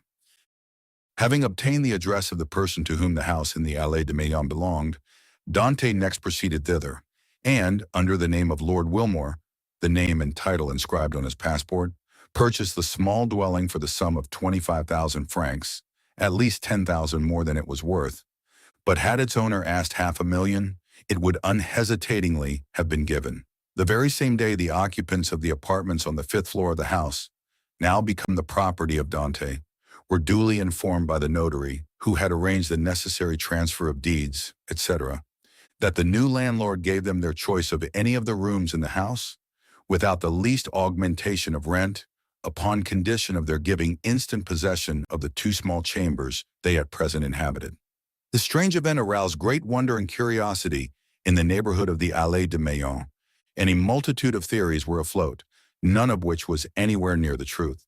But what raised public astonishment to a climax and set all conjecture at defiance was the knowledge that the same stranger who had in the morning visited the Allées de Meillan had been seen in the evening walking in the little village of the Catalans, and afterwards observed to enter a poor fisherman's hut, and to pass more than an hour in inquiring after persons who had either been dead or gone away for more than 15 or 16 years. But on the following day, the family from whom all these particulars had been asked received a handsome present, consisting of an entirely new fishing boat, with 2 seines and a tender. The delighted recipients of these munificent gifts would gladly have poured out their thanks to their generous benefactor, but they had seen him, upon quitting the hut, merely give some orders to a sailor, and then springing lightly on horseback, leave Marseille by the port day. Chapter 26. The Pont du Gard Inn. Such of my readers as have made a pedestrian excursion to the south of France may perchance have noticed, about midway between the town of Beaucaire and the village of Bellegarde, a little nearer to the former than to the latter, a small roadside inn, from the front of which hung, creaking and flapping in the wind, a sheet of tin covered with a grotesque representation of the Pont du Gard. This modern place of entertainment stood on the left-hand side of the post road and backed upon the Rhone. It also boasted of what in Languedoc is styled a garden, consisting of a small plot of ground, on the side opposite to the main entrance reserved for the reception of guests. A few dingy olives and stunted fig trees struggled hard for existence, but their withered, dusty foliage abundantly proved how unequal was the conflict. Between these sickly shrubs grew a scanty supply of garlic, tomatoes, and eschalots, while lone and solitary like a forgotten sentinel, a tall pine raised its melancholy head in one of the corners of this unattractive spot, and displayed its flexible stem and fan-shaped summit, dried and cracked by the fierce heat of the subtropical sun. In the surrounding plain, which more resembled a dusty lake than solid ground, were scattered a few miserable stalks of wheat, the effect, no doubt, of a curious desire on the part of the agriculturists of the country to see whether such a thing as the raising of grain in those parched regions was practicable. Each stalk served as a perch for a grasshopper, which regaled the passers-by through this Egyptian scene with its strident, monotonous note. For about 7 or 8 years, the little tavern had been kept by a man and his wife, with 2 servants, a chambermaid named Trinette, and a hostler called Picot. This small staff was quite equal to all the requirements, for a canal between Beaucaire and Aigues-Mortes had revolutionized transportation by substituting boats for the cart and the stagecoach. And, as though to add to the daily misery which this prosperous canal inflicted on the unfortunate innkeeper, whose utter ruin it was fast accomplishing, it was situated between the Rhone from which it had its source and the post road it had depleted, not 100 steps from the inn, of which we have given a brief but faithful description. The innkeeper himself was a man of from 40 to 55 years of age, tall, strong, and bony, a perfect specimen of the natives of those southern latitudes. He had dark, sparkling, and deep-set eyes, hooked nose, and teeth white as those of a carnivorous animal. His hair, like his beard, which he wore under his chin, was thick and curly, and in spite of his age, but slightly interspersed with a few silvery threads.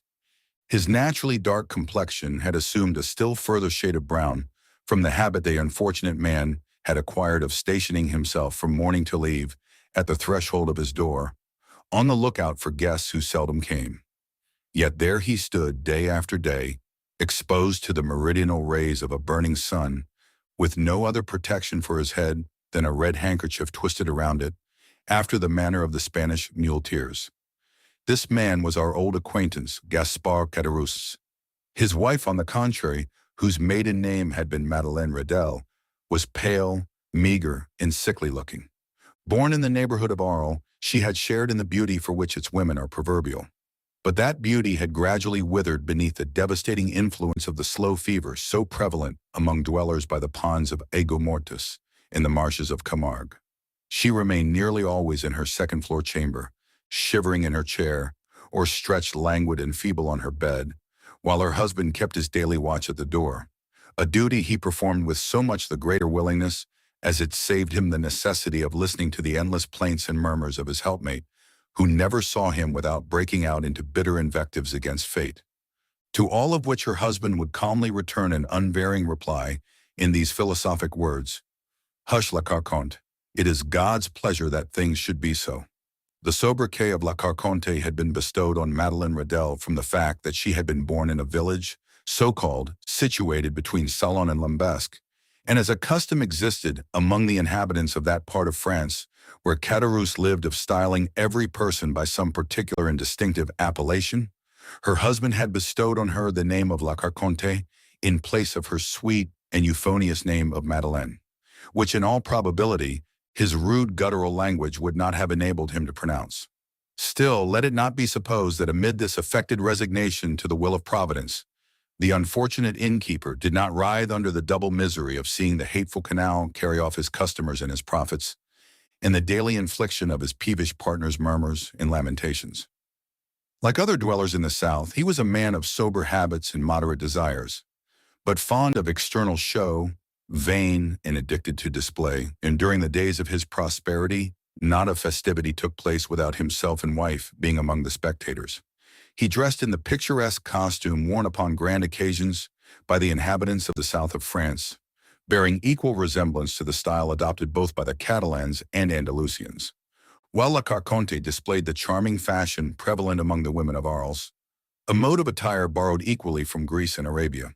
But by degrees, watch chains, necklaces, party-colored scarves, embroidered bodices, velvet vests, elegantly worked stockings, striped gaiters, and silver buckles for the shoes, all disappeared, and Gaspard Caderousse, unable to appear abroad in his pristine splendor, had given up any further participation in the pomps and vanities, both for himself and wife, although a bitter feeling of envious discontent filled his mind, as the sound of mirth and merry music from the joyous revelers reached even the miserable hostelry to which he still clung, more for the shelter than the profit it afforded. Caderousse then was, as usual, at his place of observation before the door, his eyes glancing listlessly from a piece of closely shaven grass, on which some fowls were industriously, though fruitlessly, endeavoring to turn up some grain or insect suited to their palate, to the deserted road which led away to the north and south, when he was aroused by the shrill voice of his wife, and grumbling to himself as he went, he mounted to her chamber, first taking care, however, to set the entrance door wide open, as an invitation to any chance traveler who might be passing. At the moment Caderousse quitted his sentry-like watch before the door, the road on which he so eagerly strained his sight was void and lonely as a desert at midday. There it lay, stretching out into one interminable line of dust and sand, with its sides bordered by tall, meager trees, altogether presenting so uninviting an appearance that no one in his senses could have imagined that any traveler, at liberty to regulate his hours for journeying, would choose to expose himself in such a formidable Sahara. Nevertheless, had Caderousse but retained his post a few minutes longer, he might have caught a dim outline of something approaching from the direction of Bellegarde. As the moving object drew nearer, he would easily have perceived that it consisted of a man and horse, between whom the kindest and most amiable understanding appeared to exist. The horse was of Hungarian breed, and ambled along at an easy pace. His rider was a priest, dressed in black, and wearing a three-cornered hat. In spite of the ardent rays of a noonday sun, the pair came on with a fair degree of rapidity. Having arrived before the Pont de Garde, the horse stopped, but whether for his own pleasure or that of his rider would have been difficult to say. However that might have been, the priest, dismounting, led his steed by the bridle in search of some place to which he could secure him. Availing himself of a handle that projected from a half-fallen door, he tied the animal safely, and having drawn a red cotton handkerchief from his pocket, wiped away the perspiration that streamed from his brow. Then, advancing to the door, struck thrice with the end of his iron-shod stick. At this unusual sound, a huge black dog came rushing to meet the daring assailant of his ordinarily tranquil abode, snarling and displaying his sharp white teeth with a determined hostility that abundantly proved how little he was accustomed to society. At that moment, a heavy footstep was heard descending the wooden staircase that led from the upper floor, and, with many bows and courteous smiles, the host of the Pont du Gard besought his guest to enter. The astonished Caderousse. "Now then, Margotin," cried he, speaking to the dog, "will you be quiet? Pray don't heed him, sir. He only barks, he never bites. I make no doubt a glass of good wine would be acceptable this dreadfully hot day." Then, perceiving for the first time the garb of the traveler he had to entertain, Caderousse hastily exclaimed, "1,000 pardons! I really did not observe whom I had the honor to receive under my poor roof. What would the abbé please to have? What refreshment can I offer? All I have is at his service." "You are welcome, sir, most welcome," repeated the priest. Gazed on the person addressing him with a long and searching gaze. There even seemed a disposition on his part to court a similar scrutiny on the part of the innkeeper. Then, observing in the countenance of the latter no other expression than extreme surprise at his own want of attention to an inquiry so courteously worded, he deemed it as well to terminate this dumb show, and therefore said, speaking with a strong Italian accent, "You are, I presume, Monsieur Caderousse?" "Yes, sir," answered the host, even more surprised at the question than he had been by the silence which had preceded it. "I am Gaspard Caderousse, at Gaspard Caderousse," rejoined the priest. "Yes, Christian and surname are the same. You formerly lived, I believe, in the Allée de Meillan, on the 4th floor?" "I did." "And you follow the business of a tailor?" "True, I was a tailor, till the trade fell off. It is so hot at Marseilles that really I believe that the respectable inhabitants will in time go without any clothing whatever. But talking of heat, is there nothing I can offer you by way of refreshment?" "Yes, let me have a bottle of your best wine, and then, with your permission, we will resume our conversation from where we left off." "As you please, sir," said Caderousse, who, anxious not to lose the present opportunity of finding a customer for one of the few bottles of Cahors still remaining in his possession, hastily raised a trapdoor in the floor of the apartment they were in, which served both as parlor and kitchen.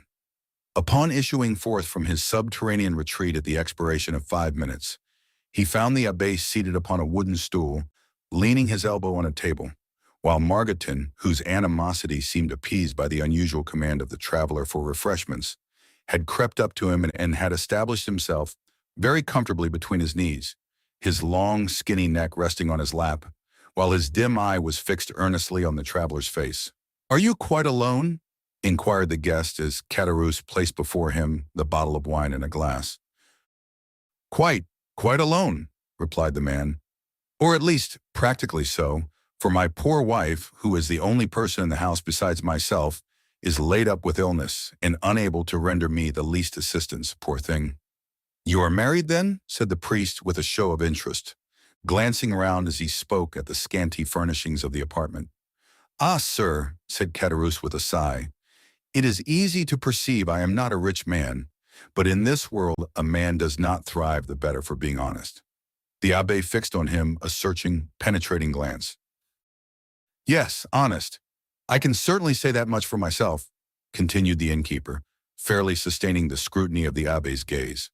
"I can boast with truth of being an honest man, and," continued he significantly, with a hand on his breast and shaking his head, "that is more than everyone can say nowadays."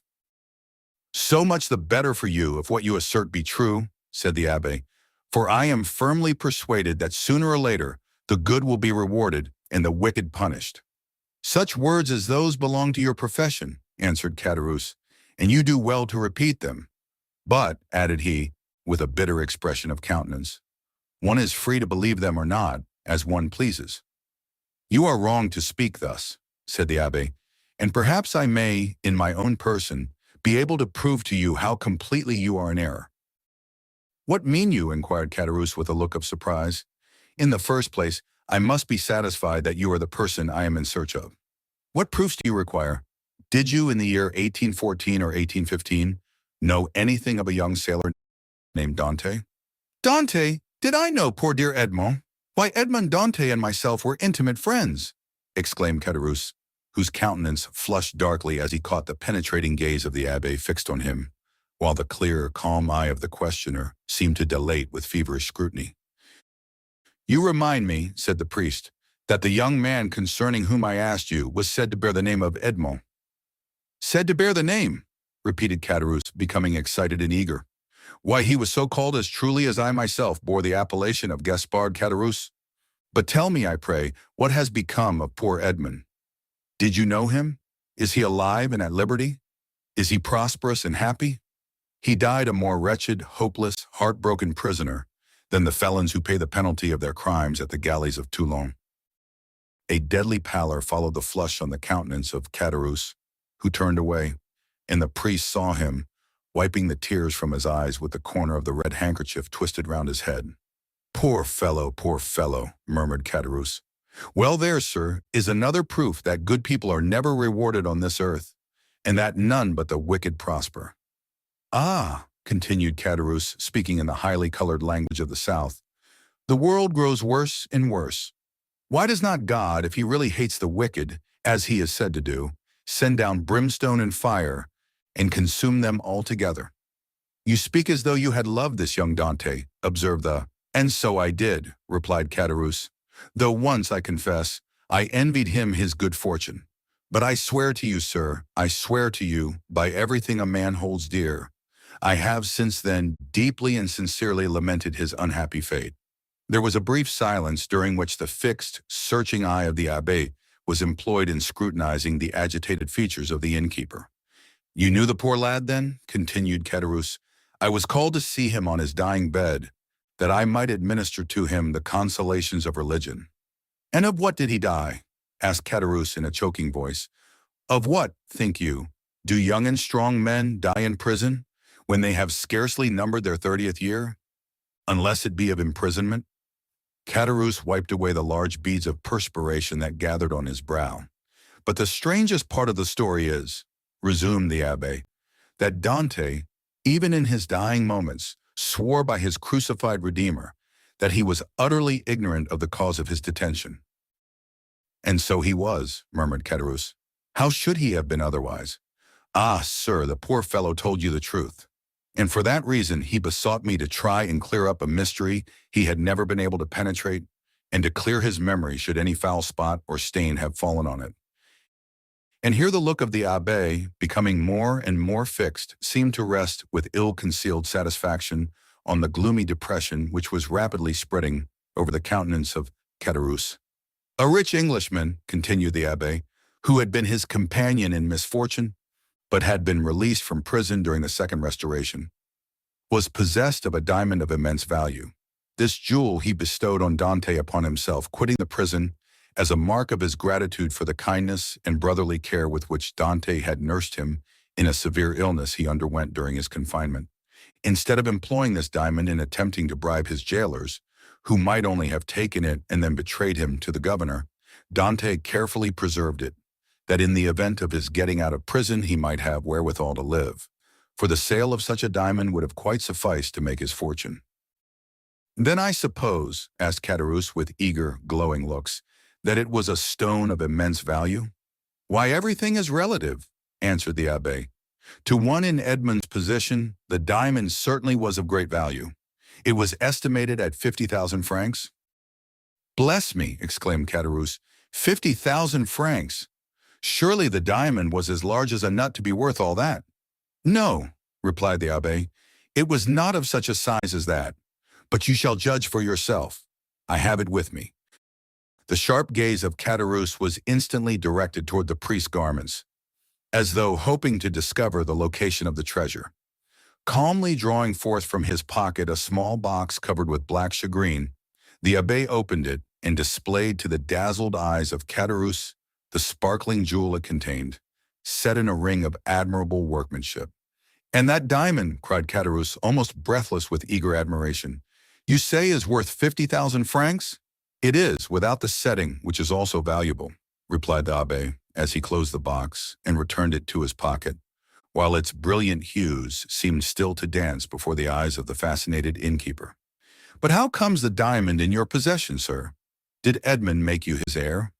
"No, merely his testamentary executor. I once possessed 4 dear and faithful friends, besides the maiden to whom I was betrothed," he said, "and I feel convinced that they have all unfeignedly grieved over my loss. The name of one of the four friends is Caderousse. The innkeeper shivered.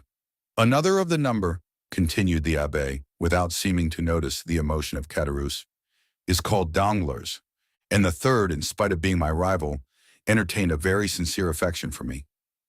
A fiendish smile played over the features of Caderousse, who was about to break in upon the abbé's speech, when the latter, waving his hand, said, "Allow me to finish first, and then if you have any observations to make, you can do so afterwards.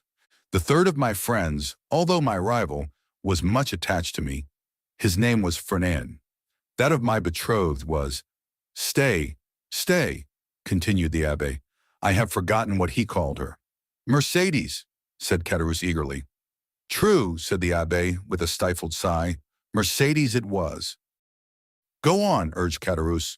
"Bring me a carafe of water," said the abbé. Caderousse quickly performed the stranger's bidding, and after pouring some into a glass and slowly swallowing its contents, the abbé, resuming his usual placidity of manner, said as he placed his empty glass on the table, "Where did we leave off? The name of Edmond's betrothed was Mercédès. To be sure. You will go to Marseille," said Dantès. "For you understand, I repeat his words just as he uttered them. Do you understand?" "Perfectly.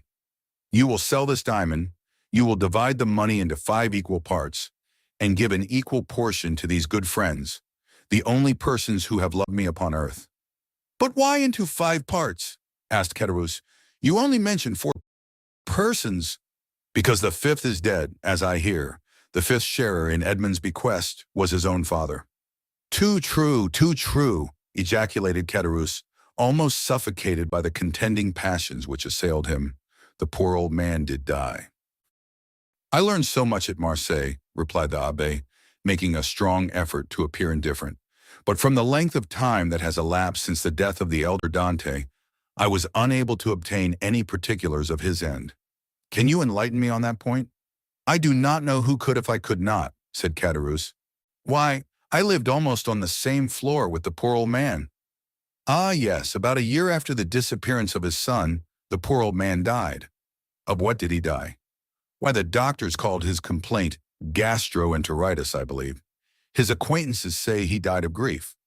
But I, who saw him in his dying moments, I say he died of—" Caderousse paused. "Of what?" asked the priest, anxiously and eagerly. "Why, of downright starvation." "Starvation!" exclaimed the abbé, springing from his seat. "Why, the vilest animals are not suffered to die by such a death as that. The very dogs that wander houseless and homeless in the streets find some pitying hand to cast them a mouthful of bread, and that a man, a Christian, should be allowed to perish of hunger in the midst of other men who call themselves Christians, is too horrible for belief. Oh, it is impossible, utterly impossible." "And you are a fool for having said anything about it," said a voice from the top of the stairs. "Why should you meddle with what does not concern you?" The two men turned quickly and saw the sickly countenance of La Carconte peering between the baluster rails. Attracted by the sound of voices, she had feebly dragged herself down the stairs, and, seated on the lower step, head on knees, she had listened to the foregoing conversation. "Mind your own business, wife," replied Caderousse sharply. "This gentleman asked me for information, which common politeness will not permit me to refuse." "Politeness, you simpleton," retorted La Carconte. "What have you to do with politeness, I should like to know? Better study a little common prudence. How do you know the motives that person may have for trying to extract all he can from you?" "I pledge you my word, madam," said the abbé, "that my intentions are good, and that your husband can incur no risk, provided he answers me candidly." "Ah, that's all very fine," retorted the woman. "Nothing is easier than to begin with fair promises and assurances of nothing to fear. But when poor, silly folks, like my husband there, have been persuaded to tell all they know, the promises and assurances of safety are quickly forgotten. And at some moment when nobody is expecting it, behold, trouble and misery and all sorts of persecutions are heaped on the unfortunate wretches, who cannot even see whence all their afflictions come. Nay, nay, my good woman, make yourself perfectly easy, I beg of you. Whatever evils may befall you, they will not be occasioned by my instrumentality, that I solemnly promise you." La Carconte muttered a few inarticulate words, then let her head again drop upon her knees and went into a fit of ague, leaving the two speakers to resume the conversation, but remaining so as to be able to hear every word they uttered. Again the abbé had been obliged to swallow a draught of water to calm the emotions that threatened to overpower him. When he had sufficiently recovered himself, he said, "It appears, then, that the miserable old man you were telling me of was forsaken by everyone. Surely had not such been the case, he would not have perished by so dreadful a death." "Why, he was not altogether forsaken," continued Caderousse, "for Mercédès the Catalan and Monsieur Morel were very kind to him. But somehow the poor old man had contracted a profound hatred for Fernand, the very person," added Caderousse with a bitter smile, "that you named just now." "And was he not so?" asked the abbé. "Gaspard, Gaspard," murmured the woman from her seat on the stairs. "Mind what you are saying." Caderousse made no reply to these words, though evidently irritated and annoyed by the interruption. But, addressing the abbé, said, "Can a man be faithful to another whose wife he covets and desires for himself?" But Dante was so honorable and true in his own nature that he believed everybody's professions of friendship. Poor Edmond, he was cruelly deceived, but it was fortunate that he never knew, or he might have found it more difficult, when on his deathbed, to pardon his enemies. "And whatever people may say," continued Caderousse in his native language, which was not altogether devoid of rude poetry, "I cannot help being more frightened at the idea of the malediction of the dead than the hatred of the living." "Imbecile!" exclaimed La Carconte. "Do you, then, know in what manner Fernand injured Dante?" inquired the abbé of Caderousse. "Do I? No one better." "Speak out, then. Say what it was." "Gaspard," cried La Carconte, "do as you will. You are master, but if you take my advice, you'll hold your tongue." "Well, wife," replied Caderousse, "I don't know but what you're right." "So you will say nothing?" asked the abbé. "Why, what good would it do?" asked Caderousse. "If the poor lad were living and came to me and begged that I would candidly tell which were his true and which his false friends, why, perhaps I should not hesitate. But you tell me he is no more, and therefore can have nothing to do with hatred or revenge. So let all such feeling be buried with him." "You prefer, then," said the abbé, "that I should bestow on men you say are false and treacherous the reward intended for faithful friendship?" "That is true enough," returned Caderousse. "You say truly the gift of poor Edmond was not meant for such traitors as Fernand and Danglars. Besides, what would it be to them? No more than a drop of water in the ocean." "Remember," chimed in La Carconte, "those two could crush you at a single blow." "How so?" inquired the abbé. "Are these persons, then, so rich and powerful?"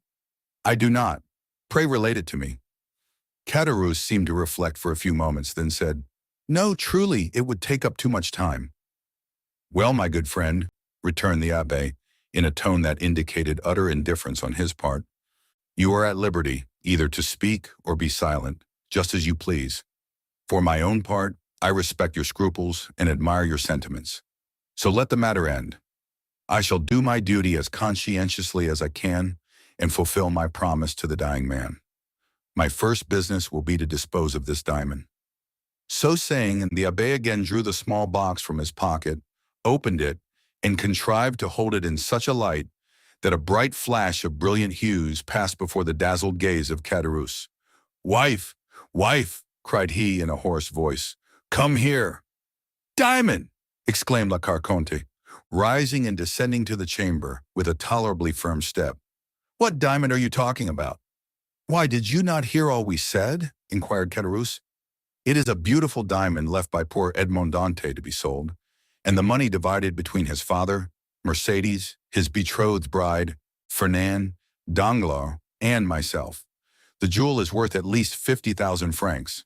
"Oh, what a magnificent jewel!" cried the astonished woman. "The fifth part of the profits from this stone belongs to us, then, does it not?" asked Caderousse.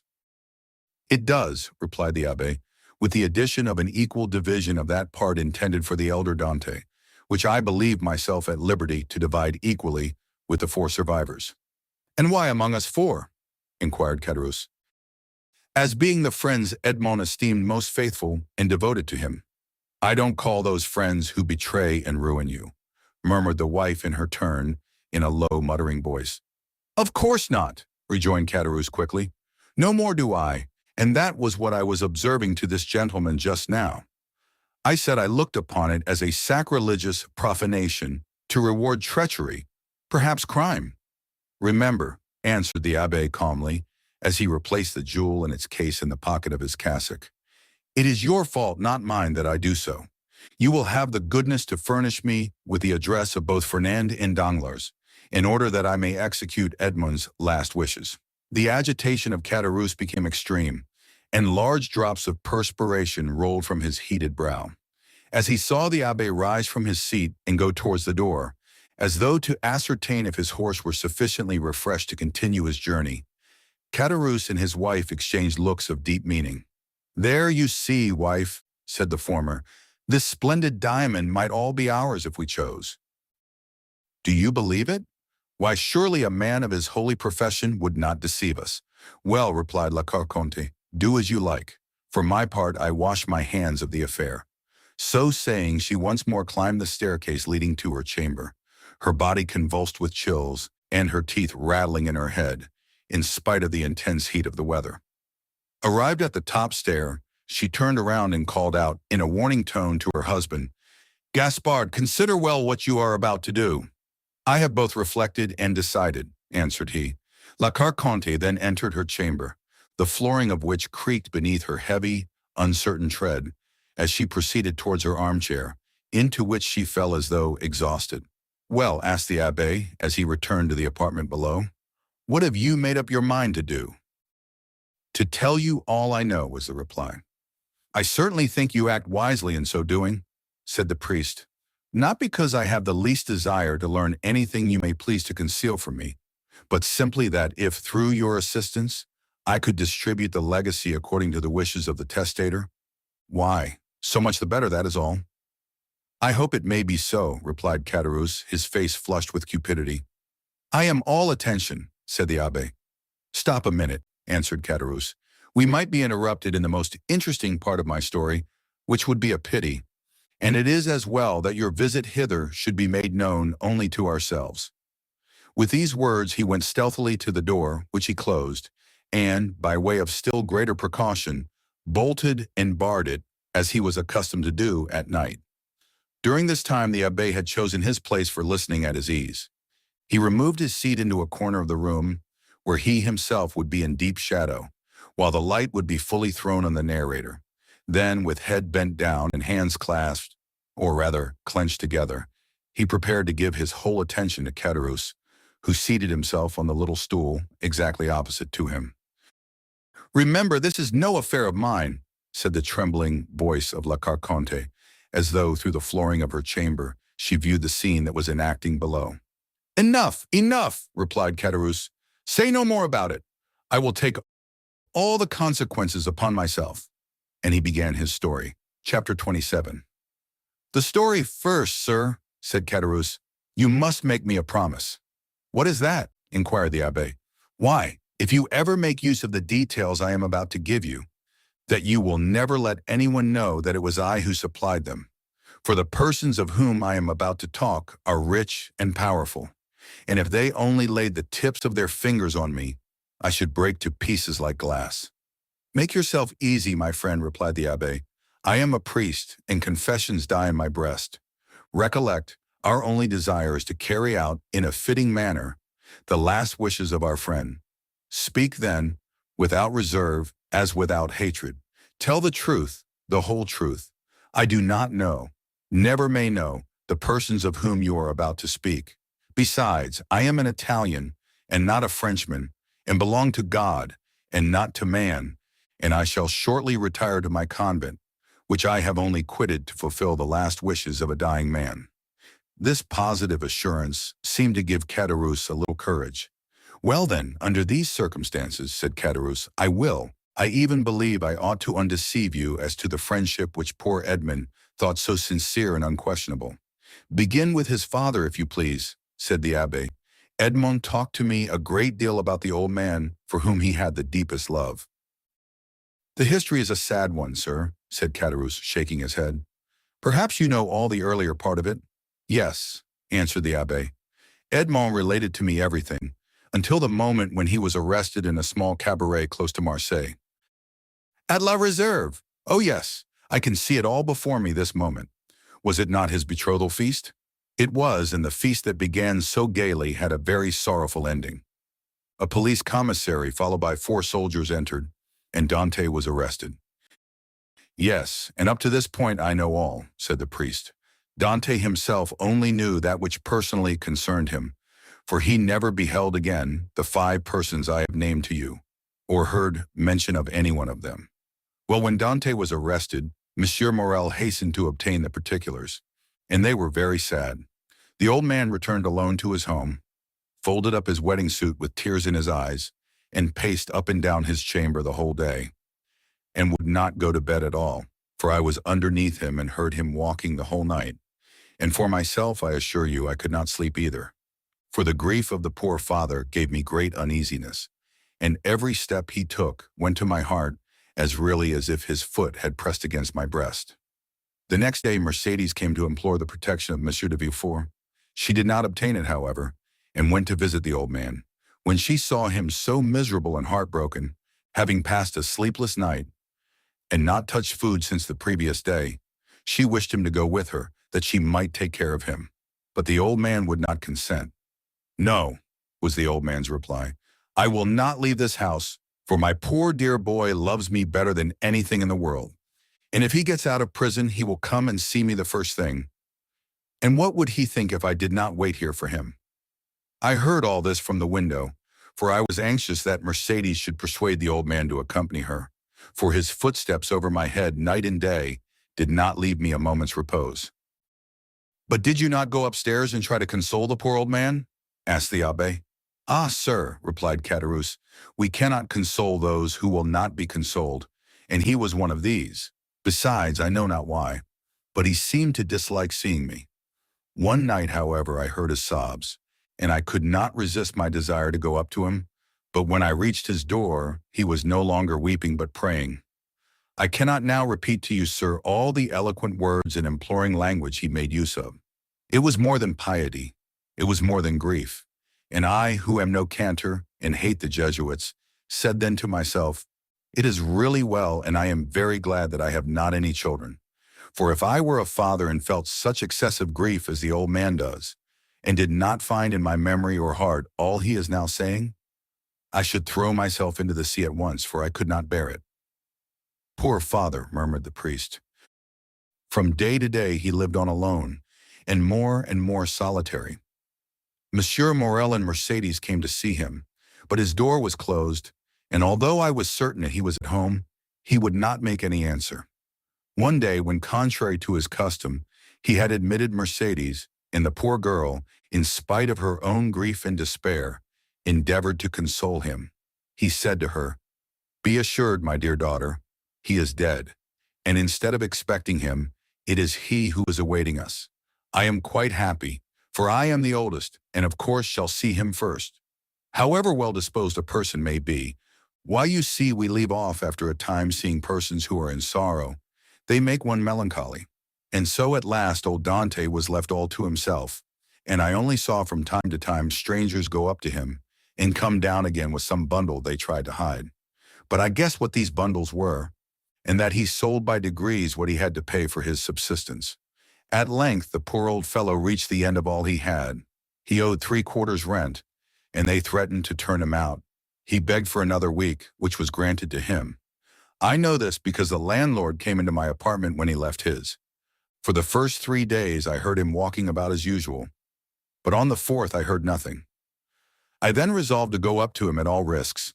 The door was closed, but I looked through the keyhole and saw him so pale and haggard that, believing him very ill, I went and told Monsieur Morel, and then ran on to Mercédès.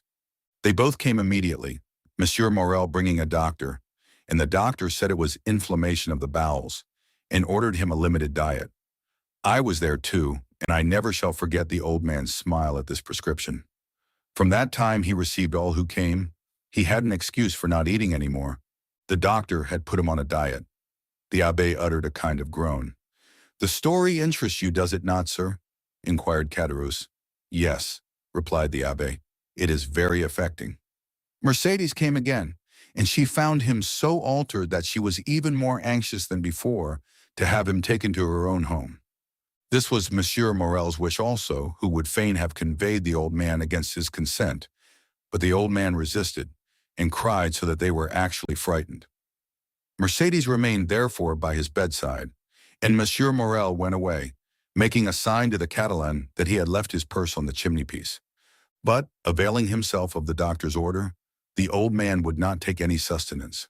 At length, after 9 days of despair and fasting, the old man died, cursing those who had caused his misery, and saying to Mercédès, "If you ever see my Edmond again, tell him I die blessing him."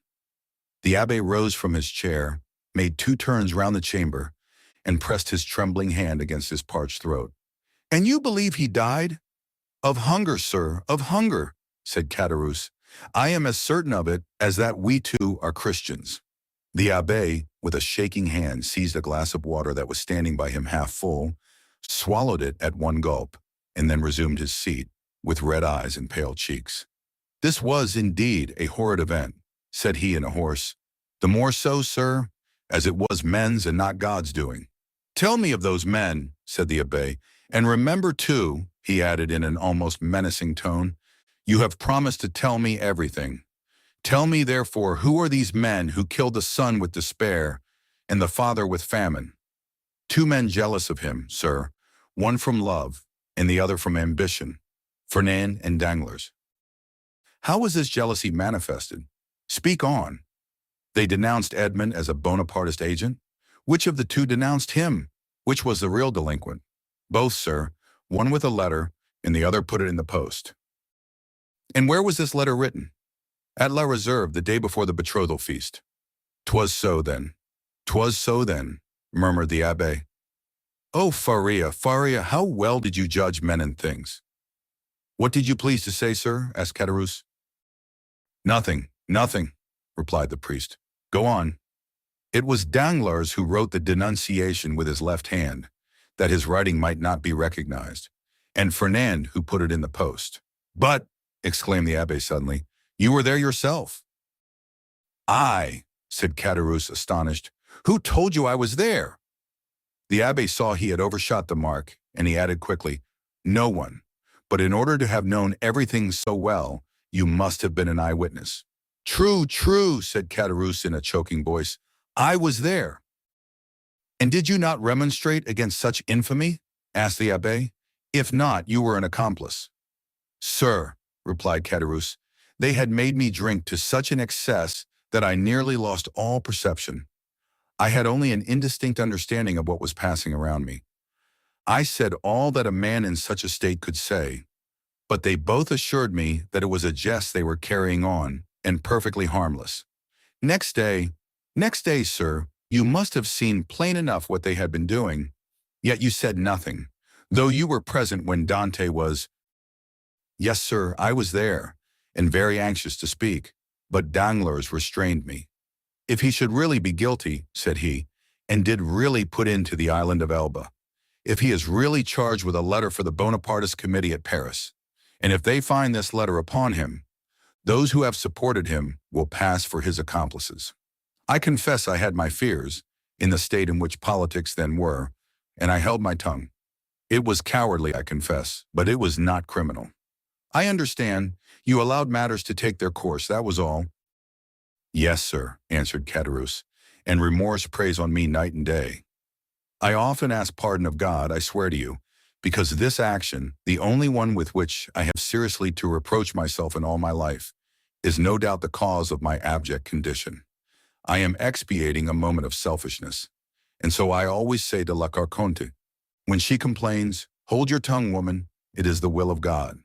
And Caderousse bowed his head with every sign of real repentance. "Well, sir," said the abbé, "you have spoken unreservedly, and thus to accuse yourself is to deserve pardon. Unfortunately, Edmond is dead, and has not pardoned me."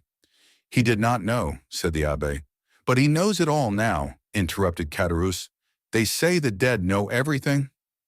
There was a brief silence. The abbé rose and paced up and down pensively, and then resumed his seat. "You have 2 or 3 times mentioned a Monsieur Morel," he said. "Who was he?" "The owner of the Pharaon and patron of Dante." "And what part did he play in this sad drama?" inquired the abbé. "The part of an honest man, full of courage and real regard. 20 times he interceded for Edmond. When the emperor returned, he wrote, implored, threatened, and so energetically that on the second restoration he was persecuted as a Bonapartist. 10 times, as I told you, he came to see Dante's father and offered to receive him in his own house. And the night or 2 before his death, as I have already said, he left his purse on the mantelpiece with which they paid the old man's debts, and buried him decently. And so Edmond's father died, as he had lived, without doing harm to anyone. I have the purse still by me, a large one made of red silk." "And," asked the abbé, "is Monsieur Morel still alive?" "Yes," replied Caderousse. Caderousse smiled bitterly. "Yes, happy as myself," said he. "What? Monsieur Morel unhappy?" exclaimed the abbé. "He is reduced almost to the last extremity. Nay, he is almost at the point of dishonor." "How?" "Yes," continued Caderousse, "so it is.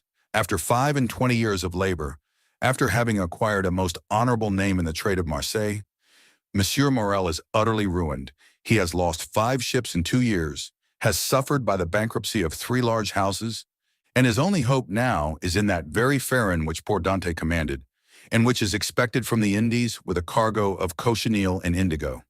If this ship founders, like the others, he is a ruined man." "And has the unfortunate man wife or children?" inquired the abbé. "Yes, he has a wife, who through everything has behaved like an angel. He has a daughter who was about to marry the man she loved, but whose family now will not allow him to wed the daughter of a ruined man. He has besides a son, a lieutenant in the army. And as you may suppose, all this, instead of lessening, only augments his sorrows. If he were alone in the world, he would blow out his brains, and there would be an end." "Horrible!" ejaculated the priest. "And it is thus heaven recompenses virtue, sir," added Caderousse. "You see, I, who never did a bad action but that I have told you of, am in destitution, with my poor wife dying of fever before my very eyes, and I unable to do anything in the world for her. I shall die of hunger as old Dante did, while Fernand and Danglars are rolling in wealth." "How is that?" "Because their deeds have brought them good fortune, while honest men have been reduced to misery. What has become of Danglars, the instigator, and therefore the most guilty? What has become of him? Why, he left Marseille and was taken on the recommendation of Monsieur Morel, who did not know his crime, as cashier into a Spanish bank. During the war with Spain, he was employed in the commissariat of the French army and made a fortune. Then with that money he speculated in the funds and trebled or quadrupled his capital. And having first married his banker's daughter, who left him a widower, he has married a second time, a widow of Madame de Nargonne, daughter of Monsieur de Servieux, the king's chamberlain, who is in high favor at court. He is a millionaire, and they have made him a baron. And now he is the Baron Danglars, with a fine residence in the Rue de Mont Blanc, with 10 horses in his stables, 6 footmen in his antechamber, and I know not how many millions in his strong box." "Ah," said the abbé in a peculiar tone, "he is happy." "Happy? Who can answer for that?" "Happiness or unhappiness is the secret known but to oneself and the walls. Walls have ears but no tongue. But if a large fortune produces happiness, Danglars is happy. And Fernand? Fernand, why, much the same story. But how could a poor Catalan fisher boy, without education or resources, make a fortune? I confess this staggers me. And it has staggered everybody. There must have been in his life some strange secret that no one knows. But then, by what visible steps has he attained this high fortune or high position? Both, sir. He has both fortune and position. Both. This must be impossible. It would seem so, but listen, and you will understand. Some days before the return of the emperor, Fernand was drafted. The Bourbons left him quietly enough at the Catalans, but Napoleon returned. A special levy was made, and Fernand was compelled to join. I went too, but as I was older than Fernand and had just married my poor wife, I was only sent to the coast. Fernand was enrolled in the active troop, went to the frontier with his regiment, and was at the Battle of Ligny. The night after that battle, he was sentry at the door of a general who carried on a secret correspondence with the enemy. That same night, the general was to go over to the English. He proposed to Fernand to accompany him. Fernand agreed to do so, deserted his post, and followed the general. Fernand would have been court-martialed if Napoleon had remained on the throne, but his action was rewarded by the Bourbons. He returned to France with the epaulet of sub-lieutenant, and as the protection of the general, who was in the highest favor, was accorded to him, he was a captain in 1823, during the Spanish War, that is to say at the time when Danglars made his early speculations. Fernand was a Spaniard, and being sent to Spain to ascertain the feeling of his fellow countrymen, found Danglars there, got on very intimate terms with him, won over the support of the royalists at the capital and in the provinces, received promises and made pledges on his own part, guided his regiment by paths known to himself alone through the mountain gorges which were held by the royalists, and in fact rendered such services in this brief campaign that, after the taking of Trocadero, he was made colonel, and received the title of count and the cross of an officer of the Legion of Honor. "Destiny! Destiny!" murmured the abbé. Yes, but listen, this was not all. The war with Spain being ended, Fernand's career was checked by the long peace which seemed likely to endure throughout Europe. Greece only had risen against Turkey and had begun her war of independence. All eyes were turned towards Athens. It was the fashion to pity and support the Greeks. The French government, without protecting them openly, as you know, gave countenance to volunteer assistance. Fernand sought and obtained leave to go and serve in Greece, still having his name kept on the army roll. Sometime after, it was stated that the Comte de Morcerf, this was the name he bore, had entered the service of Ali Pasha with the rank of instructor general. Ali Pasha was killed, as you know, but before he died, he recompensed the services of Fernand by leaving him a considerable sum, with which he returned to France, when he was gazetted lieutenant general. "So that now?" inquired the abbé. "So that now," continued Caderousse, "he owns a magnificent house, number 27, Rue du Helder, Paris." The abbé opened his mouth, hesitated for a moment, then making an effort at self-control, he said, "And Mercédès, they tell me that she has disappeared?" "Disappeared," said Caderousse. "Yes, as the sun disappears, to rise the next day with still more splendor." "Has she made a fortune also?" inquired the abbé, with an ironical smile. "Mercédès is at this moment one of the greatest ladies in Paris," replied Caderousse. "Go on," said the abbé. "It seems as if I were listening to the story of a dream, but I have seen things so extraordinary that what you tell me seems less astonishing than it otherwise might." Mercédès was at first in the deepest despair at the blow which deprived her of Edmond. I have told you of her attempts to propitiate Monsieur de Villefort, her devotion to the elder Dante. In the midst of her despair, a new affliction overtook her. This was the departure of Fernand, whose crime she did not know, and whom she regarded as her brother. Fernand went, and Mercédès remained alone. 3 months passed, and still she wept. No news of Edmond, no news of Fernand, no companionship save that of an old man who was dying with despair. One evening, and after a day of accustomed vigil at the angle of 2 roads leading to Marseille from the Catalans, she returned to her home more depressed than ever. Suddenly she heard a step she knew, turned anxiously around, the door opened, and Fernand, dressed in the uniform of a sub-lieutenant, stood before her. It was not the one she wished for most, but it seemed as if a part of her past life had returned to her. Mercédès seized Fernand's hands with a transport which he took for love, but which was only joy at being no longer alone in the world, and seeing at last a friend after long hours of solitary sorrow. And then it must be confessed, Fernand had never been hated. He was only not precisely loved. Another possessed all Mercédès' heart. That other was absent, had disappeared, perhaps was dead. At this last thought, Mercédès burst into a flood of tears and wrung her hands in agony, but the thought, which she had always repelled before when it was suggested to her by another, came now in full force upon her mind. And then, too, old Dante incessantly said to her, "Our Edmond is dead. If he were not, he would return to us." The old man died, as I have told you. Had he lived, Mercédès, perchance, had not become the wife of another, for he would have been there to reproach her infidelity. Fernand saw this, and when he learned of the old man's death, he returned. He was now a lieutenant. At his first coming, he had not said a word of love to Mercédès. At the second, he reminded her that he loved her. Mercédès begged for 6 months more in which to await and mourn for Edmond. "So that," said the abbé, with a bitter smile, "that makes 18 months in all. What more could the most devoted lover desire?" Then he murmured the words of the English poet, "Frailty, thy name is woman."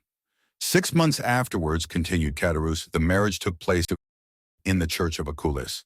"The very church in which she was to have married Edmond," murmured the priest. "There was only a change of bridegrooms." "Well, Mercédès was married," proceeded Caderousse, "but although in the eyes of the world she appeared calm, she nearly fainted as she passed La Réserve, where, 18 months before, the betrothal had been celebrated with him, whom she might have known she still loved, had she looked to the bottom of her heart. Fernand more happy, but not more at his ease, for I saw at this time he was in constant dread of Edmond's return. Fernand was very anxious to get his wife away, and to depart himself. There were too many unpleasant possibilities associated with the Catalans, and 8 days after the wedding, they left Marseille. Yes, during the Spanish War, at Perpignan, where Fernand had left her. She was attending to the education of her son. The abbé started. "Her son?" said he. "Yes," replied Caderousse, "little Albert." "But then to be able to instruct her child," continued the abbé, "she must have received an education herself. I understood from Edmond that she was the daughter of a simple fisherman, beautiful but uneducated." "Oh," replied Caderousse, "did he know so little of his lovely betrothed? Mercédès might have been a queen, sir, if the crown were to be placed on the heads of the loveliest and most intelligent. Fernand's fortune was already waxing great, and she developed with his growing fortune. She learned drawing, music, everything. Besides, I believe between ourselves she did this in order to distract her mind, that she might forget, and she only filled her head in order to alleviate the weight on her heart. But now her position in life is assured," continued Caderousse. "No doubt fortune and honors have comforted her. She is rich, a countess, and yet—" Caderousse paused. "And yet what?" asked the abbé. "Yet I am sure she is not happy," said Caderousse. "What makes you believe this?" "Why, when I found myself utterly destitute, I thought my old friends would, perhaps, assist me. So I went to Danglars, who would not even receive me. I called on Fernand, who sent me 100 francs by his valet de chambre." "Then you did not see either of them?" "No, but Madame de Morcerf saw me." "How was that?" "As I went away, a purse fell at my feet. It contained 25 louis. I raised my head quickly and saw Mercédès, who at once shut the blind." "And Monsieur de Villefort?" asked the abbé. "Oh, he never was a friend of mine. I did not know him, and I had nothing to ask of him. Do you not know what became of him, and the share he had in Edmond's?" "No, I only know that some time after Edmond's arrest, he married Mademoiselle de Saint-Méran, and soon after left Marseille. No doubt he has been as lucky as the rest. No doubt he is as rich as Danglars, as high in station as Fernand. I only, as you see, have remained poor, wretched, and forgotten." "You are mistaken, my friend," replied the abbé. "God may seem sometimes to forget for a time, while his justice reposes. But there always comes a moment when he remembers, and behold, a proof." As he spoke, the abbé took the diamond from his pocket, and giving it to Caderousse, said, "Here, my friend, take this diamond. It is yours." "What, for me only?" cried Caderousse. "Ah, sir, do not jest with me. This diamond was to have been shared among his friends. Edmond had one friend only, and thus it cannot be divided. Take the diamond, then, and sell it. It is worth 50,000 francs, and I repeat my wish that this sum may suffice to release you from your wretchedness." "Oh, sir," said Caderousse, putting out one hand timidly, and with the other wiping away the perspiration which bedewed his brow. "Oh, sir, do not make a jest of the happiness or despair of a man. I know what happiness and what despair are, and I never make a jest of such feelings. Take it then, but in exchange—" Caderousse, who touched the diamond, withdrew his hand. The abbé smiled. "In exchange," he continued, "give me the red silk purse that Monsieur Morel left on old Dantès' chimney-piece, and which you tell me is still in your hands."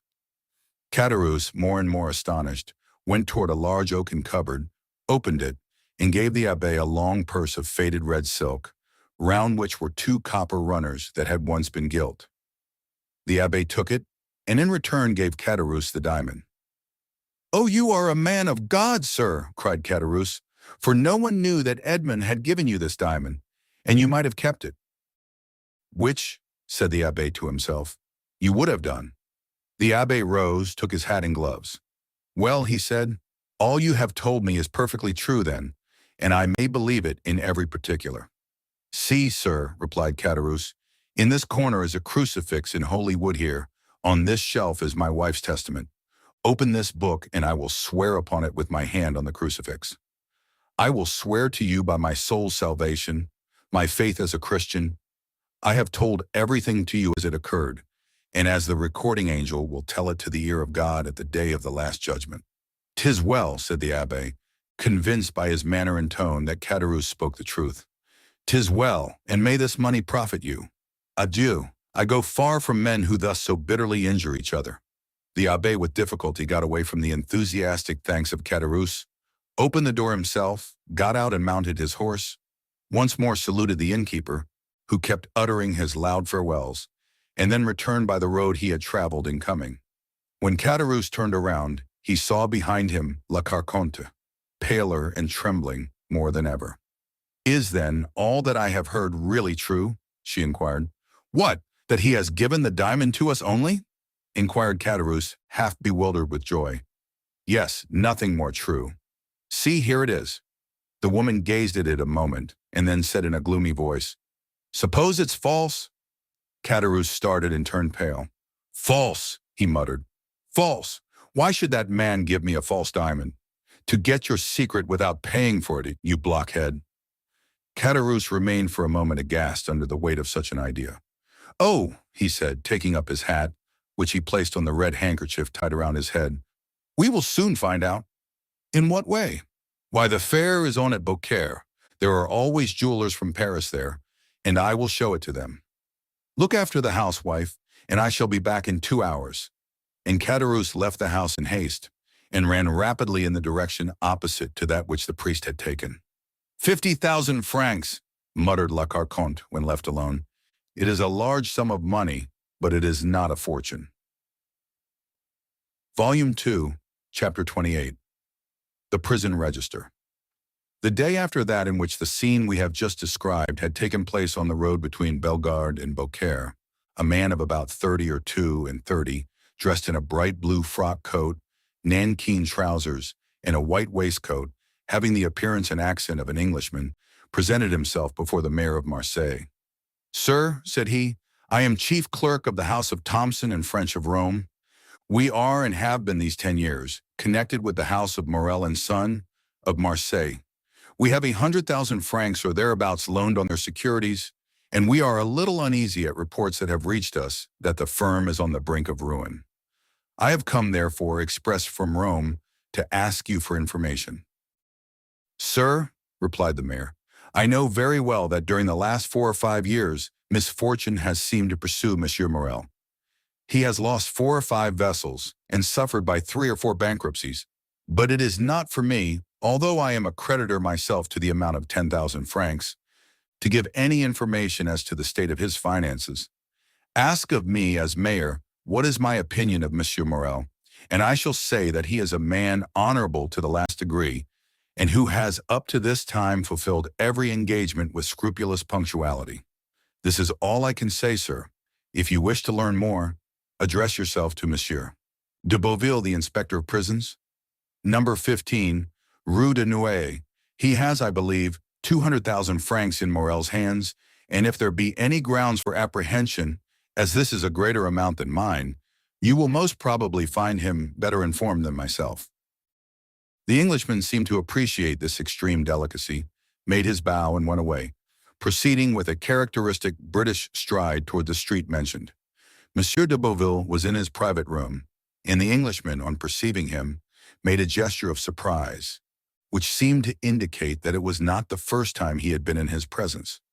As to Monsieur de Beauville, he was in such a state of despair that it was evident all the faculties of his mind, absorbed in the thought which occupied him at the moment, did not allow either his memory or his imagination to stray to the past. The Englishman, with the coolness of his nation, addressed him in terms nearly similar to those with which he had accosted the mayor of Marseille. "Oh, sir," exclaimed Monsieur de Beauville, "your fears are unfortunately but too well-founded, and you see before you a man in despair. I had 200,000 francs placed in the hands of Morel and Son. These 200,000 francs were the dowry of my daughter, who was to be married in a fortnight, and these 200,000 francs were payable half on the 15th of this month, and the other half on the 15th of next month. I had informed Monsieur Morel of my desire to have these payments punctually, and he has been here within the last half hour to tell me that if his ship, the Pharaon, did not come into port on the 15th, he would be wholly unable to make this payment." "But," said the Englishman, "this looks very much like a suspension of payment." "It looks more like bankruptcy," exclaimed Monsieur de Beauville despairingly. The Englishman appeared to reflect a moment, and then said, "From which it would appear, sir, that this credit inspires you with considerable apprehension. To tell you the truth, I consider it lost." "Well then, I will buy it of you." "You?" "Yes, I. But at a tremendous discount, of course." "No, for 200,000 francs. Our house," added the Englishman with a laugh, "does not do things in that way." "And you will pay—" "Ready money." And the Englishman drew from his pocket a bundle of banknotes, which might have been twice the sum Monsieur de Beauville feared to lose. A ray of joy passed across Monsieur de Beauville's countenance, yet he made an effort at self-control and said, "Sir, I ought to tell you that, in all probability, you will not realize 6% of this sum." "That's no affair of mine," replied the Englishman. "That is the affair of the House of Thomson and French, in whose name I act. They have, perhaps, some motive to serve in hastening the ruin of a rival firm. But all I know, sir, is that I am ready to hand you over this sum in exchange for your assignment of the debt. I only ask a brokerage." "Of course, that is perfectly just," cried Monsieur de Beauville. "The commission is usually 1.5. Will you have 2, 3, 5%, or even more? Whatever you say." "Sir," replied the Englishman, laughing, "I am like my house, and do not do such things. No, the commission I ask is quite different." "Name it, sir, I beg." "You are the inspector of prisons?" "I have been so these 14 years." "You keep the registers of entries and departures?" "I do." "To these registers there are added notes relative to the prisoners?" "There are special reports on every prisoner." "Well, sir, I was educated at Rome by a poor devil of an abbé who disappeared suddenly. I have since learned that he was confined in the Château d'If, and I should like to learn some particulars of his death." "What was his name?" "The Abbé Faria." "Oh, I recollect him perfectly," cried Monsieur de Beauville. "He was crazy." "So they said." "Oh, he was, decidedly." "Very possibly. But what sort of madness was it?" "He pretended to know of an immense treasure, and offered vast sums to the government if they would liberate him." "Poor devil! And he is dead?" "Yes, sir. 5 or 6 months ago. Last February." "You have a good memory, sir, to recollect dates so well." "I recollect this, because the poor devil's death was accompanied by a singular incident." "May I ask what that was?" said the Englishman, with an expression of curiosity, which a close observer would have been astonished at discovering in his phlegmatic countenance. "Oh dear, yes, sir. The abbé's dungeon was 40 or 50 feet distant from that of one of Bonaparte's emissaries, one of those who had contributed the most to the return of the usurper in 1815, a very resolute and very dangerous man." "Indeed," said the Englishman. "Yes," replied Monsieur de Beauville. "I myself had occasion to see this man in 1816 or 1817, and we could only go into his dungeon with a file of soldiers. That man made a deep impression on me. I shall never forget his countenance." The Englishman smiled imperceptibly. "And you say, sir," he interposed, "that the two dungeons were separated by a distance of 50 feet, but it appears that this Edmond Dantès, this dangerous man's name was Edmond Dantès. It appears, sir, that this Edmond Dantès had procured tools or made them, for they found a tunnel through which the prisoners held communication with one another." "No doubt, but unfortunately for the prisoners, the Abbé Faria had an an attack of catalepsy and died. That must have cut short the projects of escape. For the dead man, yes, replied Monsieur de Beauville, but not for the survivor. On the contrary, this Dante saw a means of accelerating his escape. He no doubt thought that prisoners who died in the Château d'Ave were interred in an ordinary burial ground, and he conveyed the dead man into his own cell, took his place in the sack in which they had sewed up the corpse, and awaited the moment of interment. It was a bold step, and one that showed some courage, remarked the Englishman. As I have already told you, sir, he was a very dangerous man, and fortunately, by his own act, disembarrassed the government of the fears it had on his account. How was that? How? Do you not comprehend? No.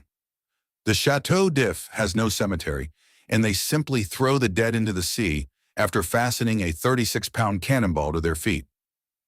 Well, observed the Englishman, as if he were slow of comprehension. Well, they fastened a 36-pound ball to his feet and threw him into the sea. Really? Exclaimed the Englishman. Yes, sir, continued the inspector of prisons.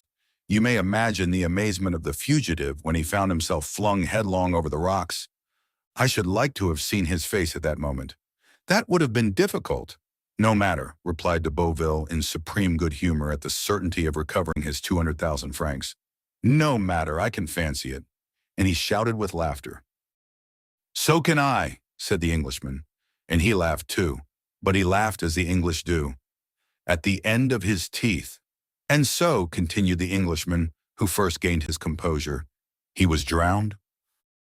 So that the governor got rid of the dangerous and the crazy prisoner at the same time? Precisely. But some official document was drawn up as to this affair, I suppose?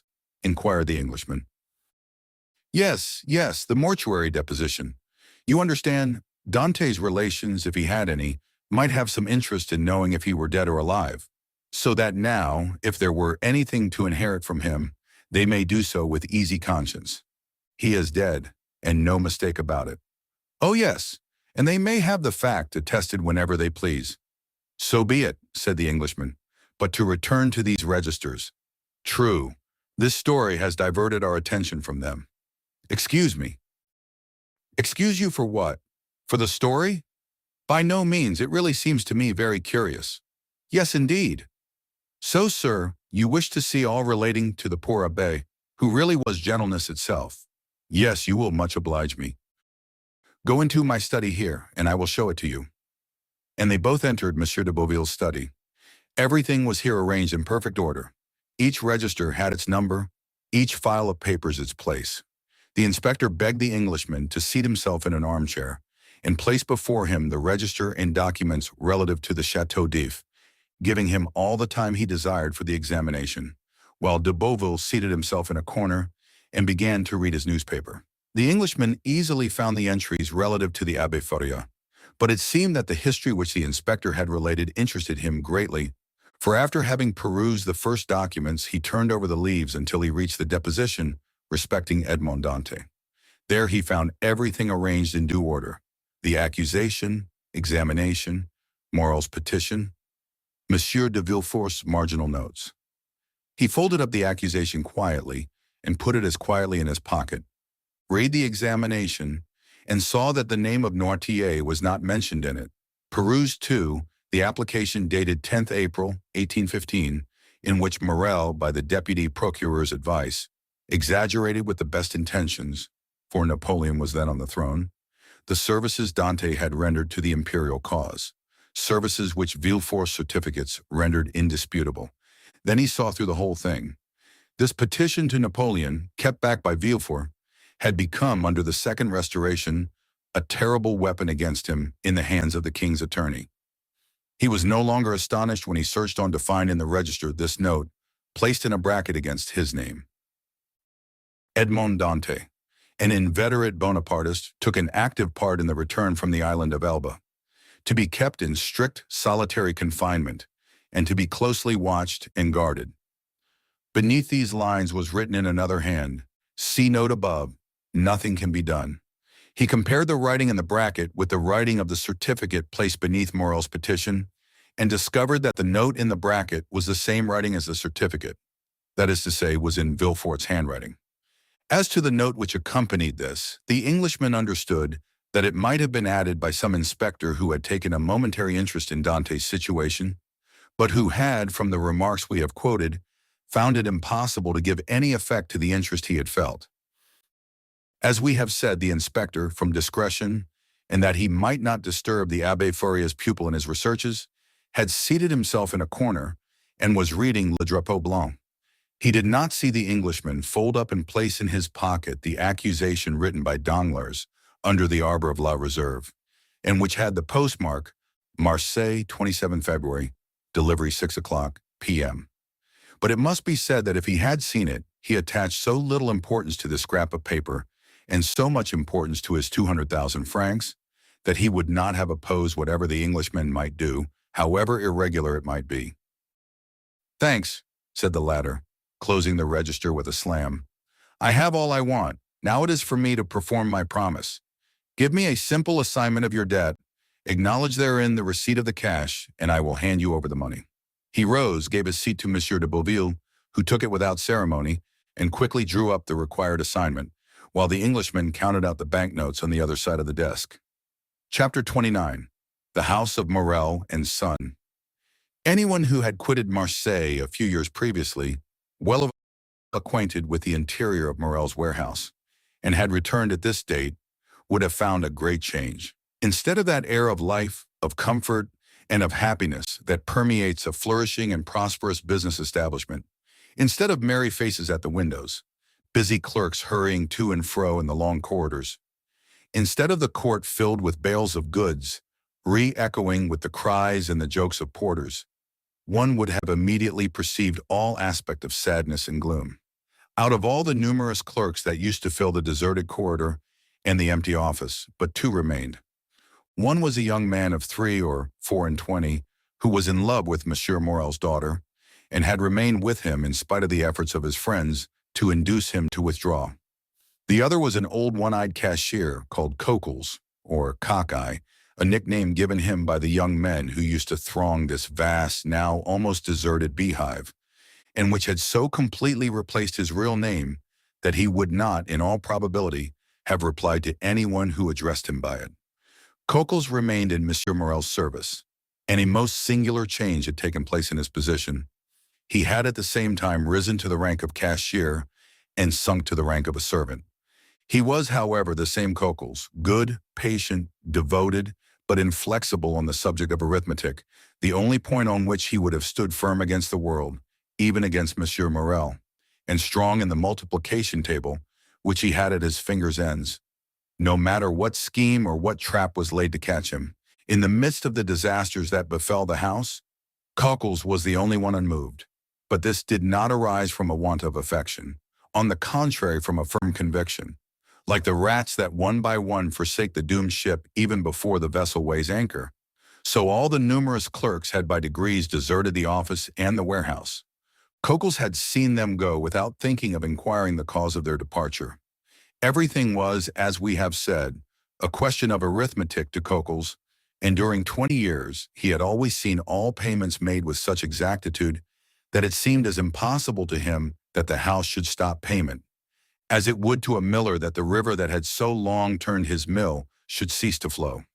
Nothing had as yet occurred to shake Coquels's belief. The last month's payment had been made with the most scrupulous exactitude.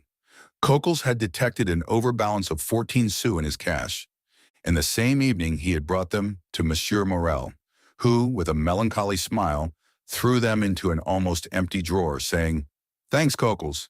You are the pearl of cashiers." Coquels went away perfectly happy, for this eulogium of Monsieur Morel, himself the pearl of the honest men of Marseille, flattered him more than a present of 50 crowns. But since the end of the month, Monsieur Morel had passed many an anxious hour. In order to meet the payments then due, he had collected all his resources, and, fearing lest the report of his distress should get bruited abroad at Marseille, when he was known to be reduced to such an extremity, he went to the Beaucaire fair to sell his wife's and daughter's jewels and a portion of his plate. By this means the end of the month was past, but his resources were now exhausted. Credit, owing to the reports afloat, was no longer to be had, and to meet the 100,000 francs due on the 10th of the present month, and the 100,000 francs due on the 15th of the next month to Monsieur de Beauville. Monsieur Morel had, in reality, no hope but the return of the Pharaon, of whose departure he had learnt from a vessel which had weighed anchor at the same time, and which had already arrived in harbor. But this vessel, which like the Pharaon came from Calcutta, had been in for a fortnight while no intelligence had been received of the Pharaon. Such was the state of affairs when, the day after his interview with Monsieur de Beauville, the confidential clerk of the house of Thomson and French of Rome presented himself at Monsieur Morel's. Emmanuel received him. This young man was alarmed by the appearance of every new face, for every new face might be that of a new creditor, come in anxiety to question the head of the house.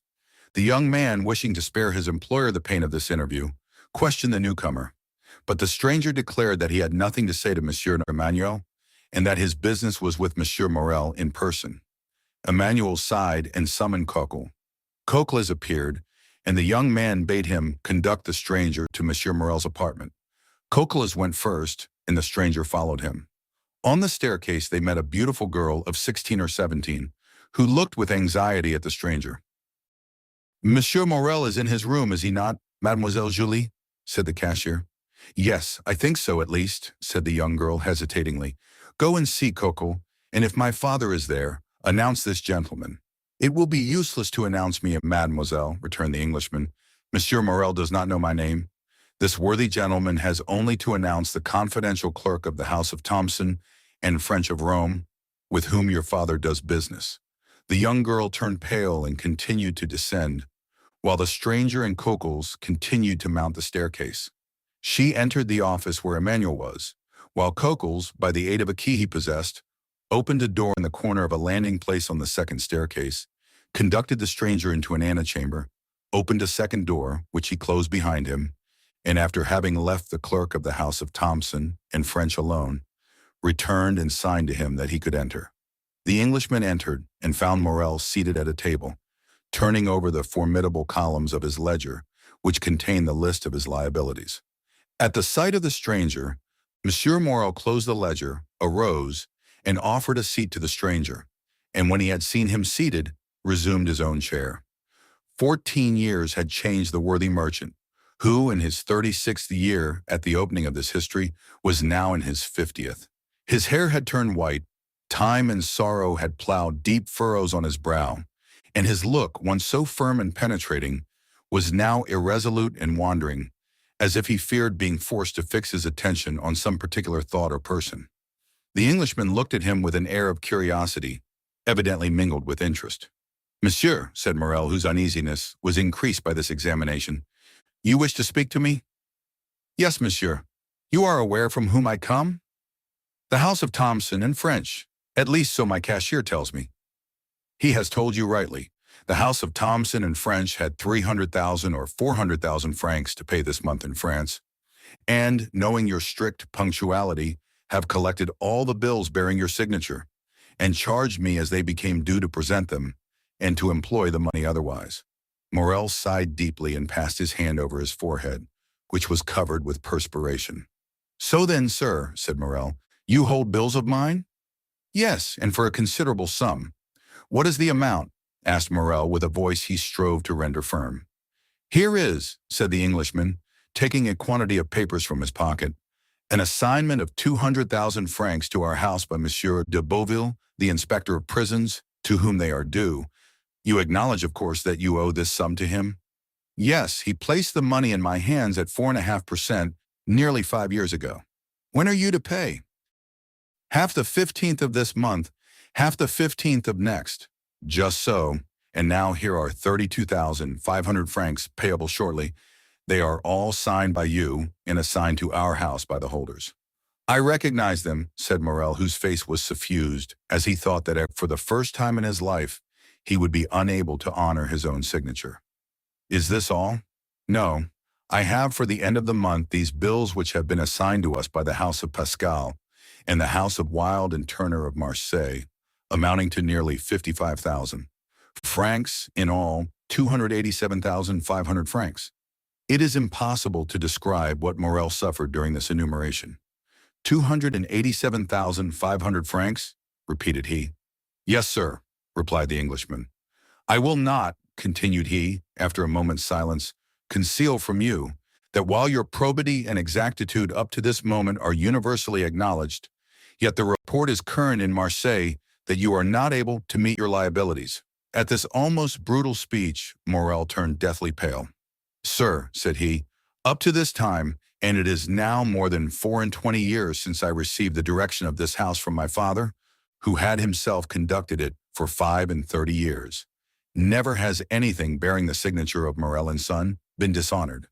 I know that, replied the Englishman, but as a man of honor should answer another, tell me fairly, shall you pay these with the same punctuality? Morel shuddered and looked at the man, who spoke with more assurance than he had hitherto shown.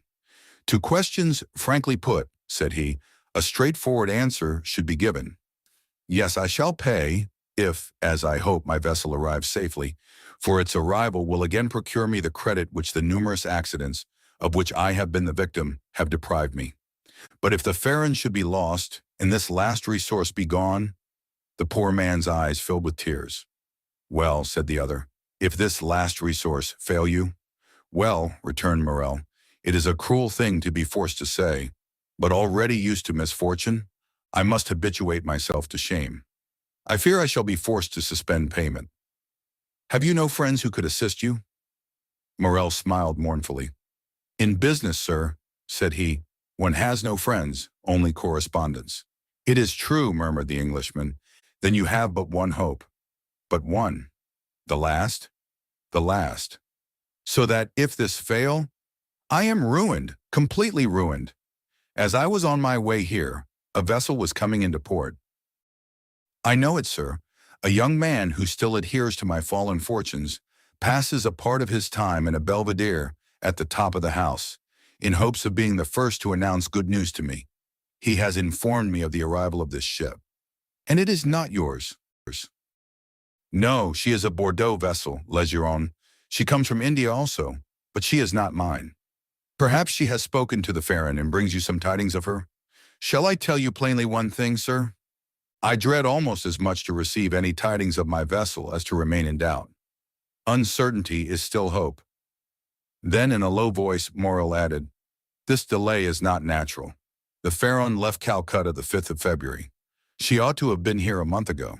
What is that? Said the Englishman. What is the meaning of that noise? Oh, oh, cried Morel, turning pale. What is it? A loud noise was heard on the stairs of people moving hastily, and half-stifled sobs. Morel rose and advanced to the door, but his strength failed him and he sank into a chair. The two men remained opposite one another, Morel trembling in every limb, the stranger gazing at him with an air of profound pity. The noise had ceased, but it seemed that Morel expected something. Something had occasioned the noise, and something must follow. The stranger fancied he heard footsteps on the stairs, and that the footsteps, which were those of several persons,